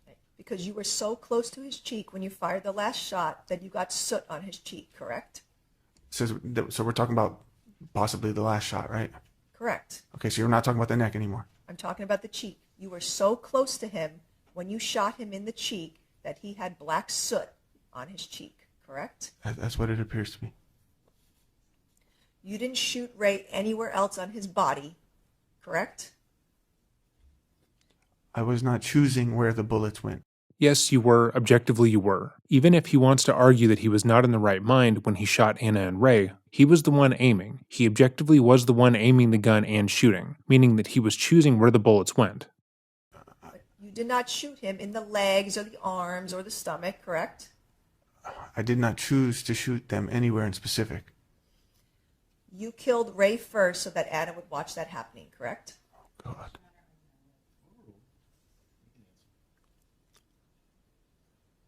I did not make a conscious decision to kill anybody, but Ray was obviously the odd man out, or obviously the what triggered me, this terrible reaction of mine.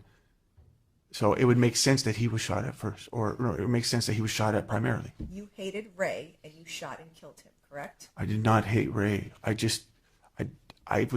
didn't feel comfortable with him around my wife. That's it. I was insecure around him, but I never wanted to hurt him. I even made attempts to talk to him on Instagram. Objection, non-responsive. Quote, I never wanted to hurt him. Okay, says the man who killed him. You now were in front of the coffee table, correct? At some point. Okay.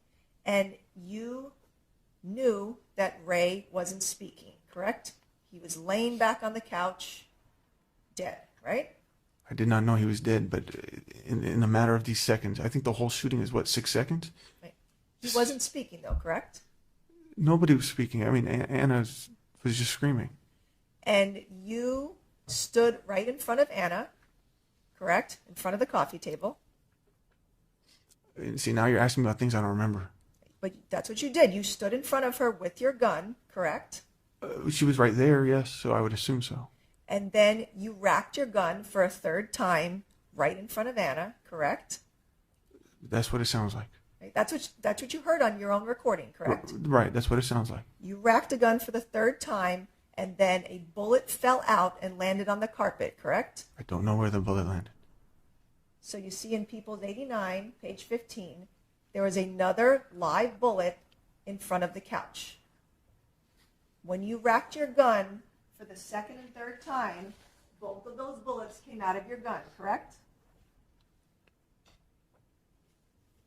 I don't know the order of these bullets. You know that when you rack your gun and it's loaded, a bullet comes out of the top, correct? That's correct. So that's what happened here, correct? I'm not sure what positions they landed. I didn't observe this stuff. But you racked your gun 3 times, and all 3 times a live bullet came out of the top, correct? That's not correct. The first rack would not have expelled an unspent bullet.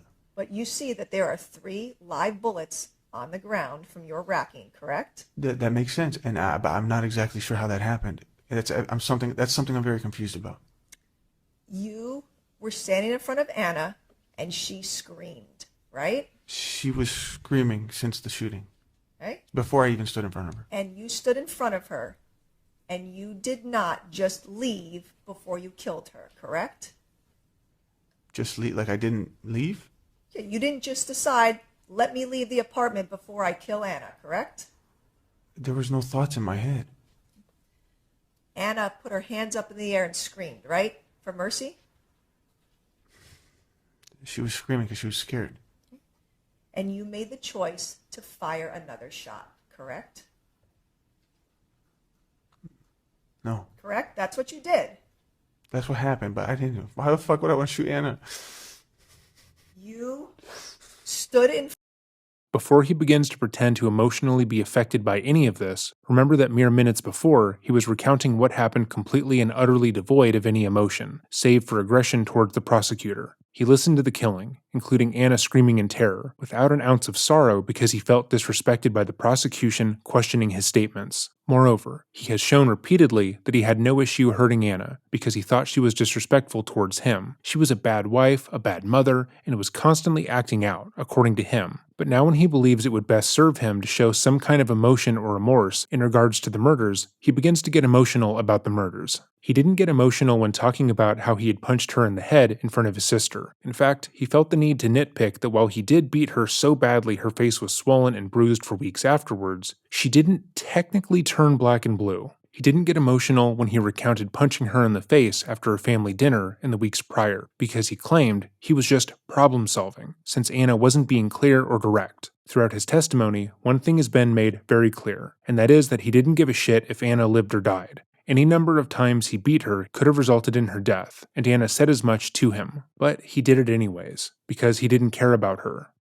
front of Anna and racked your gun right in front of her head, correct? I don't remember. And then you shot her in the forehead, correct? I don't even remember how that happened. I just remember heading to the door. You shot her in the forehead, correct? That's what happened. You put a bullet in her head and it went through the back, correct? Correct. One shot and you killed her, right? I didn't know she was dead. You knew that shooting Anna in the head would kill her, correct? No. You didn't know that? I mean, I know that anybody getting shot in the head, that could be fatal, of course. Right. and But there that's- are people who have survived that. But this is not something that I've thought about in this moment. These are not thoughts that I'm thinking, well, you know what? If I shoot her in the head, she's more likely to die. Maybe I should shoot her in the... Nothing like that was happening. You I wasn't did even not- thinking. You did not shoot her in the leg or the arm or anywhere else, right? I did not have control of myself in this moment. Before you racked your gun and shot Anna in the head, you said the word respect, correct? I did not. You heard that on the recording I just played, right? I did not. I'd like you to play it again if you I'll don't play mind. it again. Playing 179.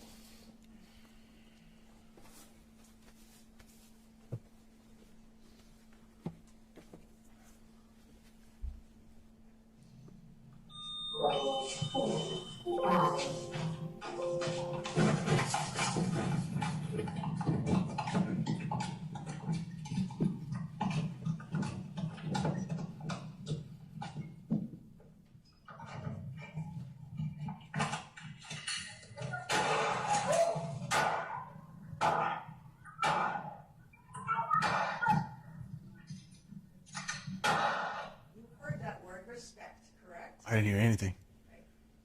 You, before you shot Anna, you told her essentially that she wasn't respecting you, correct? That is false. That is not a female voice saying respect, correct? That is not. There's nobody saying respect in there. That is not Ray saying respect because he's already dead, correct? I do not know the status of Ray, but there's nobody saying respect in that audio. That's what you said to Anna, and then you killed her. Can you play it closer to the last shot, please? I'm not going to keep playing it, but that's what you heard on the recording, correct? I mean, it's distracting when I have to sit there and listen to me. Go out of the elevator. Can we just play it right before the shooting, please? I'm asking you a question. Because all I heard was, You cannot ask me anything. I'm asking you. Before you shot Anna in the head, you said respect to her. I did not say that shit. And you shot her because she had disrespected you and was with Ray, correct? No. Right after you shot Anna in the head, you pushed her head down into Ray's lap, right? Oh, get the fuck out of here. I'm not going to tolerate this. Ali saying that he isn't going to tolerate the prosecution's line of questioning, shockingly, is not helpful towards the case. Namely because she is talking about how he had a specific issue with feeling as if he'd been disrespected. They claimed that in the audio of the shooting, that Ali said one thing, and that was respect, and then he shot the couple. And for him to follow up that line of questioning by saying he isn't going to tolerate this just shows how much perceived disrespect gets under his skin. He's the one who chose to take the stand. He is the one who put himself in the position to be questioned by the prosecution, and there is no doubt his legal team advised him against doing this. But he thought he could best them. He thought that he was smarter than they were, that he could just easily get the men and women of the jury on his side. But he has failed. At every conceivable hurdle, he has failed in ways that I didn't know were possible. That's what you did, right? They scrubbed my hands. They scraped my nails for any DNA. You No pushed blood, her- no skin, no hair. Come on. Objection, non-responsive. Move to strike. You pushed her head down into Ray's lap, so that's how they would be found, correct? No.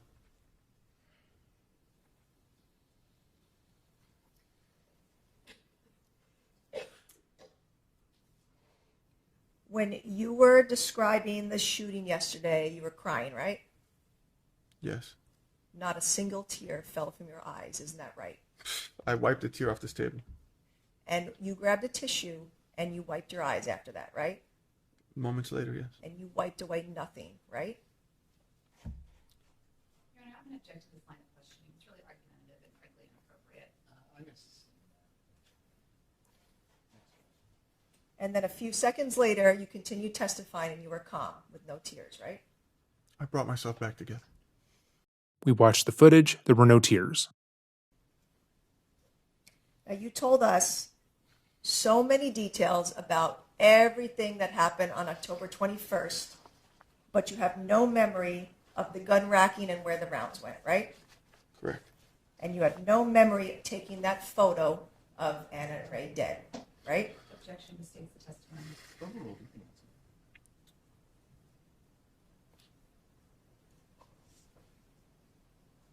I don't remember when I did it or why I did it or frankly when or for what purpose I did. I don't. Yes, I said that. I don't remember.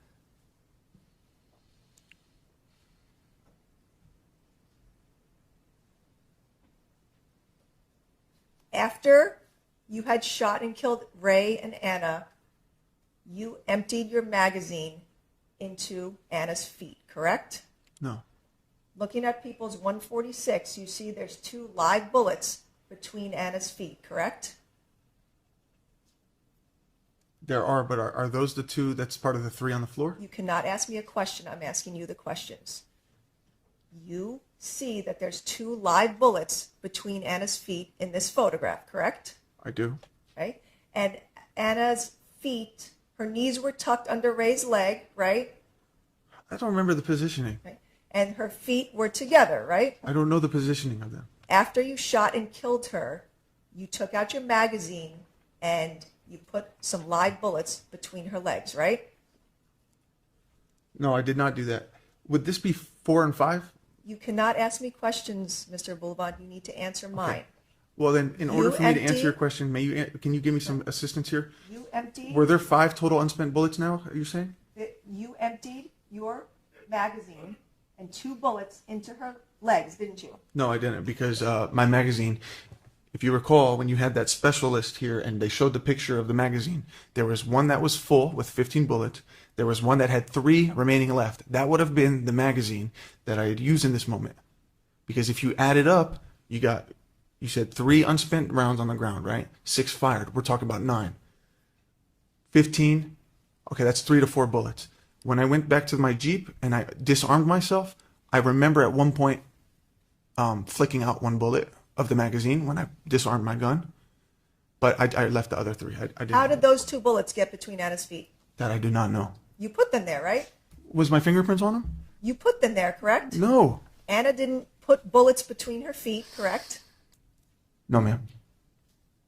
There were 5 unfired bullets in the apartment, and you put all of those there, correct? You said it was 3. There are 5, 3 on the ground and 2 between her feet. You put all of those bullets there, correct? I did not. You did not.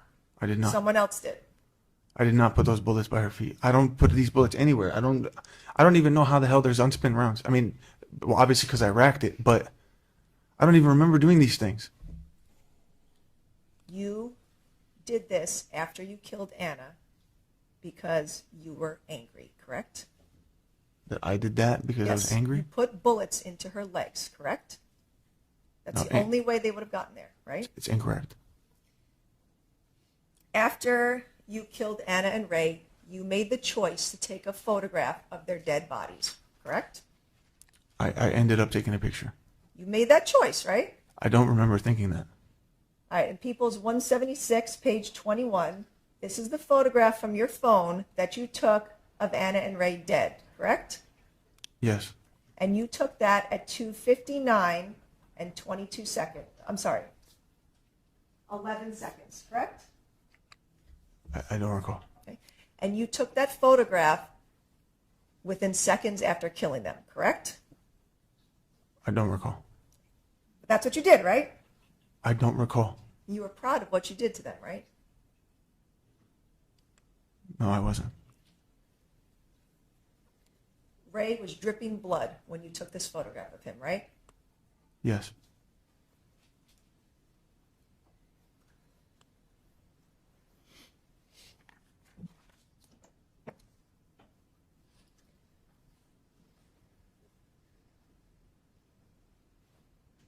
You took the photograph and then you opened the door to leave the apartment, right?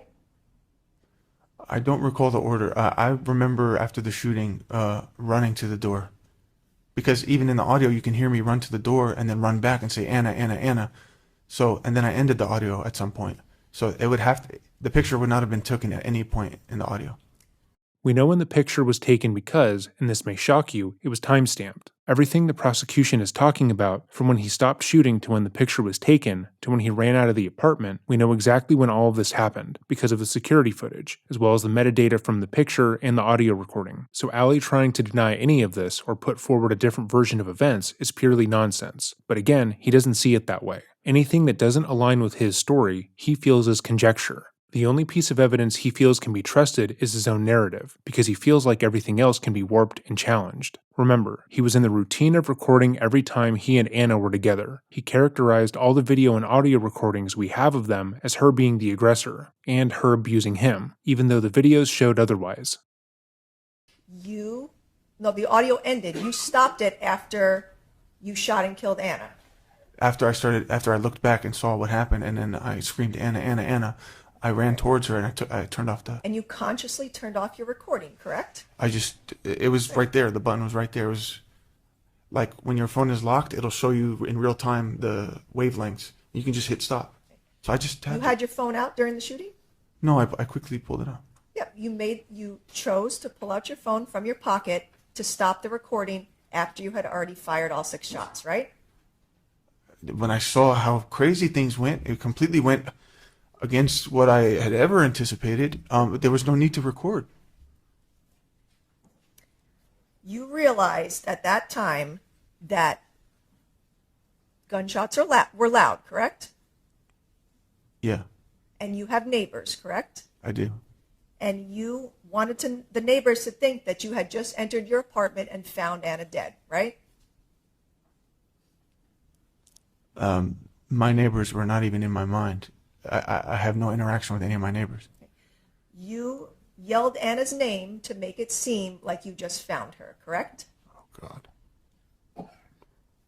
Once again, Allie wants to pretend that what the prosecution is saying here is ridiculous, but you aren't as stupid as he thinks you are. You no doubt remember that when he called the police, he pretended that he just discovered the bodies, that he had found both Ray and Anna deceased, and that he was in fear for his life because, in his words, someone had killed his family. It's why he claimed he had picked up Amira from school, and it's the story he told Fox News when he didn't know there was video evidence against him. But again, Allie wants us to forget all those things happened. Because sure, he lied, but that was only about unimportant things, to people who didn't matter. But he would never lie on the stand when his life is on the line. Allie refuses to acknowledge that his own actions here have made him look guilty, that it's completely reasonable to see the facts of this case and believe that he went to the apartment with the express purpose of killing Anna. But alas, he refuses to see himself as anything less than intelligent. His ego is so big that he can't recognize that he made all the evidence against him, and the cops were able to quickly piece together what had happened. We've seen this before in the case of Robert Tellis, where one of his main arguments he put forward in his defense was that if he wanted to kill Jeff German, he wouldn't have made so many mistakes. The issue is that they are the only ones who see themselves in this way. They hold themselves in such high esteem, yet everyone else in their life has a different experience with them. Everyone who spent time around Allie saw him routinely get in his own way. He had ruined his time in the Air Force, getting dishonorably discharged for hitting Anna in public. He ruined his relationship with Anna's friends, again by hitting her in front of them. He had also ruined his relationship with Anna, and he was actively destroying his TikTok career as Gin Kid by doing cocaine on lives. He wasn't a genius, and he wasn't even remotely intelligent, so his refusal to think of himself as someone capable of making mistakes is laughable. It's incorrect. You left the apartment and you walked towards the elevator, correct? Yes. Okay. And then you went back into the apartment and you screamed Anna again, right? Yes. You wanted everyone who heard to think that you had just found Anna dead, right? I wasn't even thinking of anybody else. And that's the same thing you said to the 911 operator, right? I just found them, correct? I said that to the 911 operator. You testified yesterday that you knew Anna was bleeding inside the apartment, correct? I knew. Like that she was bleeding. You testified to that. Well, I had seen her shot. Yeah. Right? And you still left the apartment and didn't give her any help, correct? Well, how the hell am I going to help her? I don't know. I'm not a paramedic. You could have done something I mean, to help her after you shot them? When I ran back in the second time, I was freaking. The reason why I ran back the second time is because as I was waiting for the elevator, I thought about Anna again. And I thought that she's there, she's bleeding. I wanted to go check on her again. And I did for a second think, what should I do? Should I pick her up and take her with me? But You never did a single thing to help her inside the apartment, correct? I didn't think I was capable of it. I didn't know how to. You did not do a single thing to help her, right? No. You did not call 911 inside the apartment after you shot and killed Anna and Ray, correct? Not immediately, no. Right? In fact, you waited 12 minutes to call 911, correct? But that's how long it took for me to get outside. But you, inside the apartment, chose not to call the police or 911 or anyone else to get them help, correct? In that moment, I didn't think about calling police. My first thought was, I need to tell somebody about this, about what just happened. And you didn't try to give either of them CPR or any other life-saving measures, correct? I'm not qualified in that. I don't know how to do that. You never tried, right? I don't know how to do that. You testified yesterday that you saw Anna bleeding. You never even mentioned Ray bleeding, correct? Oh, I saw him. But you didn't care about him, correct? I was just freaking out about my wife. You didn't care that Ray was bleeding, correct? You never yelled Ray's name, correct? No, I didn't. You did not care at all that you had just killed him, correct? That's incorrect. He was with Anna, so he deserved to be shot and killed, correct?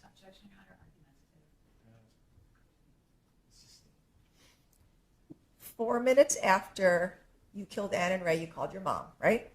Yes. Didn't call 911. You called your mom, right? Yes.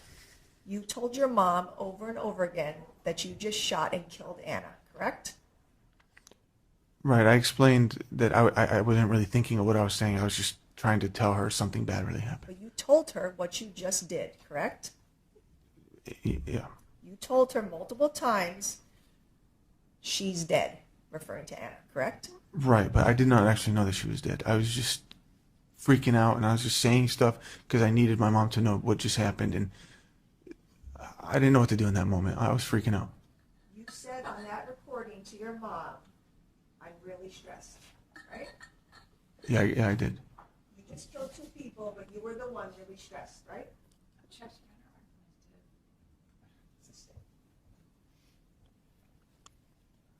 You told your mom Anna was a great wife, but I couldn't take it anymore, right? I have no idea what I meant by that. Well, you said that, right? I heard that, yes. Because she was with another man, not going back to you, and you couldn't take it, correct? I don't know if no, that's definitely not what I was saying. But what I was saying is probably along the lines of things have been so bad for so long, and this is just hard for me to take. On the phone call with your mom, you mentioned multiple times about killing Anna, but you never said Ray's name, correct? My mom doesn't know who Ray is. But I believe I mentioned that there was a man too, if I'm not mistaken. All right, you, after the phone call with your mom, instead of calling 911, you got on the elevator to leave, right? Yeah, my goal was to call 911 as soon as I got to the car. You didn't call, though, on the elevator. No, You just rode the elevator with Daniel, correct? I didn't want to startle anybody. I was freaking out myself. Well, you smiled at Daniel when you got on the elevator, right? Right? I mean, he was pestering me with questions. He insisted to get on the elevator with me. I was telling him, like, you could see me holding the door. I'm like, no, just we'll talk later. Yes, I was smiling because I was trying to maintain somewhat of a composure. And then you had the photo of the dead bodies on your phone, and you turned your phone away from him so he wouldn't see it, right? That might have been the last application that was open after I hung up the phone call, but I'm not paying attention to these things. You left the elevator through the Pinnacle, and then you exited through the Pinnacle, right? Yeah, because it's closer to where my car is. All right, and then you went to your car, and you put your gun in your safe, right? I opened the trunk, and that's where my safe was, buried under all my clothes. I opened it. I removed my firearm. I took out the magazine. I believe for a second I was going to just empty out whatever was in there. I had pushed out one, and then I just decided I don't have time for this. And then I racked it back, locked it in place, completely unloaded. So you stood at your car and you took the magazine out of your gun, right? This was all so quick. I mean, it's literally... Not asking how fast, I'm saying that's what you did. You took out the magazine out of your gun, correct? Yes. And then you put your gun inside the safe. Correct. Right? You put your magazine inside the safe. Correct. You took off your holster and then you put that inside the safe. I can't remember if I took my holster off, but maybe I would have, because it comes off very easily. And you took all those things off to hide the evidence, right? Objection on our arguments too. Overruled. No, I was not trying to hide anything in this moment. I was just trying to remove the firearm from me. Well, you had said that you had your firearm on you constantly for a couple days. Then why'd you take it off after you shot Ann and Ray? I don't want that fucking thing on me. After what happened, it's the last thing I want is on me. I was just trying to... Again, everything that makes Allie look like he wasn't trying to get away with murder all has a very easy explanation. Sure, he walked out of the apartment after shooting Anna and Ray, stood in the hallway for a second, then ran back in and pretended to just find their bodies. But that was only because he was in shock. He only called 911 and continued that charade because he was in a haze and couldn't properly think. He only removed the gun he kept on his person 24/7 because he was so horrified at what he had done, and so on. In order to believe Allie, you would have to give him the benefit of the doubt to an unnatural degree, but he doesn't see it this way. You testified yesterday that before you left the apartment, you went over to Anna and you opened her hands, correct? That's what you said? Yeah, I saw she was gripping something at one point, and then I took a quick peek. You put a bag of cocaine in her hands, right? No, I didn't. Why would you need to manipulate her body after you killed her? like I said, I went to go check on her the second time. I was screaming. I was crying. I noticed that she was gripping something. I just was. I was just. What the fuck is the word? I was just curious as to what she was gripping. I think I moved a finger or two, and then I saw it was just a bag. You actually were not crying on that surveillance video, right? When I went back into the apartment, I was screaming and crying for my wife. When you were screaming, but you were not crying, right? When I was in my apartment, I was crying. And you were talking to your mom, and you were not crying when you were telling her what you did, that you shot and killed Anna. You were not crying, correct? No, because I was in the outside space. Again, I'm thinking about trying not to freak anybody out or cause a scene, but you could clearly hear the distress in my voice. So what Ali said here is notable because it shows presence of mind. If the emotion we heard on the 911 call and in the call with his mother was genuine, he would not have been able to shut it off by the time he exited the apartment and was in the elevator with his neighbors. He would not be able to get a hold of his feelings and be able to interact with the public the way he did. But more importantly, if what he is saying here is true, he was in control of his actions while killing Anna and Ray. You are not crying. That was my question. Not when I'm talking to my mom, no. All right. You left the building at 3:07 p.m., and then 2 minutes later, you texted the photograph of the dead bodies to your mom, correct? Yeah. And you texted separately the 2 photos of the dead bodies to your dad, correct? It's the same photo. I texted it to my mom, dad, and Right. then But you did those separately, correct? it was two separate people. Yep. So you consciously made the decision to go onto your phone and send the first photo to your mom, correct? Yes. And then you made the conscious decision to then send the same photo separately to your dad, right? I did. I wanted them to know the severity of what just took place. I wanted them to know that I'm not joking. I'm not talking about a TikTok video, which I think my dad, at one point, he was wondering, he's like, is that fake? Or he's asking me if this is a video am I talking about. Because it just so happened to be my sister's birthday and they were at a dinner. Objection, non-responsive. You separately and consciously texted the dead body photo to your dad, correct? Yeah. And then 5 minutes later, you separately texted the photo of the dead bodies to Sammy Smith, correct? That's correct.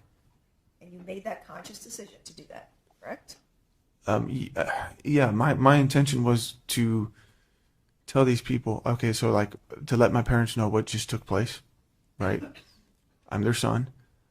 I was also at this point thinking about my daughter and who's going to grab her. I needed their help. I'm asking about your text to Sammy. Yes, but with Sammy, the reason why I had just threw him into that was because he was one of the recent texts, and I was planning to move in with him that day. I was supposed to hit the road that day, and remember I told him, I said, don't tell Anna, don't contact her.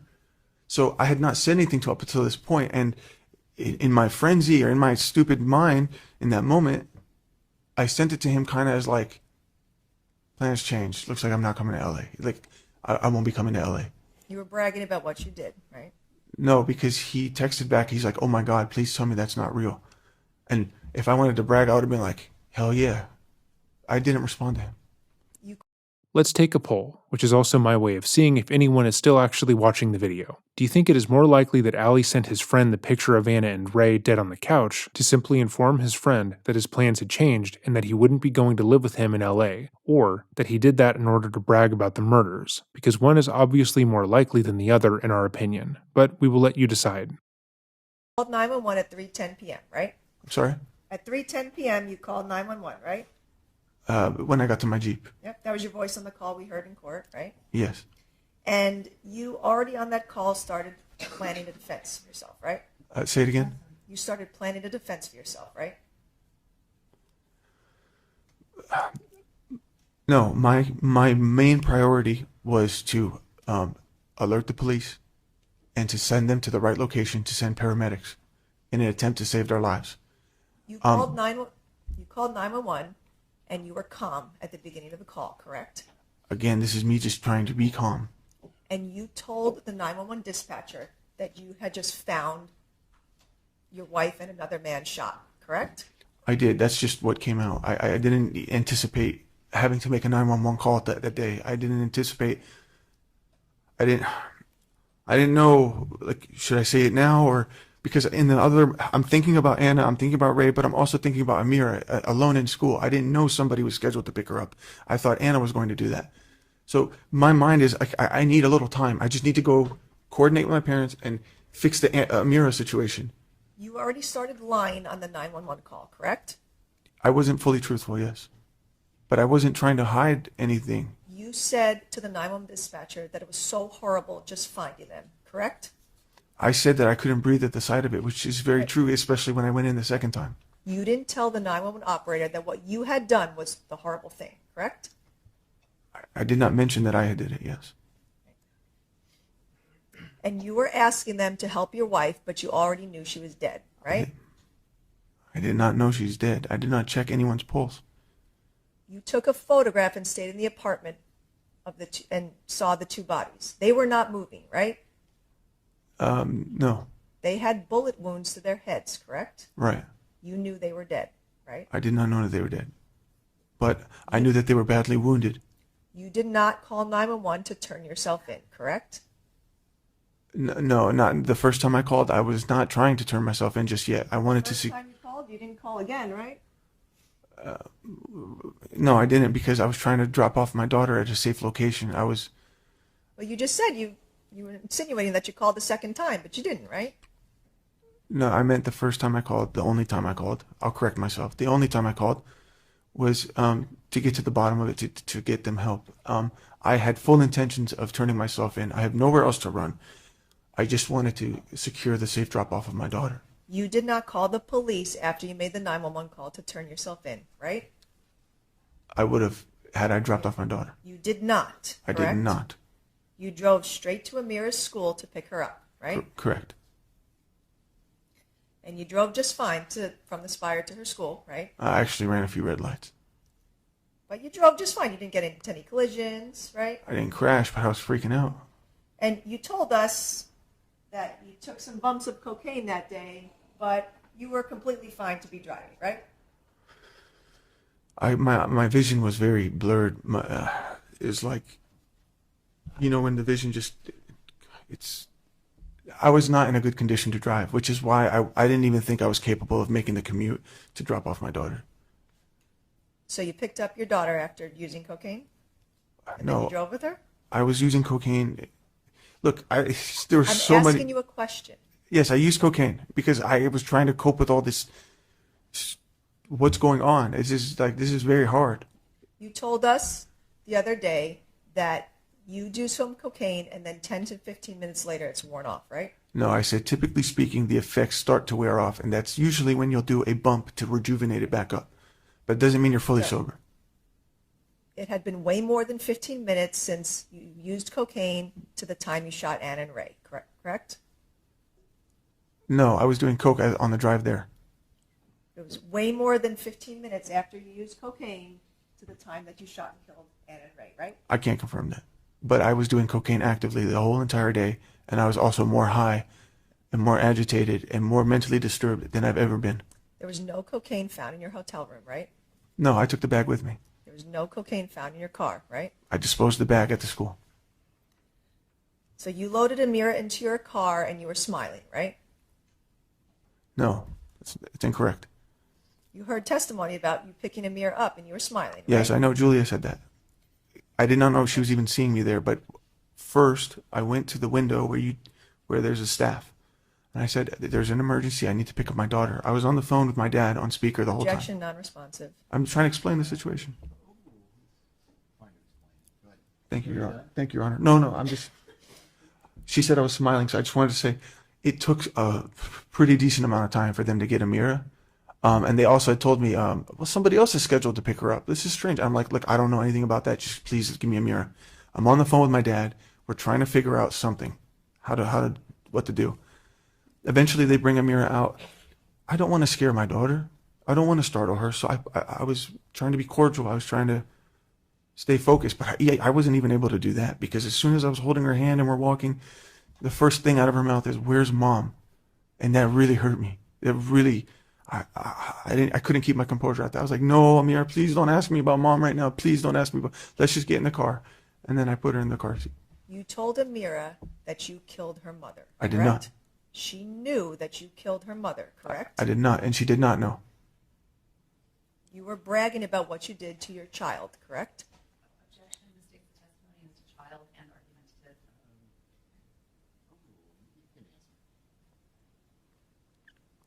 I had not anticipated to tell her anything. I just wanted to drop her off. But it wasn't until I saw that the police were following me and I chose to pull over.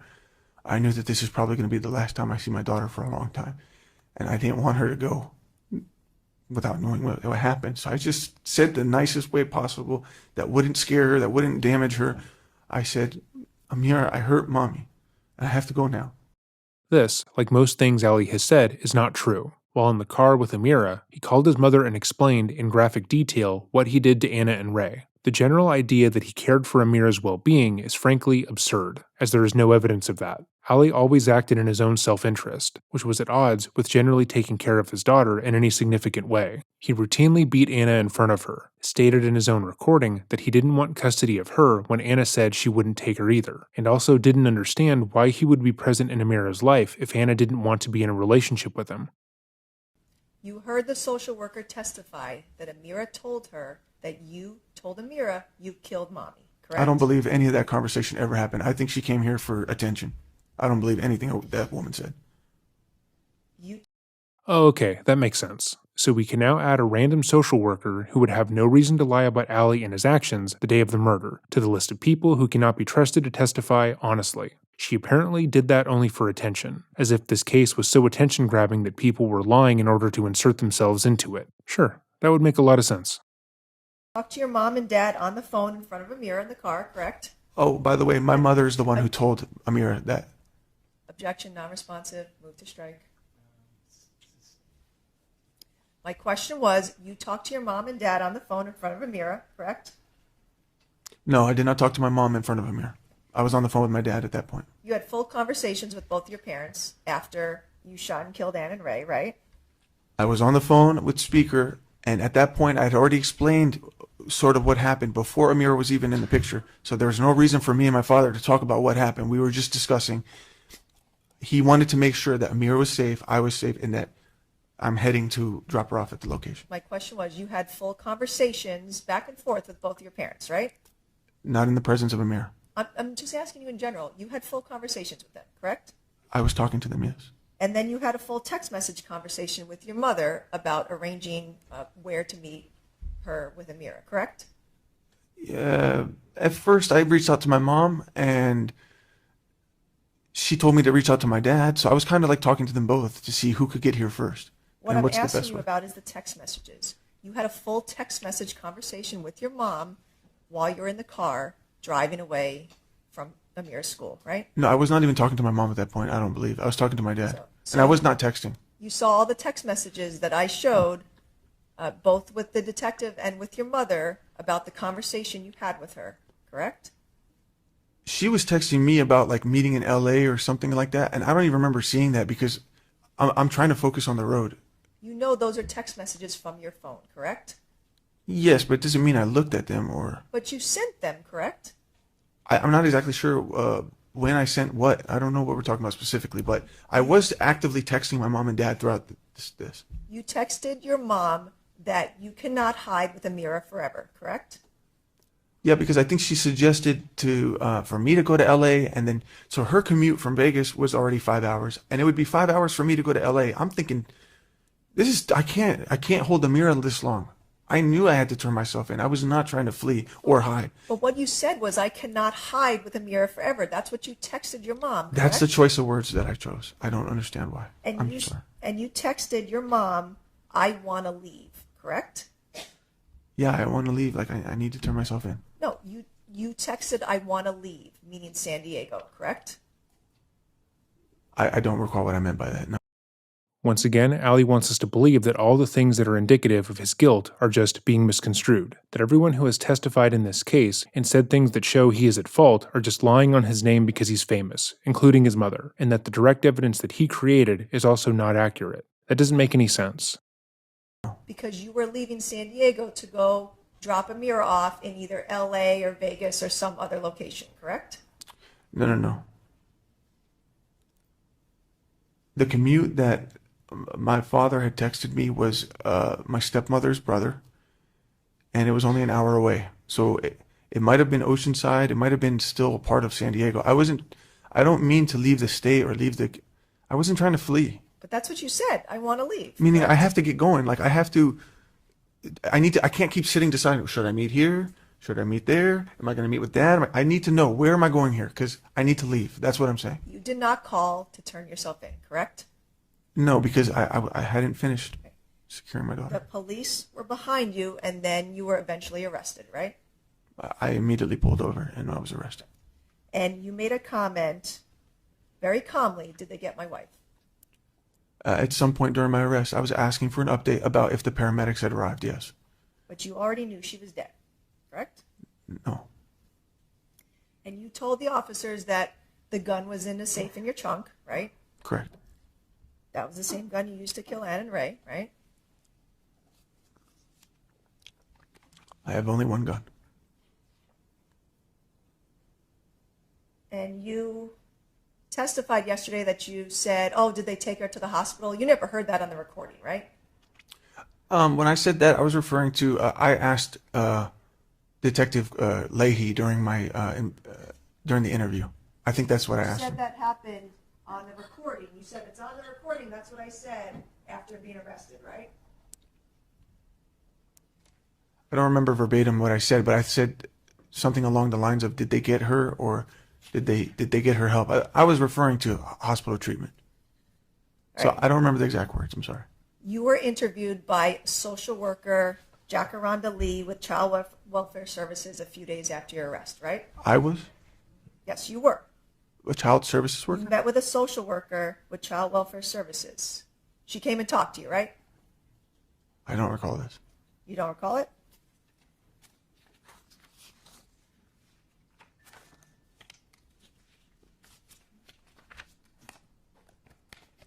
Okay, I'm going to show you the service log from the Health and Human Services Agency. Review this statement and let me know if refreshes your memory. Start down here on October 22nd, 2021.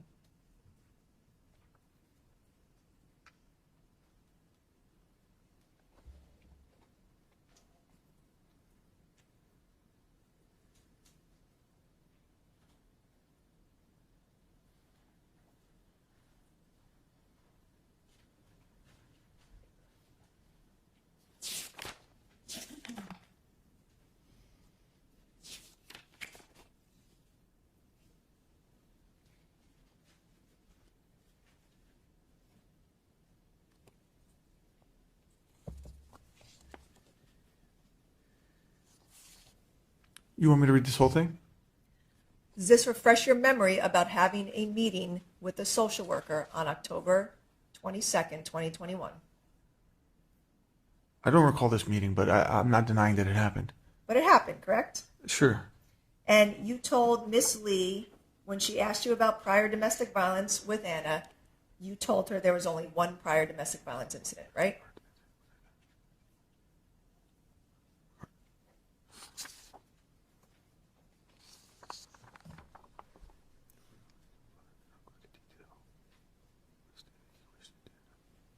Is that after where I stated I wished it didn't happen? I'm asking what you told her. She asked you about domestic violence, and you told her there was only one prior incident of violence on Anna, correct? This is a very long report. I don't remember the details of what I spoke about. I'm not denying these things, but let's just go with it. Take your time to read it. This is like, I don't. Where's the domestic violence part? Can you help me, please? The father asked this. I have that. Thank you.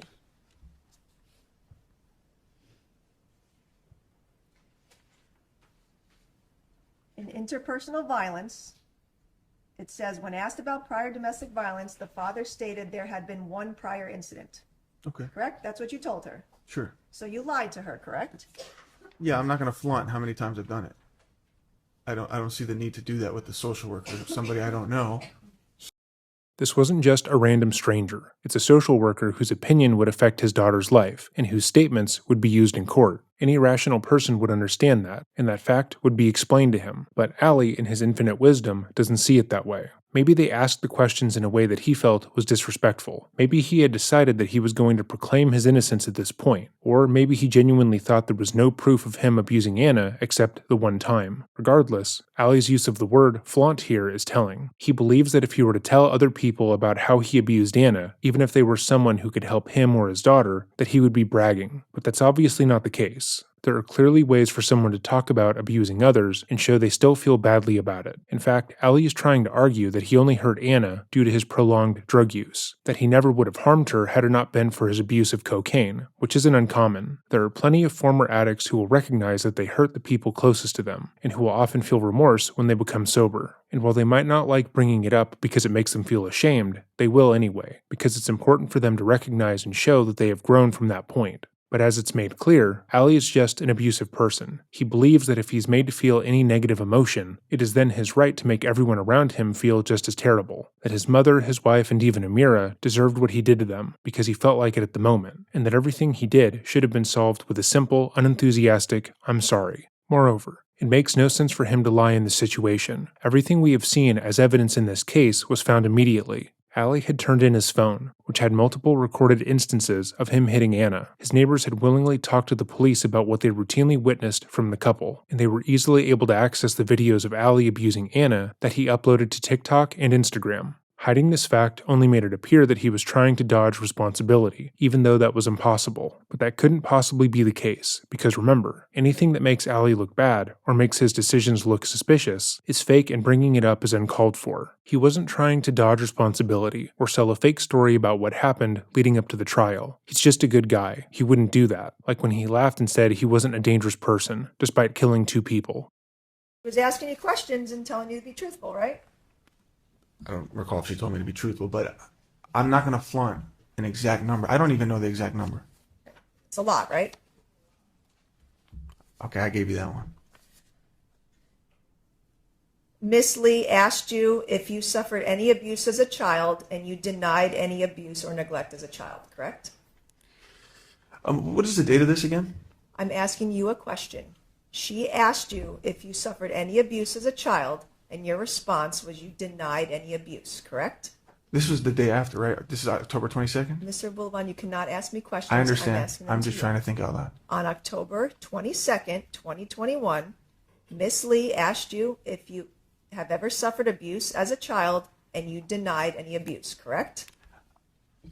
If that's what it says. That's what you said, right? You denied. I don't that recall you this abused. entire interview, and I was still recovering. I was still in my state of mind. I was still in a dark place. You told Miss Lee that you didn't tell Amira what you did to Anna, correct? That I didn't? That you did not tell her. Yes. And that was another lie because you did tell Amira what you did, right? No, I didn't tell her I shot mommy. I told her I hurt mommy. So maybe that's what I was meant. And you said to Miss Lee that your gun is always hidden from Amira, correct? Correct. But in fact, you have shown Amira your gun before, correct? No, actually, I was cleaning my gun one day in my bedroom, and Amira walked in, and she said, "What's that?" And you begged her to hold your gun, right? No. I had the pistol grip, which is just the handle part. It was completely disattached. The whole gun was unassembled. And I jokingly said, "Here, you want to hold it?" I said, "But make sure you never touch this." When she said no, I said, "Well, yeah, you're not supposed to touch this." You told your child to hold your gun, correct? No, I did not. And she did not want to because she wanted to be safe, correct?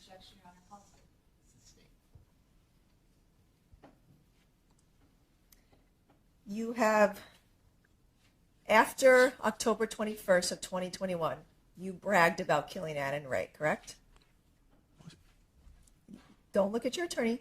Answer my question. I was just seeing if she was going to object. I'm sorry. You bragged about killing Anna and Ray, correct? Did I? You told inmate Brian Edwards that you killed your bitch and the man she was with, correct? Who is Brian Edwards? You said that to Brian Edwards, correct?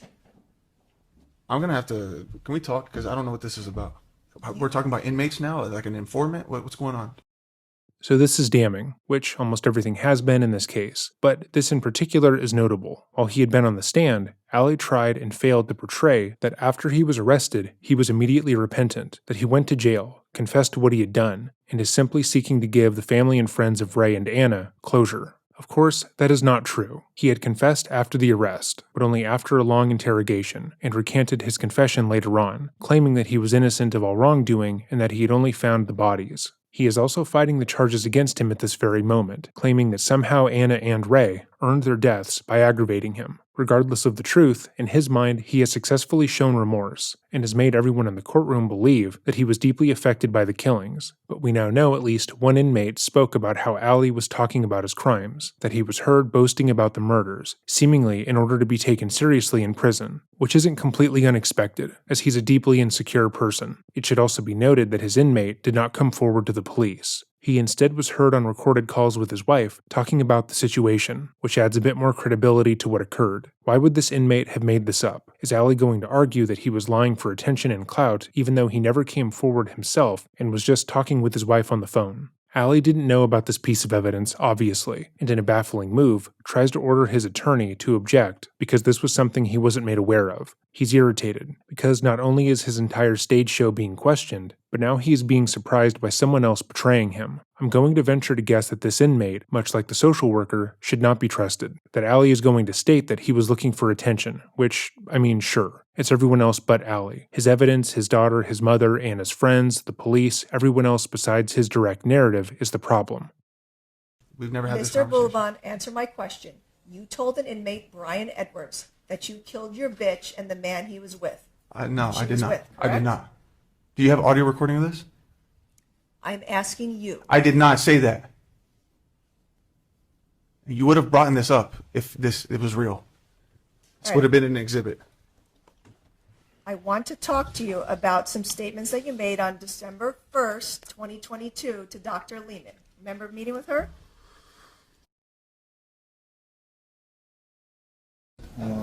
Move along. And counsel, what's up? Your Honor, right before we broke for lunch, a question was posed to my client about him bragging to an inmate named Brian Edwards about having killed his bitch and either the man she was with or her boyfriend. This information was turned over to the defense on disc number 22 of discovery. They are jail calls that Brian Edwards made to his wife and his sister about having heard information in the jail about Mr. Abulaban.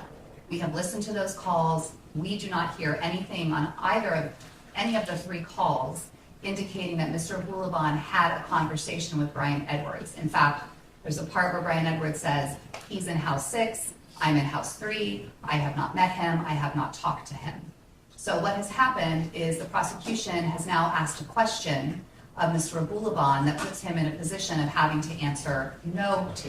The problem with that is that this entire case rests on Mr. Abulaban's credibility in front of the jury about what happened when he walked into that apartment and what his state of mind is.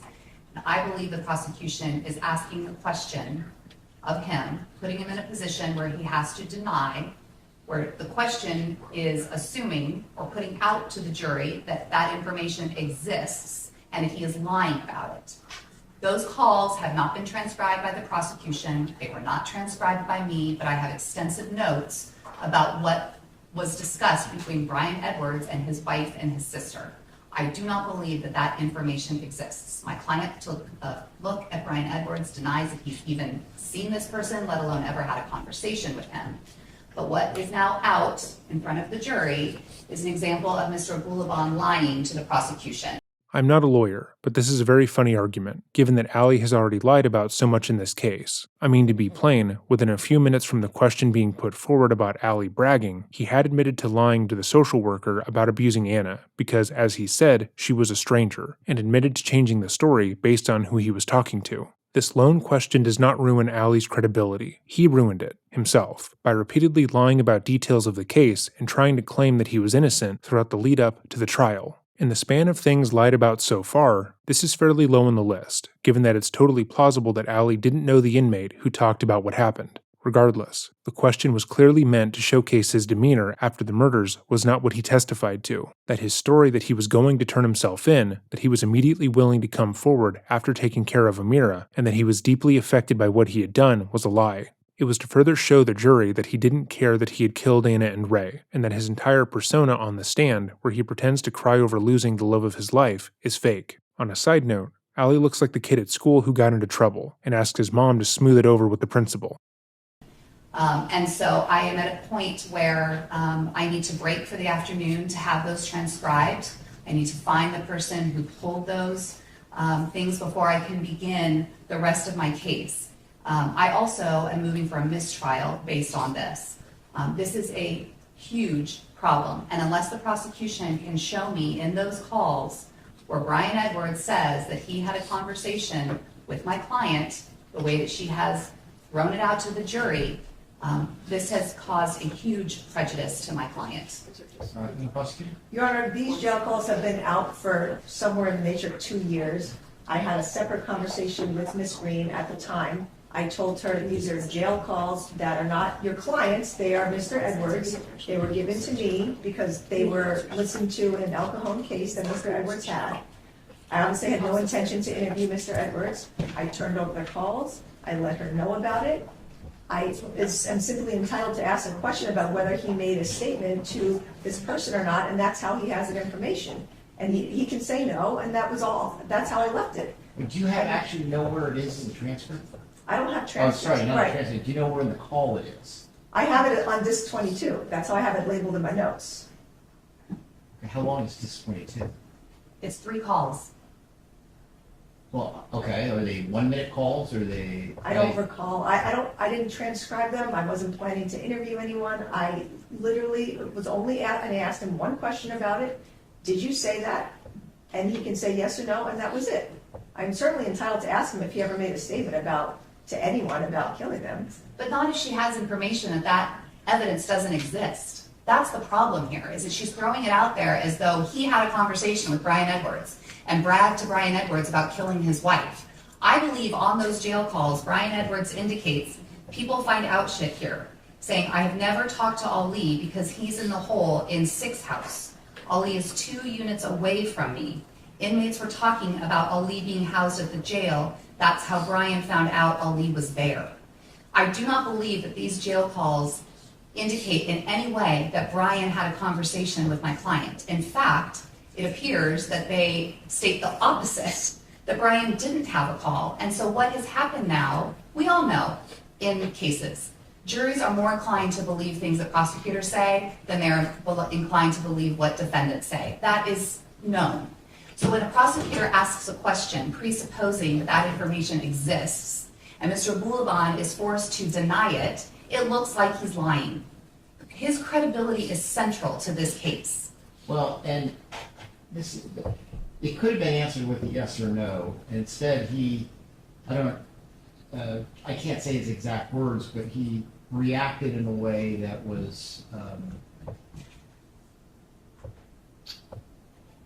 he reacted in a way that he wanted to confront the situation or challenge the situation, but it'd be nice if we could actually pull that out, because I think this is what's happened, is yes, you do have the right to ask that question, but I don't want to leave the jurors with the impression that that this is from defendant to Brian, because apparently the tape is between this Brian guy and his wife, right? And I would assume on the tape, somewhere along, assuming it's there, that Brian to his wife says, I know Ali, and Ali's saying he killed his bitch and whatever, like the boyfriend or whatever it was. I assume that that's there somewhere. Right, and so the insinuation is that the defendant told somebody about this for them to have this information. So that's all I was getting at. I wasn't trying to make it seem like the defendant, I had a recorded conversation of the defendant telling this to Mr. Edwards. I never asked that question, that doesn't exist. I don't have that.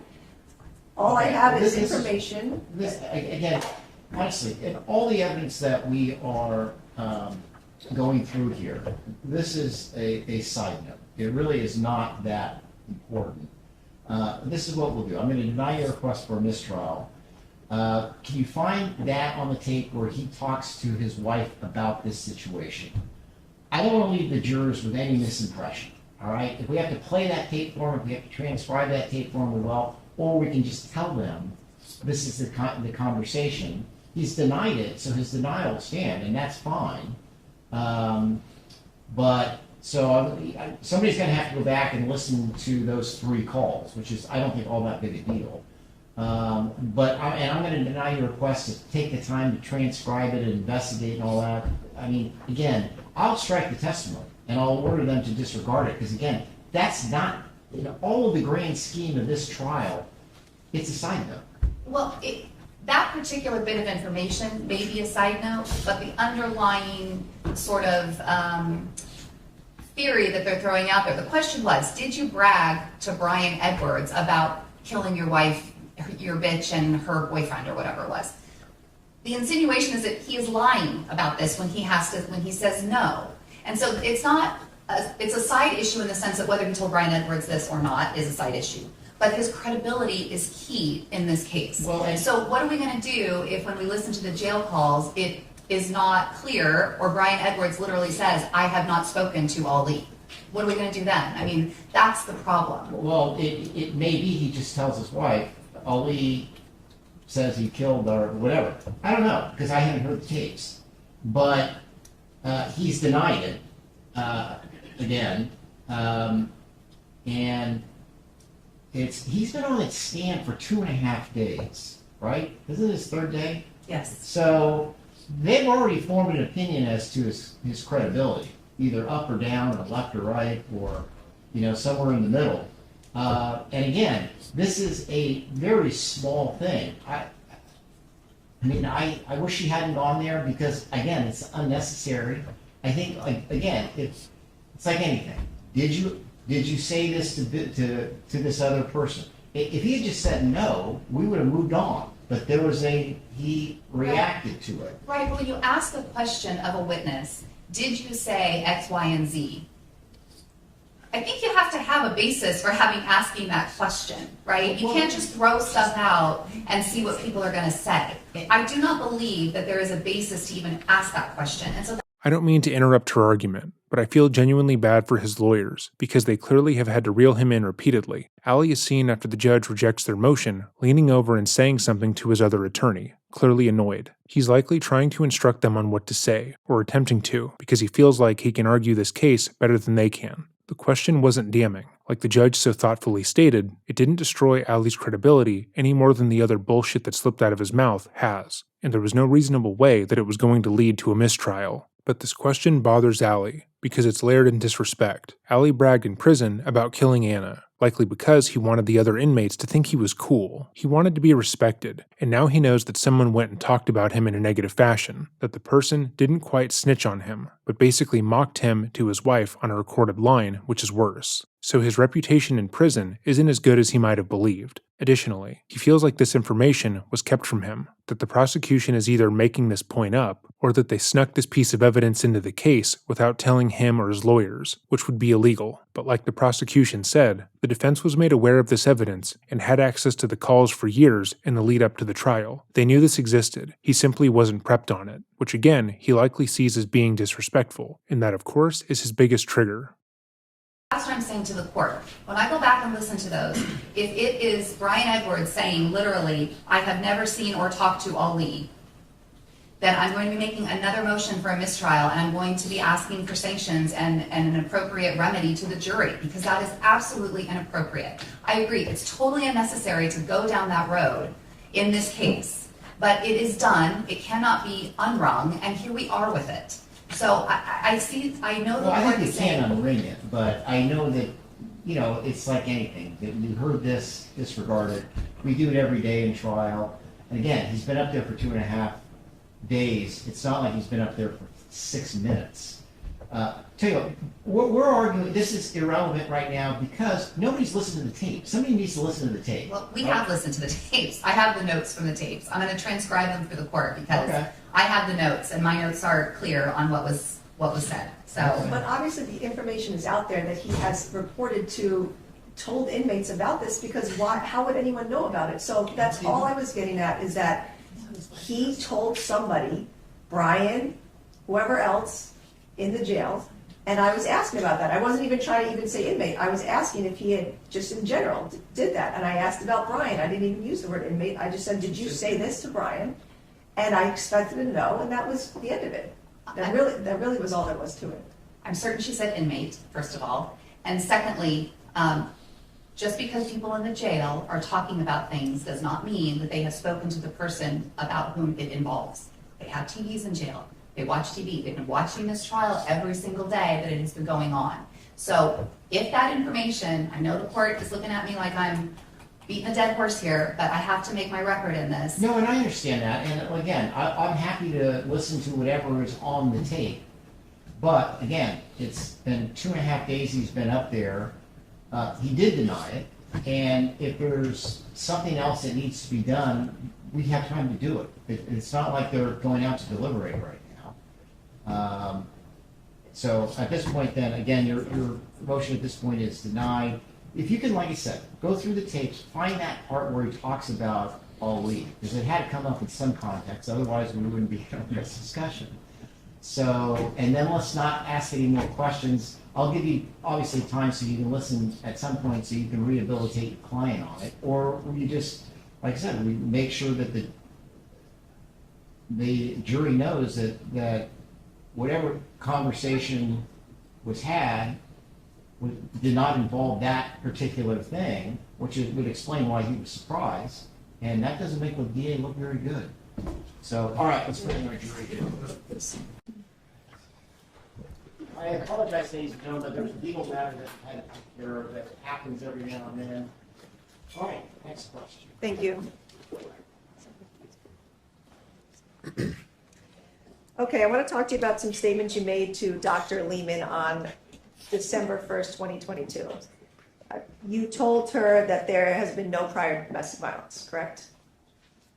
No, in fact, I shared a lot of intimate details of history of domestic. Wait, with me? Correct. So when she asked you about domestic violence, you made a statement there was no prior DV. Oh, I thought you were talking about my childhood. No. Okay. About domestic violence. That's how the notes were worded. You had said there was no prior DV. Is that a statement you made to Dr. Lehman?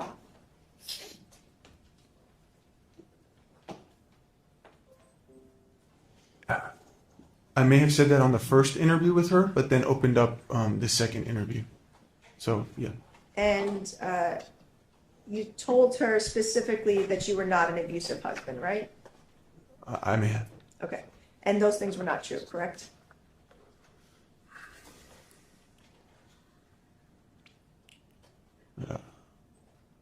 I have done things that I should not have, and I regret. But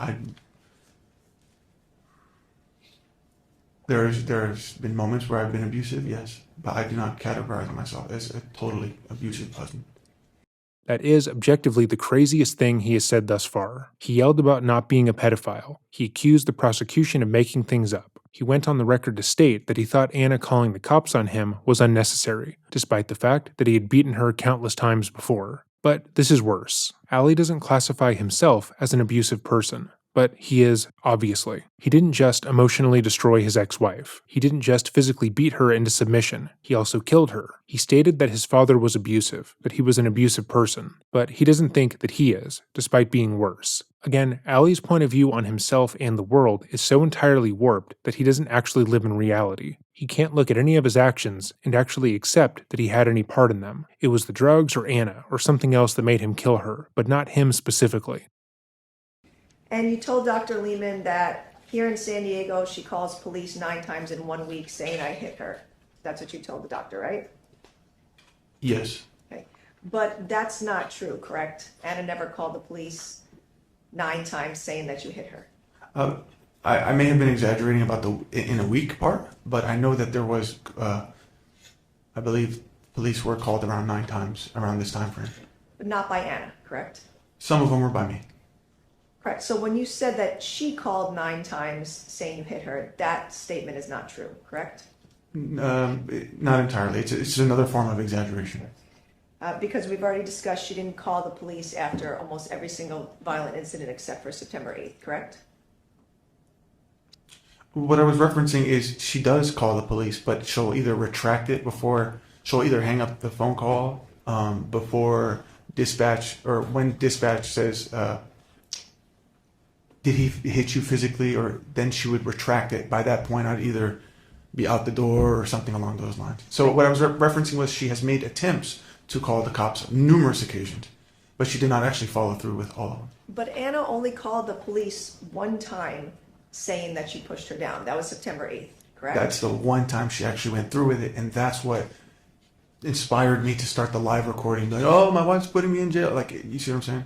But she only called the police on 2 other occasions to say that she was scared or wanted to get you out of the house, but never told the police you hit her. Right. She would always say it was just verbal, but she did call the cops on numerous occasions. You told Dr. Lehman that you couldn't afford drug treatment, right? What I was referencing was I did, during this 3-month period, I did reach out to both police, asking for them to please place me in a rehab. I have no experience with rehabilitation clinics, and I'm not familiar with mental illness.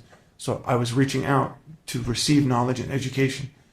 There is actually recording of my interaction requesting police put me in rehab. They told me they can only recommend places.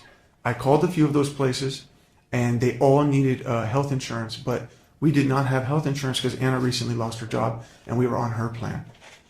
Just pausing to point out that now, after hours of testimony, Ali says he had no experience with rehab or mental health treatment, despite saying earlier that he went to the neuropath therapy. We already addressed that that was a lie, but now we can say conclusively that it was.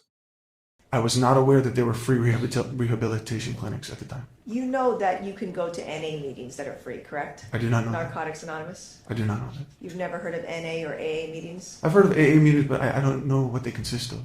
But you never tried to get treatment like AA or NA that are free, correct? That's what I'm saying. I didn't know that these things were available, or that they were free. You said you did know about AA, correct? I said I did not know what they consist of, and I did not know that they were free.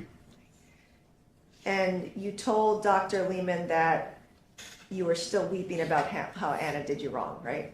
Still what? That you were still weeping about how Anna did you wrong, correct? At the time when I spoke to her, I was still trying to make sense of certain things. Initially, at the time frame of when this all occurred, I was in the victim mindset for many things. But since I've been, I've had a lot of time to deeply reflect on what my role was and how I could have done things better. I've seen and gained understanding of how certain things were my fault or I could have been better. So what I was trying to say is there were moments where I would weep and feel like she did me dirty. There were moments where I would scream, how could you do this to me, Anna? Even after the shooting. But this is just me trying to heal and try to understand. But now I don't exactly look at it that way anymore. But you're still... He says that he doesn't exactly look at it that way anymore, while sitting on the stand defending the murder of his ex-wife and her new boyfriend by saying that it was her fault. He does still look at it that way, based on his actions and everything that he has said while on the stand. He feels like Anna deserved to die, that he would not be in prison, away from his precious TikTok followers, had she been a better woman, and that of course he is not an abusive person. Ali tries to mold himself into what he thinks people want. Here, he is attempting to be contemplative and remorseful, even though he doesn't actually believe he's done anything wrong, but he doesn't realize how transparent he actually is. Blaming her a year later about doing you wrong, correct? Right, so it did take me a long time to recover. This was not an easy thing to recover from. A lot of the questions that you answered on that personality assessment inventory were lies, right? My answers were lies? Correct. That's false. When you say that sometimes I'm very violent, you circled somewhat true? That's somewhat true.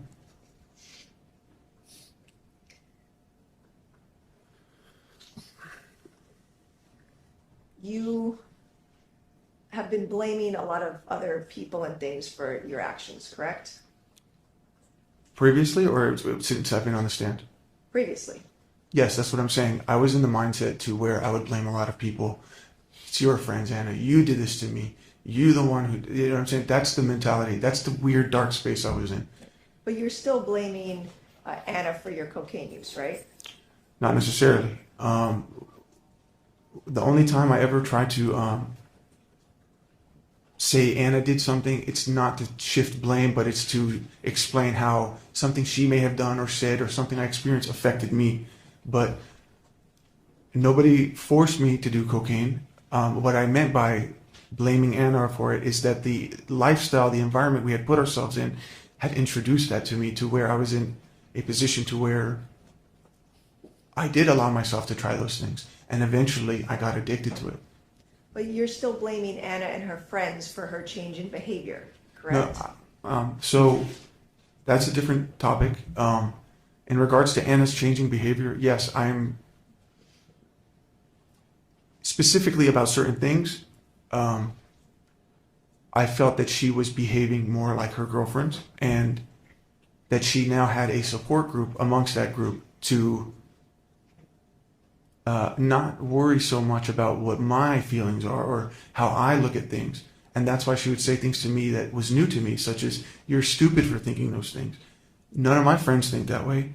You're just jealous of my new happiness." That's what she would say to me, when in reality I was just trying to communicate, as I always did with my wife.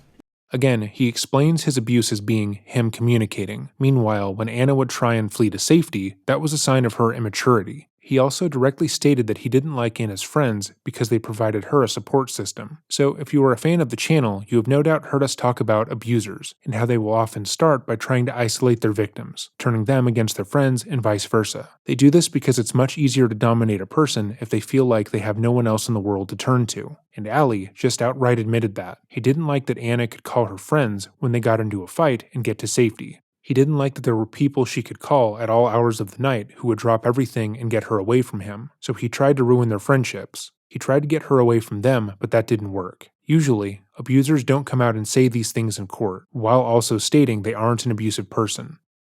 You are responsible, though, for your actions, correct? 100%. Okay. And Ray, as a single man, was entitled to have a relationship with Anna, correct? Absolutely not. She had left you, and she was entitled to move on from you and have another relationship, correct? No. No, she was not entitled to that. Objection, our calls for, it was a compound question calling for multiple answers. Do you understand the question? No, I rushed to answer that. I'm sorry. After Anna had left you and was separated from you, she's entitled to have a relationship with another man. I disagree.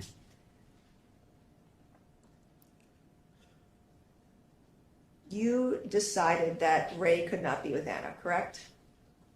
I never knew he was with Anna. No one else could have Anna but you. Isn't that how you felt? That's not true. If she He just said that. What the fuck? Every sentence, he says contradictory things and I feel like I'm going insane. He just said that even if Anna left him, she was not allowed to start seeing Ray, that she was not allowed to see anyone else, even after ending their relationship. But when asked the same question in a slightly different way, he says that he wouldn't have a problem with her being with someone else. wasn't with you, she couldn't be with someone else, right? No, in fact, I've told her many times, if you're going to go out and do these things, don't stay married to me. I'm not going to allow someone I'm married to. I don't want to be married to somebody who's going to go out and sleep around. And I would say things like, you're not going to turn me into Michael, which is Julia's husband. I would say that all the time. You're not going to turn me into one of your girlfriend's husband where they stay at home every week and you can just go out, do whatever the hell you want, sleep with whoever the hell you want. Sorry. Sleep with whoever the hell you want. It's not going to work. In the past, you have told your cousin Louie, if I can't have her, no one can, right? I don't recall saying that. Nothing further, thank you. So that is where the prosecution rests. The following is the rebuttal, and then we can never talk about this guy ever again. But before we get into the redirect, let's go over what the prosecution properly established. Ali's credibility has been destroyed to such a degree that there is no feasible way to recover it. Not only did he claim that he wasn't abusive on the stand, despite putting forth multiple videos of him beating Anna, he lost his temper multiple times. He made aggressive side comments, flew off the handle, and worst of all, aggressively mimed his annoyance while listening to the recording of the murders that he made. Any hope of coming off as repentant would be completely shot because the jury witnessed him get aggressive with the female prosecutor. The defense now has the impossible task of trying to redeem him in the eyes of the jury, which of course is impossible. So, let's watch. Your Honor, given our conversation earlier, I'm not gonna be able to finish with him Oh, that's all right. today. Okay. Yeah. I understand. Good afternoon. Good afternoon. I'm gonna start talking about a couple of things that were discussed yesterday. So bear with me as we move from yesterday to today's conversation, okay? Okay. Could you pull your mic closer, please? Sure. Thank you.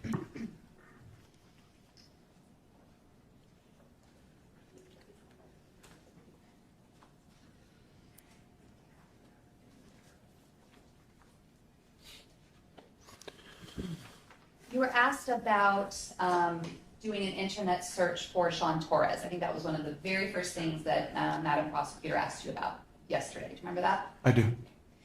You did not recall at the time having done an internet search on Sean Torres. I do not. When you saw today maybe some more information, another question was posed to you about having Google searched Sean Torres. I actually don't recall ever seeing Sean Torres on any of the results that were shown today. My question was, well, I guess you did answer that. We didn't see anything I about didn't see it, anything is that about right? it. Okay. Correct. Give me just 1 second. You and Anna had a conversation over text on 10/19 of 2021 where you said to her, "I don't think you ever loved me. I was just Sean's rebound." Do you remember that? Having that conversation at all? Yeah, I've said that to her a few times. I'm going to approach and show you Defense Exhibit 43. Just keep a hold of this while we're talking about this, okay? Okay, thank you.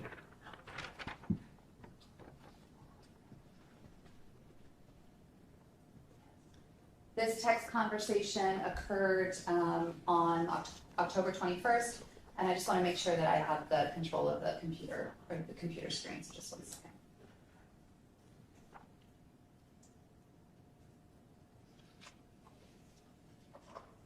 No, that's okay.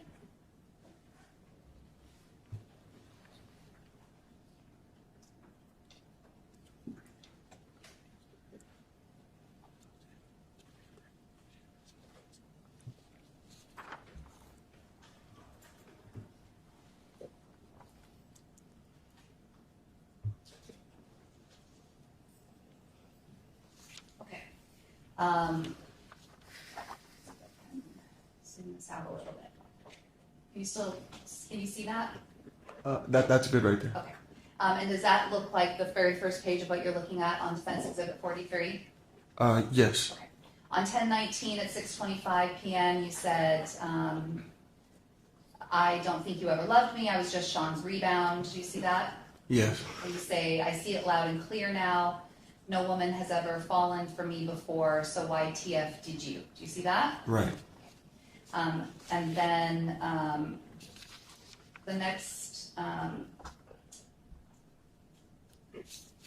there is this screenshot of having had a having searched Sean Torres, Kadena Air Force Base on October 19th. Is that correct?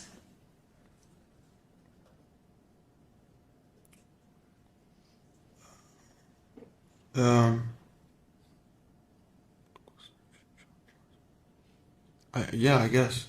Okay. So after accusing Anna of you being only to her Sean's rebound, you then looked Sean up, you Google searched him, right? I guess so. Okay. Did you Google search him because Anna had been talking to him in San Diego? No, there was no any indication of that at all. You Google searched him right after having accused Anna of you being Sean's rebound, right? Yes. And is that the reason you Google searched him? It sounds like it. I probably was just checking on him to see what he's up to. When Sean came in and testified and said that he'd been in contact with Anna all this time in San Diego, do you have any reason to believe that that is true? None whatsoever.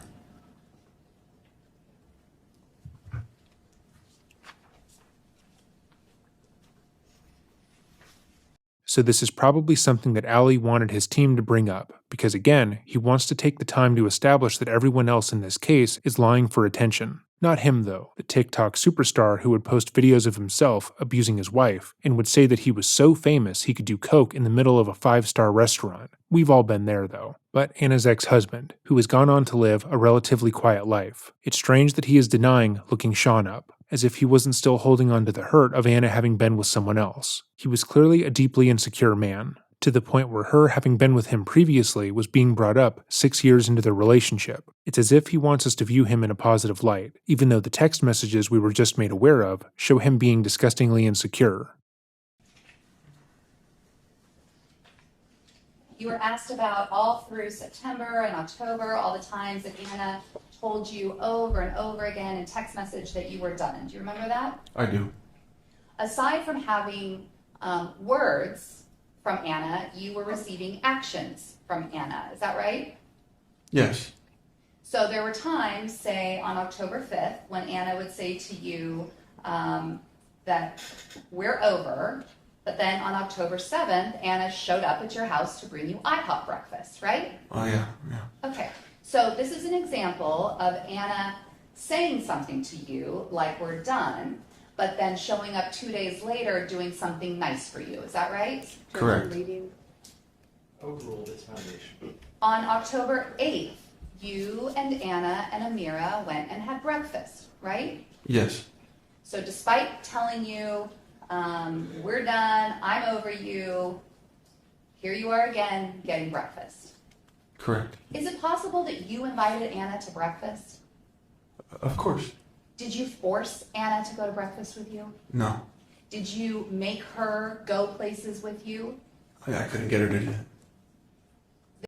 Again, Anna wanting to have a cordial co-parenting with Allie was not her leading him on. It wasn't her giving him mixed signals. It was her trying to establish that they had to be in each other's lives, so they might as well be friendly. To frame it as anything besides that is frankly disgusting, but obviously this is his main defense. This entire time, you knew that Anna was living with Claire, right? Yes. Did you ever show up uninvited at the base? No. Did you ever use your government pass to go in and track Anna down? No. Did you ever go and push her into your car and make her go to breakfast with you? Never. Those were all things that, despite telling you she was over you, she did things with you. Correct. On October 3rd till October 13th. Yes, I have. When? Well, Julia's party, right? That was September 11th or 12th, Okay, right? okay. So after that. Sorry. On October 13th, Amira stayed the night at your house, didn't she? Yes. Anna brought her to your house, didn't she? Correct. And this was after we all have seen that on September 8th and September 11th or 12th, you put your hands on Anna, right? Right. And yet she still brought Amira to your house to stay with you Correct. and let Amira stay home alone with you, right? Correct.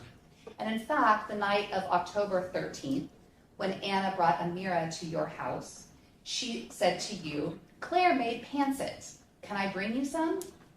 Oh, yeah, yes. Objection, leading question. Yes.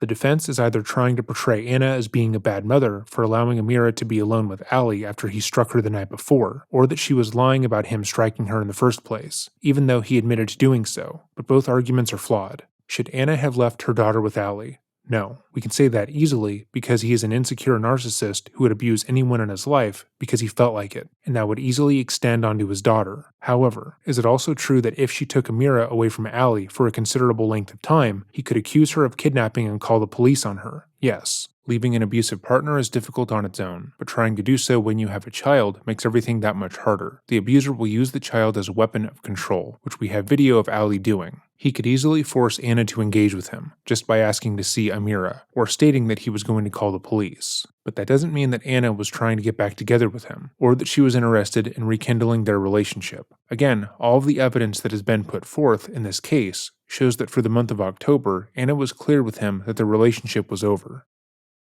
And you said, I'd be surprised if Claire wanted me to have any pancit that she made, right? Right. And Anna actually said, no, Claire wants you to have it. Do you remember that conversation? No, I do, yes. And Anna dropped Amira off at your house, and you texted her later saying, thanks for laughing and being silly with me, Yes. right? Yes. Because she stayed at your house on October 13th and hung out with you Correct. and was silly with you Yes. and laughed with you, Yes. just like old times, right? Correct.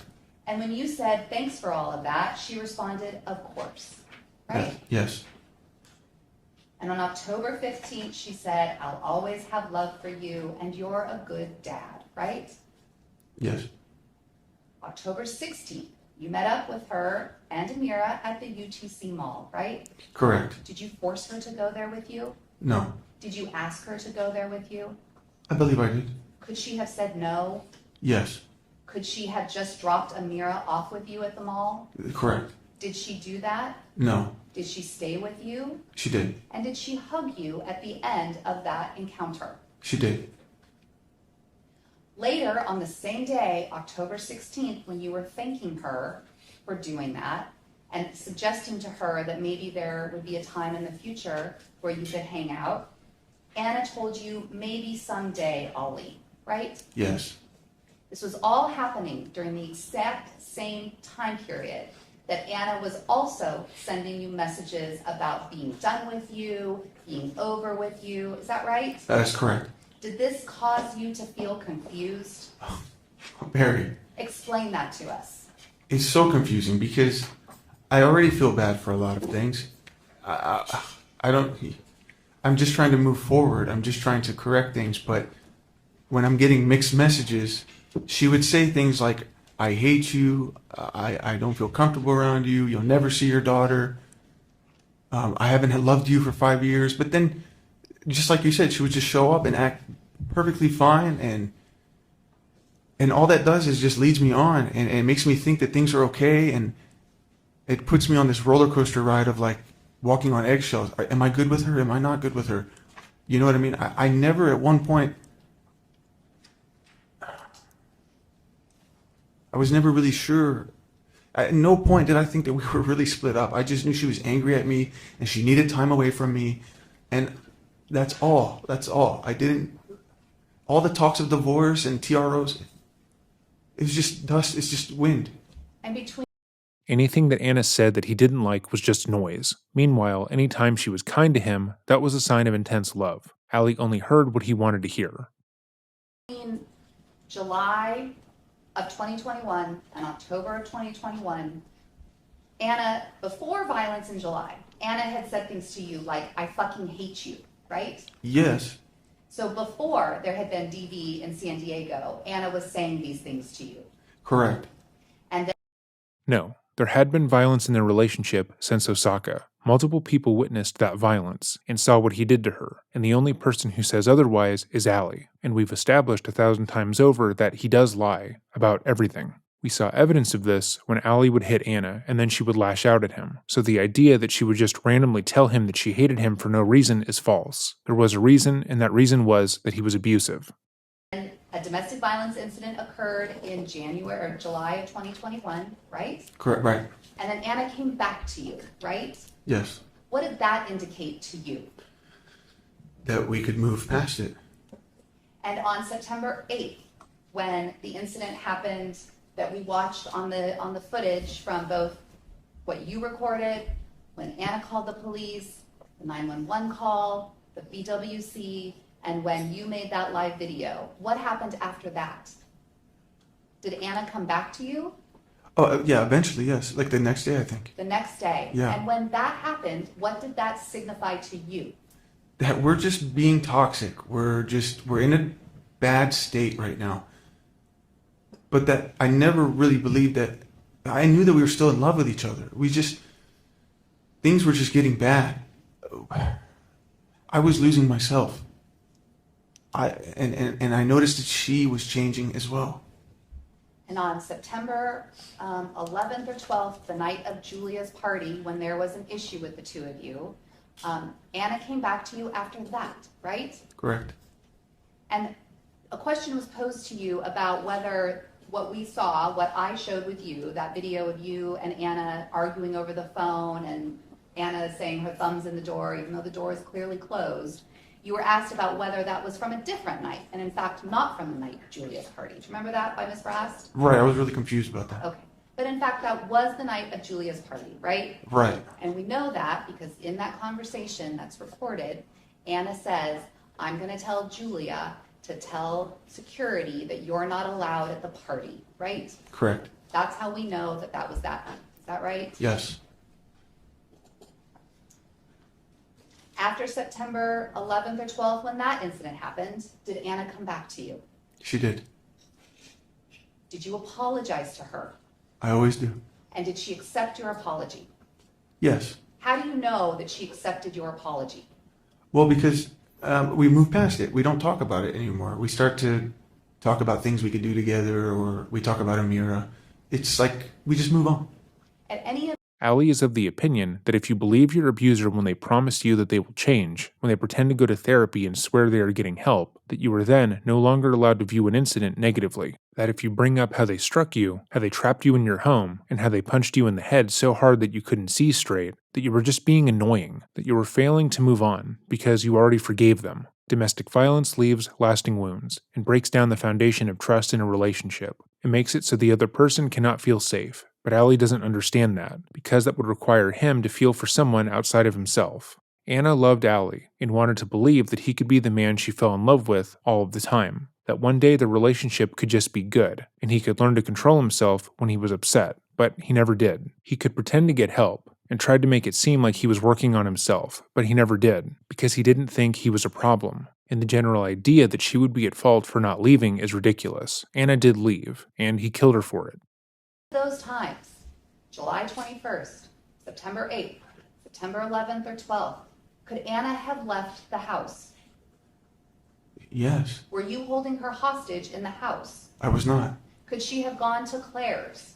Yes. Could she have gone to Julia's? Yes. Could she have gone to Diana's? Yes. Could she have gone back to Virginia?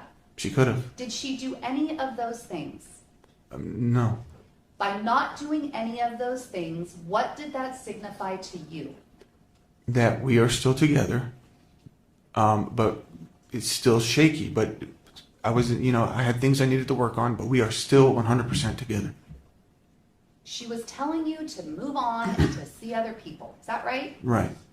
Was that confusing to you, given that she's back in the apartment with you? Yes. There would be moments where she would just bring up something old or something that happened that I thought we were already over, and it would just reignite an argument. And she would say things like that because she knows I don't want to do those things. I don't. Because she knows the idea of Anna seeing other people or I seeing other people. That's not what I want. I want us to be together. She says those things to get under my skin. And after the incident of Julia's party, at some point Anna up and disappeared, right? Yes. Did she take Amira with her? She did. Did she block you? She did. Did she tell you where she was going? No. Did she tell you where she was going with your daughter? No. Did you hear from her for a period of a week? No, I didn't.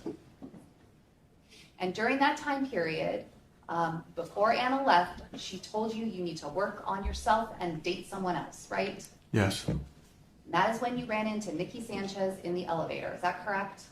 That time frame, yes. When someone is telling you during this time period, we're over, I'm out, she disappears, she takes your child, she blocks you, and before doing that, she tells you other people is what you should focus on, seeing them, what are you thinking?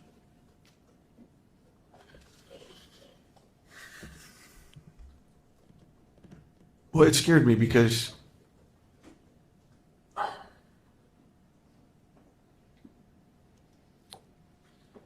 it's very confusing to decipher what she's really saying. It just confuses me. I don't know what to do with that information. And during this time period, are you sleeping? No, Are you using coke? I am.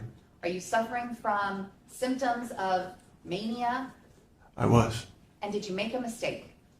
Yes. You slept or tried to sleep with or had some sort of sexual encounter with Nikki Sanchez. Is that right? Correct. After that happened, over the course of some period of time, you confessed that to Anna. Is that right? That's right. And what was Anna's response to that? She went crazy. She started cursing at me. She's like, I always come back to you. I always give you a chance. I'm the only one that'll ever love you. She started packing her stuff, and she just left the house again. And she was fighting for your phone, Yeah. and she wanted to know who the girl was. Right. She not only did she just take that information, she wanted to investigate it. She wanted to confirm it for herself. Again, we listened to this interaction. Allie threw him sleeping with a 19-year-old in Anna's face, told her that this other woman was going to be Amira's new mother, and that she was better than Anna in every conceivable way. It wasn't a confession, it was an attack. And it worked. He got what he wanted, which was to hurt Anna. As we've seen, Allie viewed Anna having an emotional reaction as being a sign that she cared for him. So much so that when he threw him sleeping with Nikki and other women in her face in the month of October, he was upset that she wasn't furious. Because the idea of either of you being with someone else was not something that was acceptable in this marriage. Is that right? 100%. Not acceptable to you No. and not acceptable to Anna. No. And we heard a 45-minute recording of Anna coming into the apartment asking, where is she? Where is she? Who is she? Right? Correct. And trying to take your phone to look up who this person was that you were telling her you had been with. Is that right? That's right. Asked and answered. And based on that conversation that continued, you and Anna both had pretty much an emotional breakdown, and you came back together at the end of that. Is that right? Yes. And did you think at the end of that, which culminated in the two of you making love, that you were back together? 100%. And that Anna had forgiven you for that terrible mistake you made? Yes.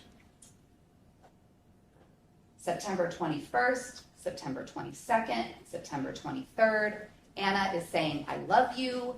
You're saying, I love you. She's taking you to the airport. Is that all correct? That is correct. She's telling you, you better not do anything stupid in Miami, right?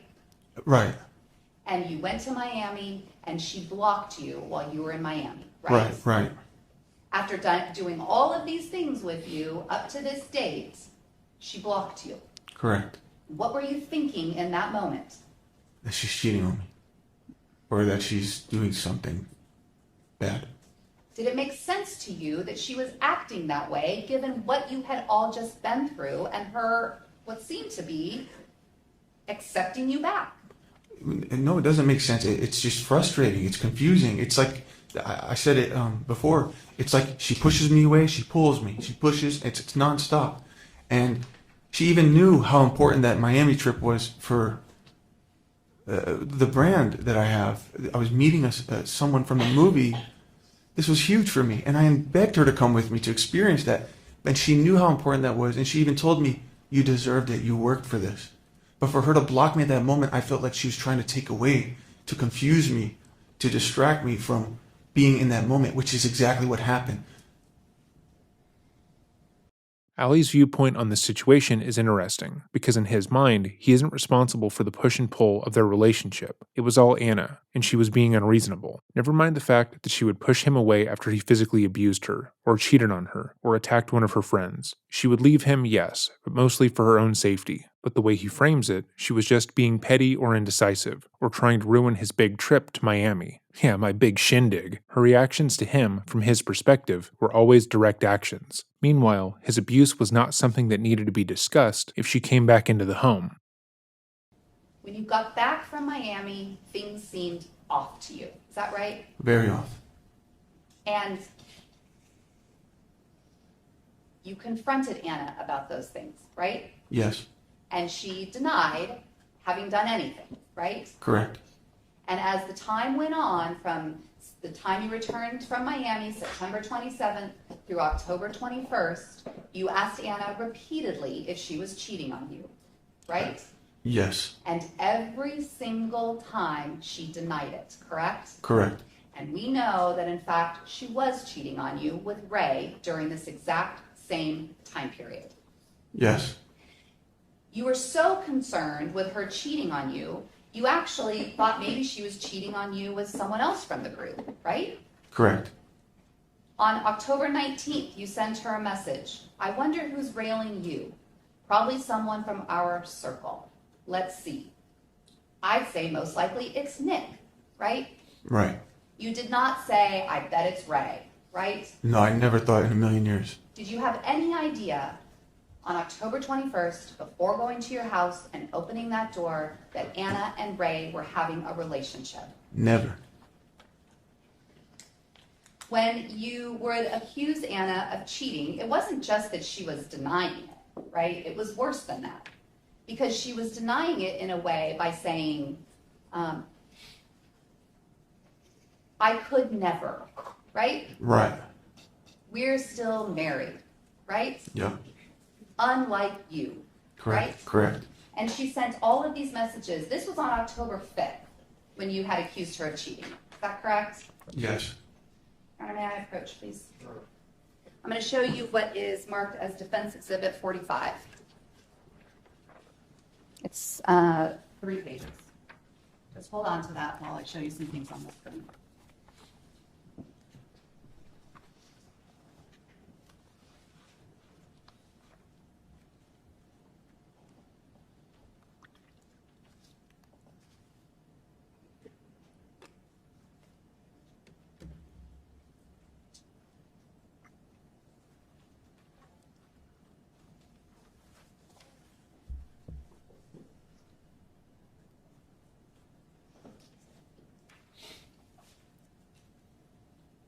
Does that look like what's starting out on the first page of D45 that's in front of you? Yes, ma'am. October 5th. Love yourself and stop with drugs, Anna sending to you, right? Yes. You said, okay, thanks, good night. And then 2 minutes later, you followed up with, have you slept with anyone else? You could be honest, Correct. since you're over me now, right? Yes. Anna, not even 30 seconds later, no, I could never. Is that right? Correct. We're still married, right? Right. Unlike you, right? Right. Anna was having an affair with Ray during this time period, right? Objection asked and answered. Pausing again because I want to ask a quick question. Why do you think Anna lied to Allie in this way? Genuinely. Do you believe she was lying in order to mess with his head, to make him feel crazy, so she could regain dominance in their relationship and further abuse him as Allie wants to put forward? Or is it more likely that Anna knew that if Allie found out she had started seeing Ray, that he would escalate his aggression and that her life would be in danger? This is someone she knew she would need to see because they shared custody of Amira. She couldn't just move on with her life the way he claimed she could. Moreover, he had spent the weeks badgering her, sending her multiple threatening texts and phone calls, saying he was sleeping with other people, that she was a bad mother, that he hated her, and he was never going to let her be with anyone else. So the very idea that she was trying to toy with his emotions for no reason is false. She was not safe enough to be honest, and that fact is being weaponized by the very person who killed her. Actually, also say this leading, so. Do you know, as you sat here through this trial, whether Anna and Ray were sleeping together during this time period? I do. Objection asked and answered. They were, right? They were. And then you loved We're Still Married. Why did you love that? Because it gave me hope. These are the things that I wish she would say to me. Like, I've been craving for her to say. It's assurance for me that we're still good. She never once said to you, it's none of your damn business who I'm sleeping with, did she? No. She never once said to you, I can do whatever I want. I can sleep with whoever I want. It doesn't matter. It shouldn't matter to you, right? Objection, leave She the never- compound. She never said those things. On October 18th, she sends you a message, I hate you so much, right? Yes. You say, if that's the case, then tell me everything I should know, right? Correct. Are you or have you had sex or been talking/seeing anyone since we split? And she said no, right? Right. Objection asked and answered. These statements have been read into the record already. And then after she said no, that wasn't enough. She said, I can't do that, right? Right. You said, just need the truth. And she said, I told you already. Correct. I do not and will never do that, right? Right. I'm still married, right? Right. Unlike you. Objection asked and answered. Correct.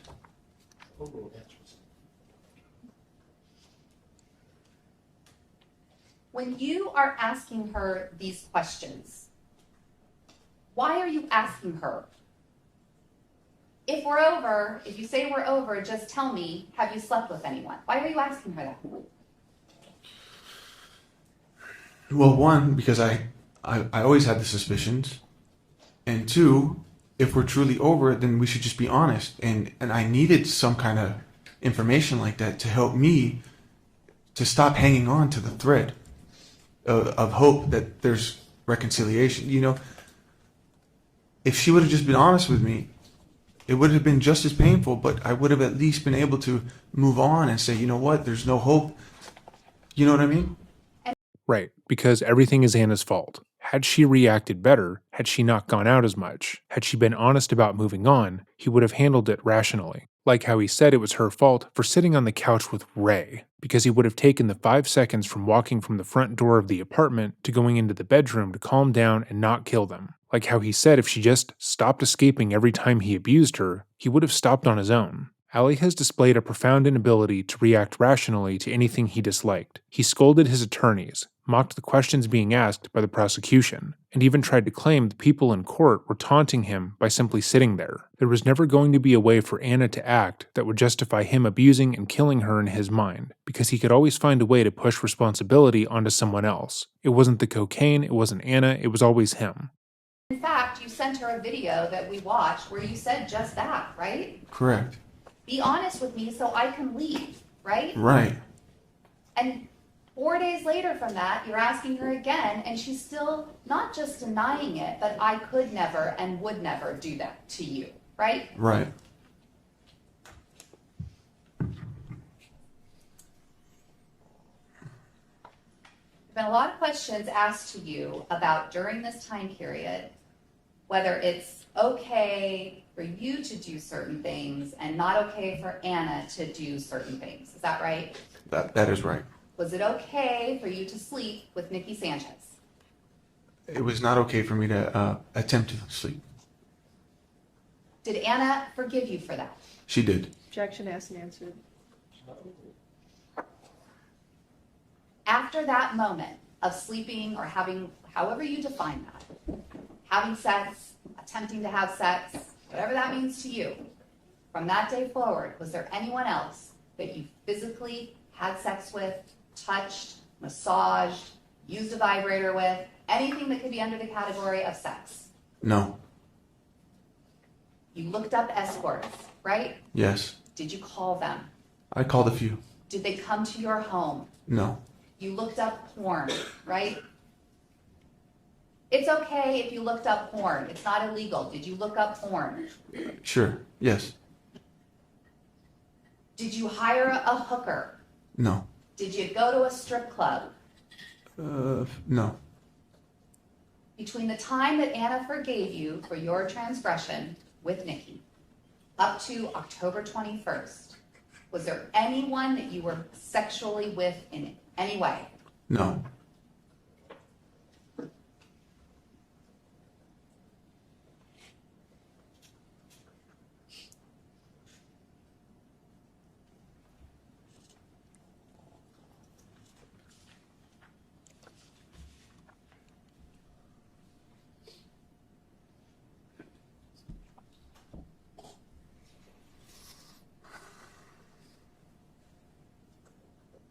Did you call Anna terrible names?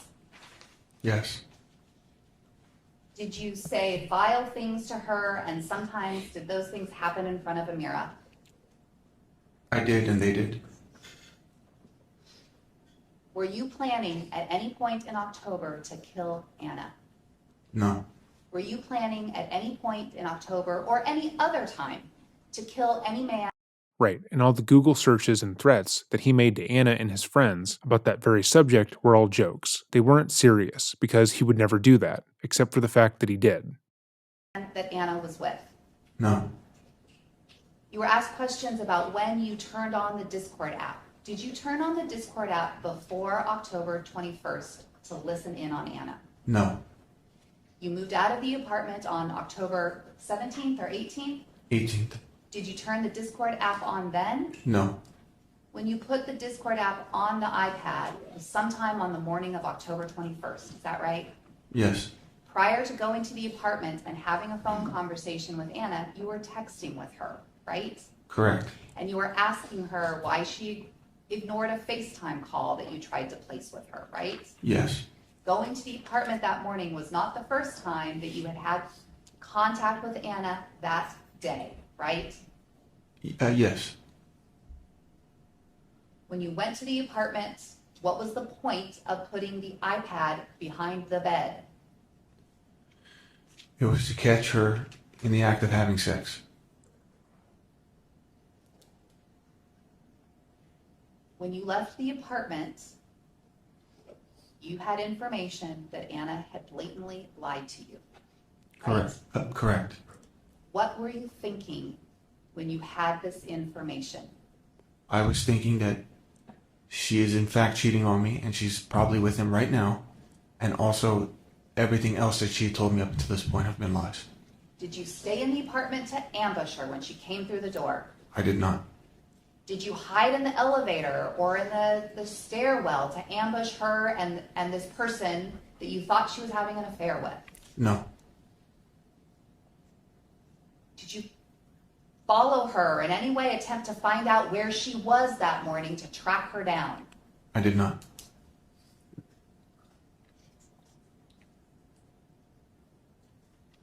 We spent probably about 30 minutes talking about trash cans in this cross-examination of you. Did you search for trash cans? I did. Did you take one of those Google images and replace Anna's picture in your contact with a trash can? I did. Were you calling Anna trash in that moment? I was. Did you look up trash cans to hide bodies in them? No. Did you think when you looked up Googled decapitated heads plus cartel that you were planning a cartel hit on Anna? Absolutely not. Were you planning a decapitated head cartel hit on anyone that Anna was with? No.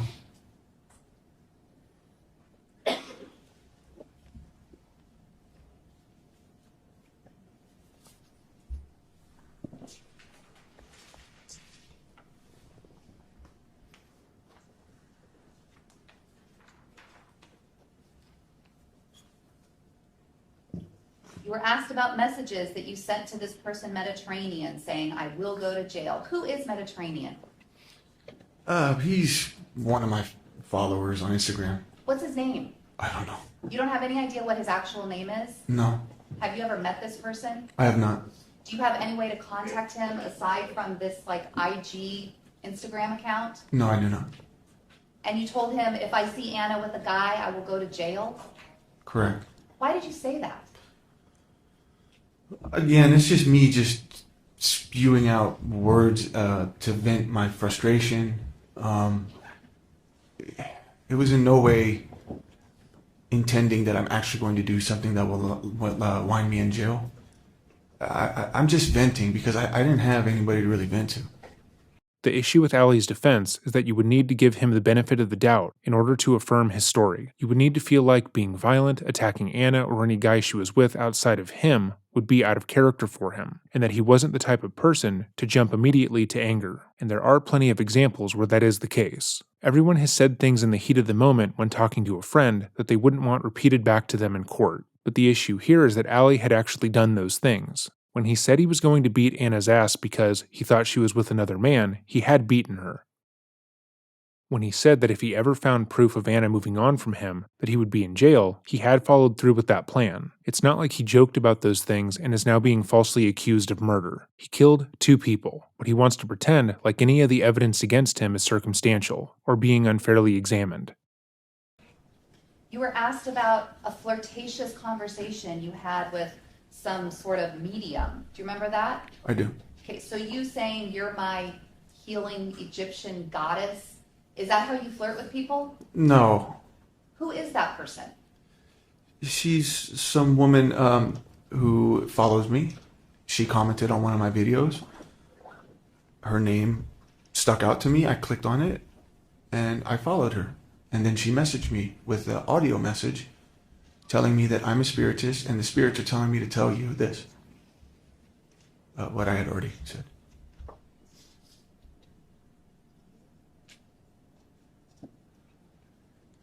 And didn't you actually encourage Anna to talk to this same person?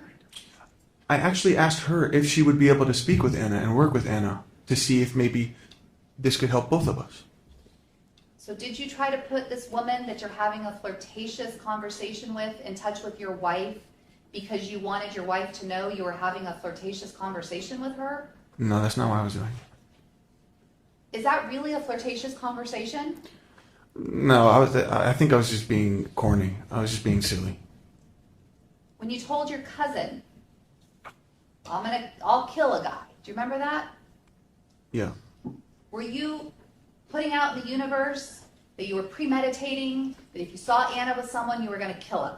No, I was just. Calls for legal conclusion. No, again, I was just being stupid. I'm just venting my frustration, trying to sound tough. Like he even said, this is stuff I say quite often. And to be honest, when I play these characters in my videos, I do say that a lot jokingly. Like, I do. And maybe sometimes that bleeds into my normal speech, you know? So when he threatens to kill his wife and her new boyfriend and makes direct threats against other people, it's all a joke. When he beats them, then later shoots them multiple times in the head and neck, he's just kidding. He's Jin Kid from TikTok. He's just funny. Ha ha ha ha ha. It's just a silly thing that he's doing that shouldn't be taken seriously. But you know what should be taken seriously? Anna saying that she wasn't with anyone else because she was lying. When you were asked that you convinced Anna multiple times not to get a TRO, did you tell her you would hurt her if she didn't get a TRO? No. Did you tell her you would kill her if she didn't get a TRO? No. Did you prevent her from physically going to the courthouse to get a TRO? No, in fact, she had me believe that she actually had one on me. All of these times that you and Anna were talking about divorce, did you prevent her from going to the courthouse to get a divorce? No. Anna had her own car during this time period, right? Correct. She was driving all over the place, right? Correct. And yet she never once went, actually, to the courthouse to get a TRO. Correct. And when the police tried to follow up with her on September 8th, she let it go, right? Correct. When she was with her friends, driving to PB or driving to Diana's house, she didn't have them ever once take her to get a TRO, right? Objection, speculation. Sustained praise. Do you know, have you heard any evidence at all in this case that Anna ever sought a TRO? Objection, speculation. Thank you. No, there's no evidence that she attempted at any point.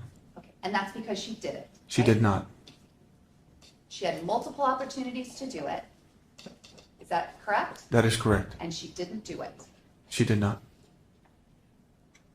When someone says to you they're going to get a TRO against you and then they don't, in this case your wife, how do you interpret that information?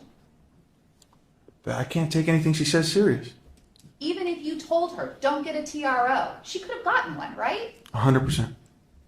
So when you're saying go, your mom's testified and said, we told her, don't get one. We told her, have him arrested. And when she doesn't do those things, what does that say to you? That she's not serious. Because why? Because she's just hurt and she's upset with me, but she still loves me and she still wants to work this out with me. On October 21st, when you went into that house, you were on your way up the elevator. Before getting on the elevator, you parked your car, had your pants on, that had your gun belt and holster on it. You parked at that apartment building. Did you intend to kill anybody? No. When you were driving over to that to that apartment building from your hotel, were you thinking, I'm going to kill someone? Never crossed my mind. What were you thinking? I'm thinking that this is it. I'm going to finally get some truth. I'm going to find out what's really been going on. I'm going to finally prove that my suspicions are not completely crazy, that there is some validity to what I'm stressing about and have been continuously worried about, and that I'm about to catch Anna cheating with some unknown man. And then at that point, I would know that this relationship is over. And why was it important for you to catch Anna cheating? Because that's the worst thing that could break my heart. That's the thing for me.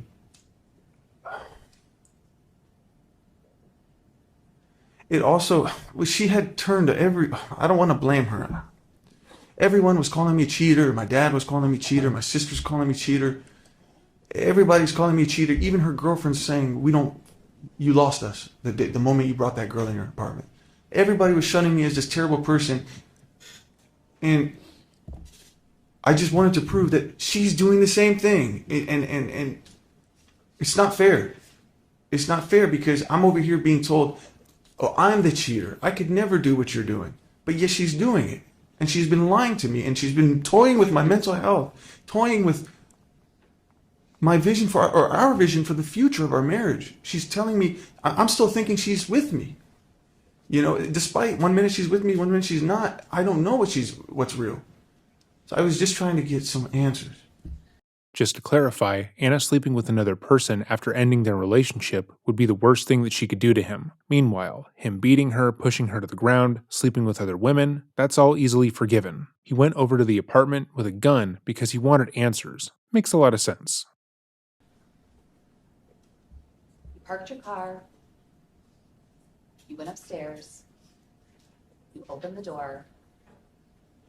That door opening makes a sound, right? Correct. Prior to even the door opening, there's a sound with that door, right? Correct. It makes a beep, beep, beep, right? And the locking mechanism goes.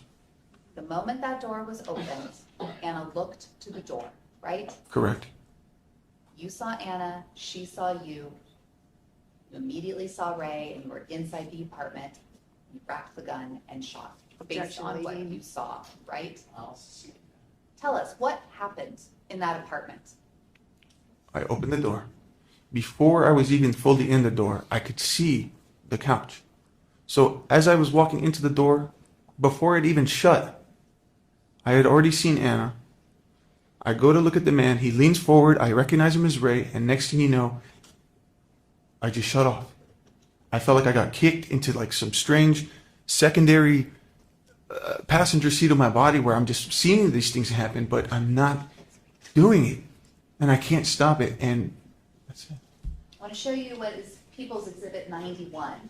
This was taken and testified to by Detective Escalante, standing really even outside of the door frame.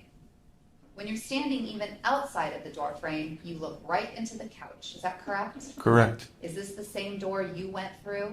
Yes. Is this the same line of sight you had from the moment you walked inside that apartment? Yes, Did you see Anna and Ray cuddled on the couch? I did. When you saw that, were you thinking, I'm going to kill them? No. When you saw them, did you think, this is my chance to get revenge and murder them? No. We know that this happened in a matter of seconds. And is that exactly how it happened? Exactly how it happened.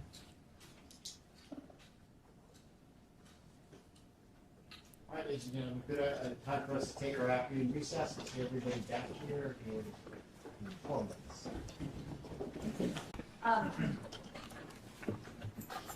You were asked on cross-examination about the drug use on 1021.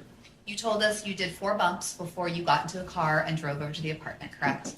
Correct. And that was 4 times more in one sitting than you had ever done before. Is that right? Correct. And that you used on the drive, the 15-minute drive to the apartment building, right? That is correct. When you got into that apartment building and into your apartment, were you under the influence of cocaine? I was. When you left that apartment and got back into your car, you used the remainder of what you had. Correct. 7, almost 8 hours later, when your blood was drawn, you still had cocaine in your system, right? That is correct. You talked about neurofeedback and that you were asked whether you had sought any sort of domestic violence classes or anything like that. When you were trying to explain the reason for seeking the neurofeedback treatment, you were saying that it was, in your mind, going to fix the whole picture. What did you mean by that? I was aware that there are things about me that seem different, like my mood's changing, or having good days and bad days on a frequent basis. And I always saw that any time where I would use physical violence or reach that point, I always saw that as a result of a bigger issue. Not that I want to hit people or that I want to hurt somebody. I don't get any pleasure out of that. But I know that it must have stemmed from something much deeper at a longer time. And I didn't have that information. So it's easy to say you could have just looked up that specific treatment, but I was trying to figure out what's wrong with me as a whole. We don't know Ali any more than what we've observed in these court proceedings, but his statement that he didn't derive any pleasure from hurting Anna is false. In our previous video going over his direct examination, we watched him react to audio of Anna being hurt by him talking about sleeping with a 19-year-old. She was crying, asking how he could do that to her, and he was smiling. The man who killed her was reliving the time that he made her cry, and felt no sense of shame or remorse. Instead, he felt happy. He had harmed her, and in his mind, she deserved it. We said earlier that Ali felt any of his negative emotions were meant to be inflicted back on those around him, and that remains true. If he doesn't like how someone made him feel, even if they are just stating a fact, he feels justified in striking back at them until they are in tears. He enjoys making others feel poorly, because it means he matters. And while there is certainly some bigger root issue here, what Ali is saying here is nonsense. He said that he didn't want to get any help because he wanted to get to the source of the problem. A problem that he didn't actually feel that he had, because remember, he doesn't think of himself as being abusive. People often make excuses to not get the care they desperately need, especially when it comes to mental health. They will view any mental health diagnosis as meaning they are simply wrong or unfixable, and that everyone else around them is looking down on them. They'll say things like they want to get help, but they don't know where to start and they're stuck, because it's more comfortable standing still than it is actually working on oneself. Going to therapy, getting anger management, going to NA meetings, and getting off of cocaine required effort. Not jumping to violence and conflict when he wasn't getting his way required him to be uncomfortable, to sit with his emotions and show the other person respect, and that too required effort, and he simply didn't want to put that effort in. He didn't give a shit about what the source of his anger was, because it was obvious to everyone around him. He is deeply insecure about his place in the world, stemming from his father's treatment of him. He is hypersensitive to rejection, especially from men, and will work exceptionally hard to fit in, which only makes others find him disingenuous. But he never wanted to work on those things, because, hey, he's Jin Kid, and the world should adapt to him. And when you went to Virginia and sought treatment with this neurofeedback type of therapy, you were asked whether the doctor was a chiropractor. Do you remember that? I do. You saw 2 doctors there, right? In Virginia, yes. You saw Dr. Band and Dr. Carlton. Yes. Dr. Band is one of the doctors who treated you, Yes. and he is a psychologist, right? Yes. And when you were there, you did more than just a brain scan, correct? Yes. What else did you do while you were there? I actually sat down and we had he let me vent. I think I spoke for maybe almost 2 hours without a single interruption. And he wanted me to express it, everything I've been going through, and he gave me an assessment or advice. And did you tell him about what had been happening in your marriage? I did. And did you tell him that you had been physical with your wife? I did. To be clear, there is no evidence of this, so we just have to take his word for it, or disregard this entirely. I will be doing the latter. You were asked about whether you were bragging to Amira, your daughter, after you picked her up from school. Were you bragging to her when you said, "I hurt mommy"? No. You didn't say, "I killed your bitch mother," right? No. When you were asked about whether you were bragging to people in jail and the name Brian Edwards came up, have you ever met that person? Never. Do you have any idea who that person is? I do not. Have you ever had a conversation with anyone named Brian Edwards? No, I have not. You were asked about things that Ray said to you or didn't say to you upon the very first meetings with him in San Diego at the first couple parties. Do you remember that? Yes. And you told us exactly what Ray said to you. Is that right? Verbatim. Is it also experience of yours in life, generally, in meeting people? Sometimes you get good vibes from people, Yes. and sometimes you get bad vibes from people. Correct. It isn't always just the things that people say, right? No, it's also the feeling. And in that moment of meeting Ray on those 2 occasions, did you get good vibes from him or bad vibes from him about the way he was reacting to Anna? Very bad vibes. And when we heard Gene testify, he told us that he tried to smooth things over between you and Ray, right? He said that. Did you have a conversation with Gene and Ray over FaceTime or something like that at some point in 2021? Yes, actually. And how did that go? So I called Gene because we would hang out pretty frequently. And he was at his home. And I asked him, hey, what are you doing? You want to hang out? He goes, hey, man, I'm just hanging out in the kitchen with Ray. We're drinking. And I said, oh, Ray's there? Can I speak to him? And he gave Ray the phone. You mentioned, did that end up with the two of you getting into a physical fight? No. Did you say to him, I hate you? No. Did he say, I hate you? No. You were asked about a time when Ray commented on your Instagram about a family member of yours passing. When he commented, did you say, go fuck yourself or anything like that? No. You started to tell us about a time that you commented on his Instagram because he was in Mexico and had an injury or something? I responded to one of his story posts. I sent him a message. He posted a clip of him, I guess he was diving off of a cliff in Mexico, and he had a huge gash on his forehead that was open. It was clearly an open wound. And he was filming hey, I got this, And I was like, dude, that looks really bad. You should probably get stitches. And he says, haha, I think I'll keep it. So, I tried. Did he block you on Instagram? No. Did you block him on Instagram? No. After that response of, haha, I think I'll keep it, did you say any bad words to him? No. Did he say any bad words to you? No. Did 1021 start off when you sent that apology message to Anna in the morning on a good note in your mind?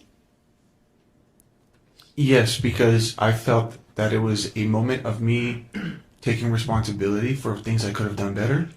It was a moment of clarity. And were you planning to go to LA that day? I was. Were you planning to make more videos with your friend Sammy? Yes.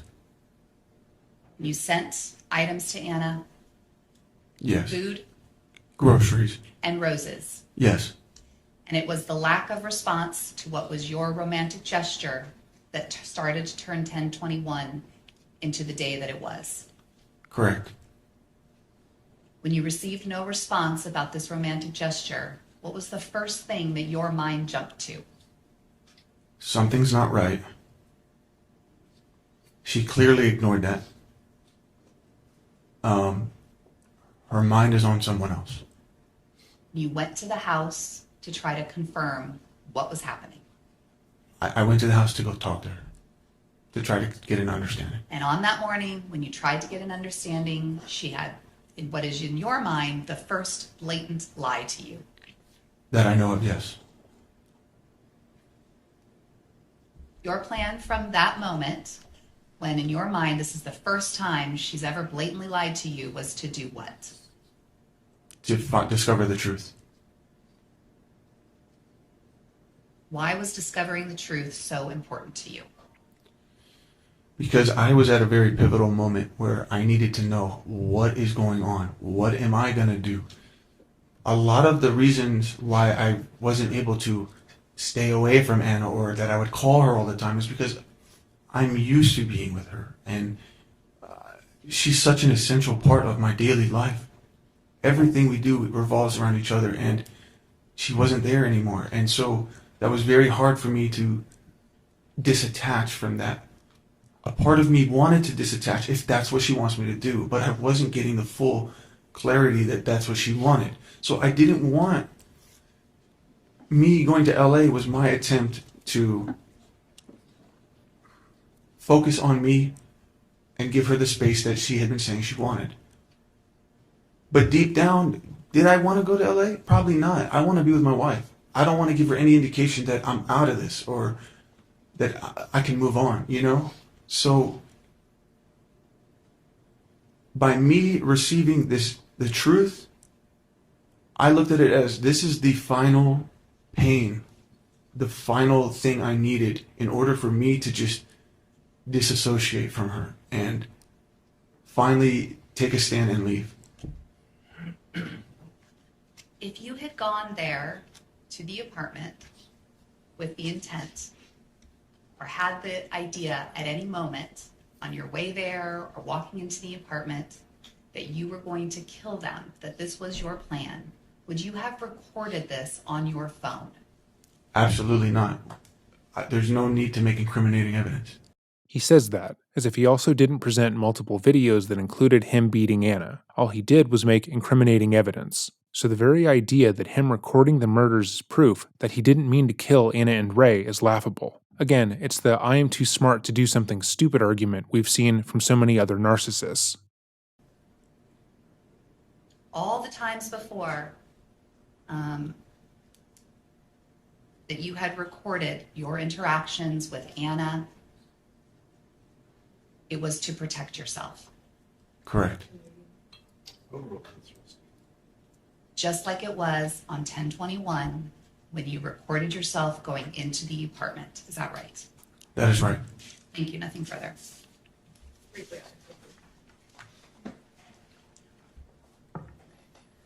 You don't know if Anna ever tried to go to the courthouse to get a restraining order and then changed her mind, right? I do not. And we talked a lot about your violence on Anna and her wanting the restraining order. Why would Anna ever tell you that she was with another man? Object this phrase to speculation. Overruled if you know. I don't know why she would tell me that. Anna was scared, to be honest with you, about another man because of your violence, right? Judge Connor calls for speculation. Sustained. Anna has told you that she's scared of you, correct? She has said that. Anna was trying to move on from you and you didn't want to let her go, right?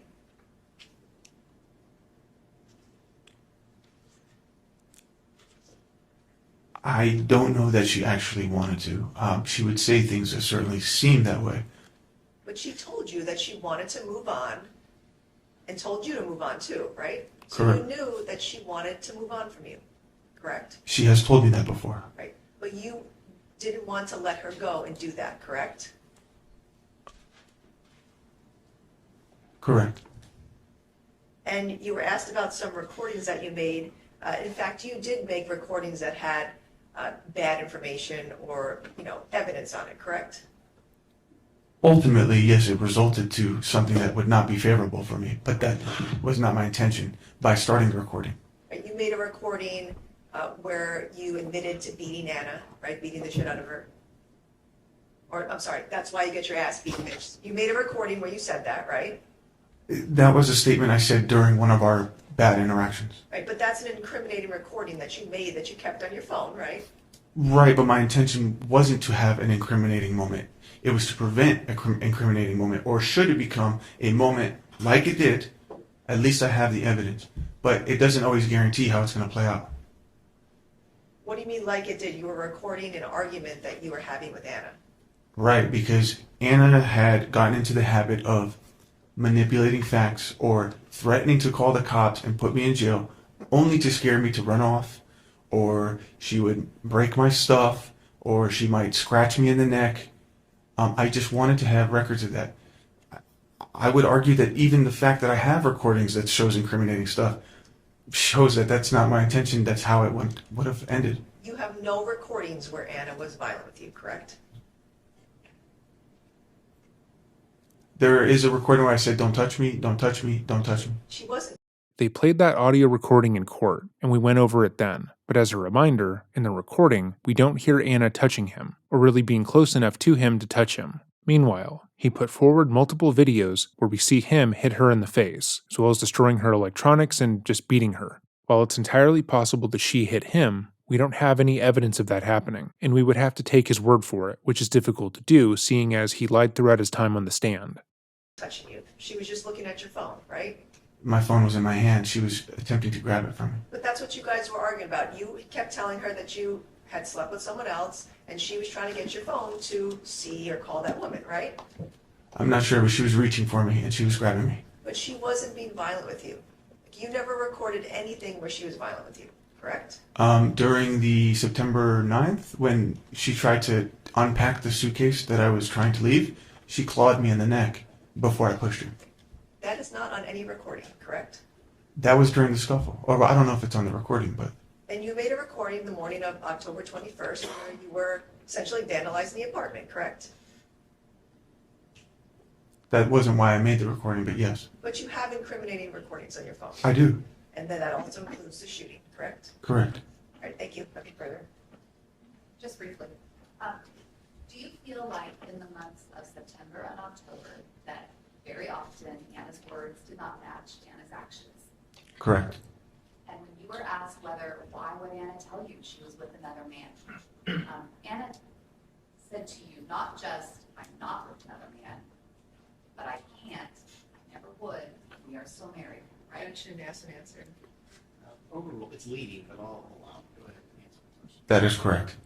She never said to you, I'm not going to tell you this because I'm afraid of you, right? Correct. She said it's not, she never said it's none of your damn business, right? Correct. She was telling you in a way, responding back to the fact that the two of you are still married. Is that correct? Objection, leading, ask and answer. Go ahead and answer. Thank you, Your Honor. Yes. Thank you, nothing further. Any other? No, Your Honor. I do have one more exhibit to admit. We're going to take all of that outside the presence of the jury. So that concludes Ali's time on the stand, and he did a terrible job. However, it's unlikely that he even realized it. In his mind, he mopped the floor with the prosecution and made her look like an idiot. After closing arguments, the jury deliberated over 2 days and returned to court with their verdict. Of California in and for the County of San Diego, the people of the state of California, plaintiff versus Ali Nasser Abulaban, defendant. Case number SCD 292181, verdict. We, the jury in the above entitled cause, find the defendant, Ali Nasser Abulaban, guilty of the crime of murder in the first degree of Rayburn Cardenas. Silence. Nothing. Of Rayburn Cardenas Baron in violation of Penal Code Section 187, Parent A, as charged in count 2. Oh, it is. Okay.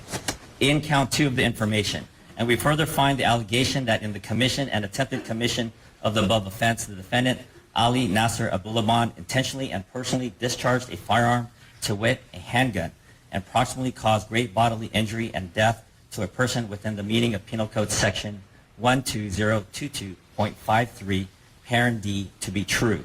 Special circumstance as to count 1 and 2, and we further find the allegation against the defendant, Ali Nasser Abulaban, that he has in this proceeding been convicted of more than one offense of murder in the first or second degree within the meaning of Penal Code Section 190.2, Parent A, Parent 3, to be true.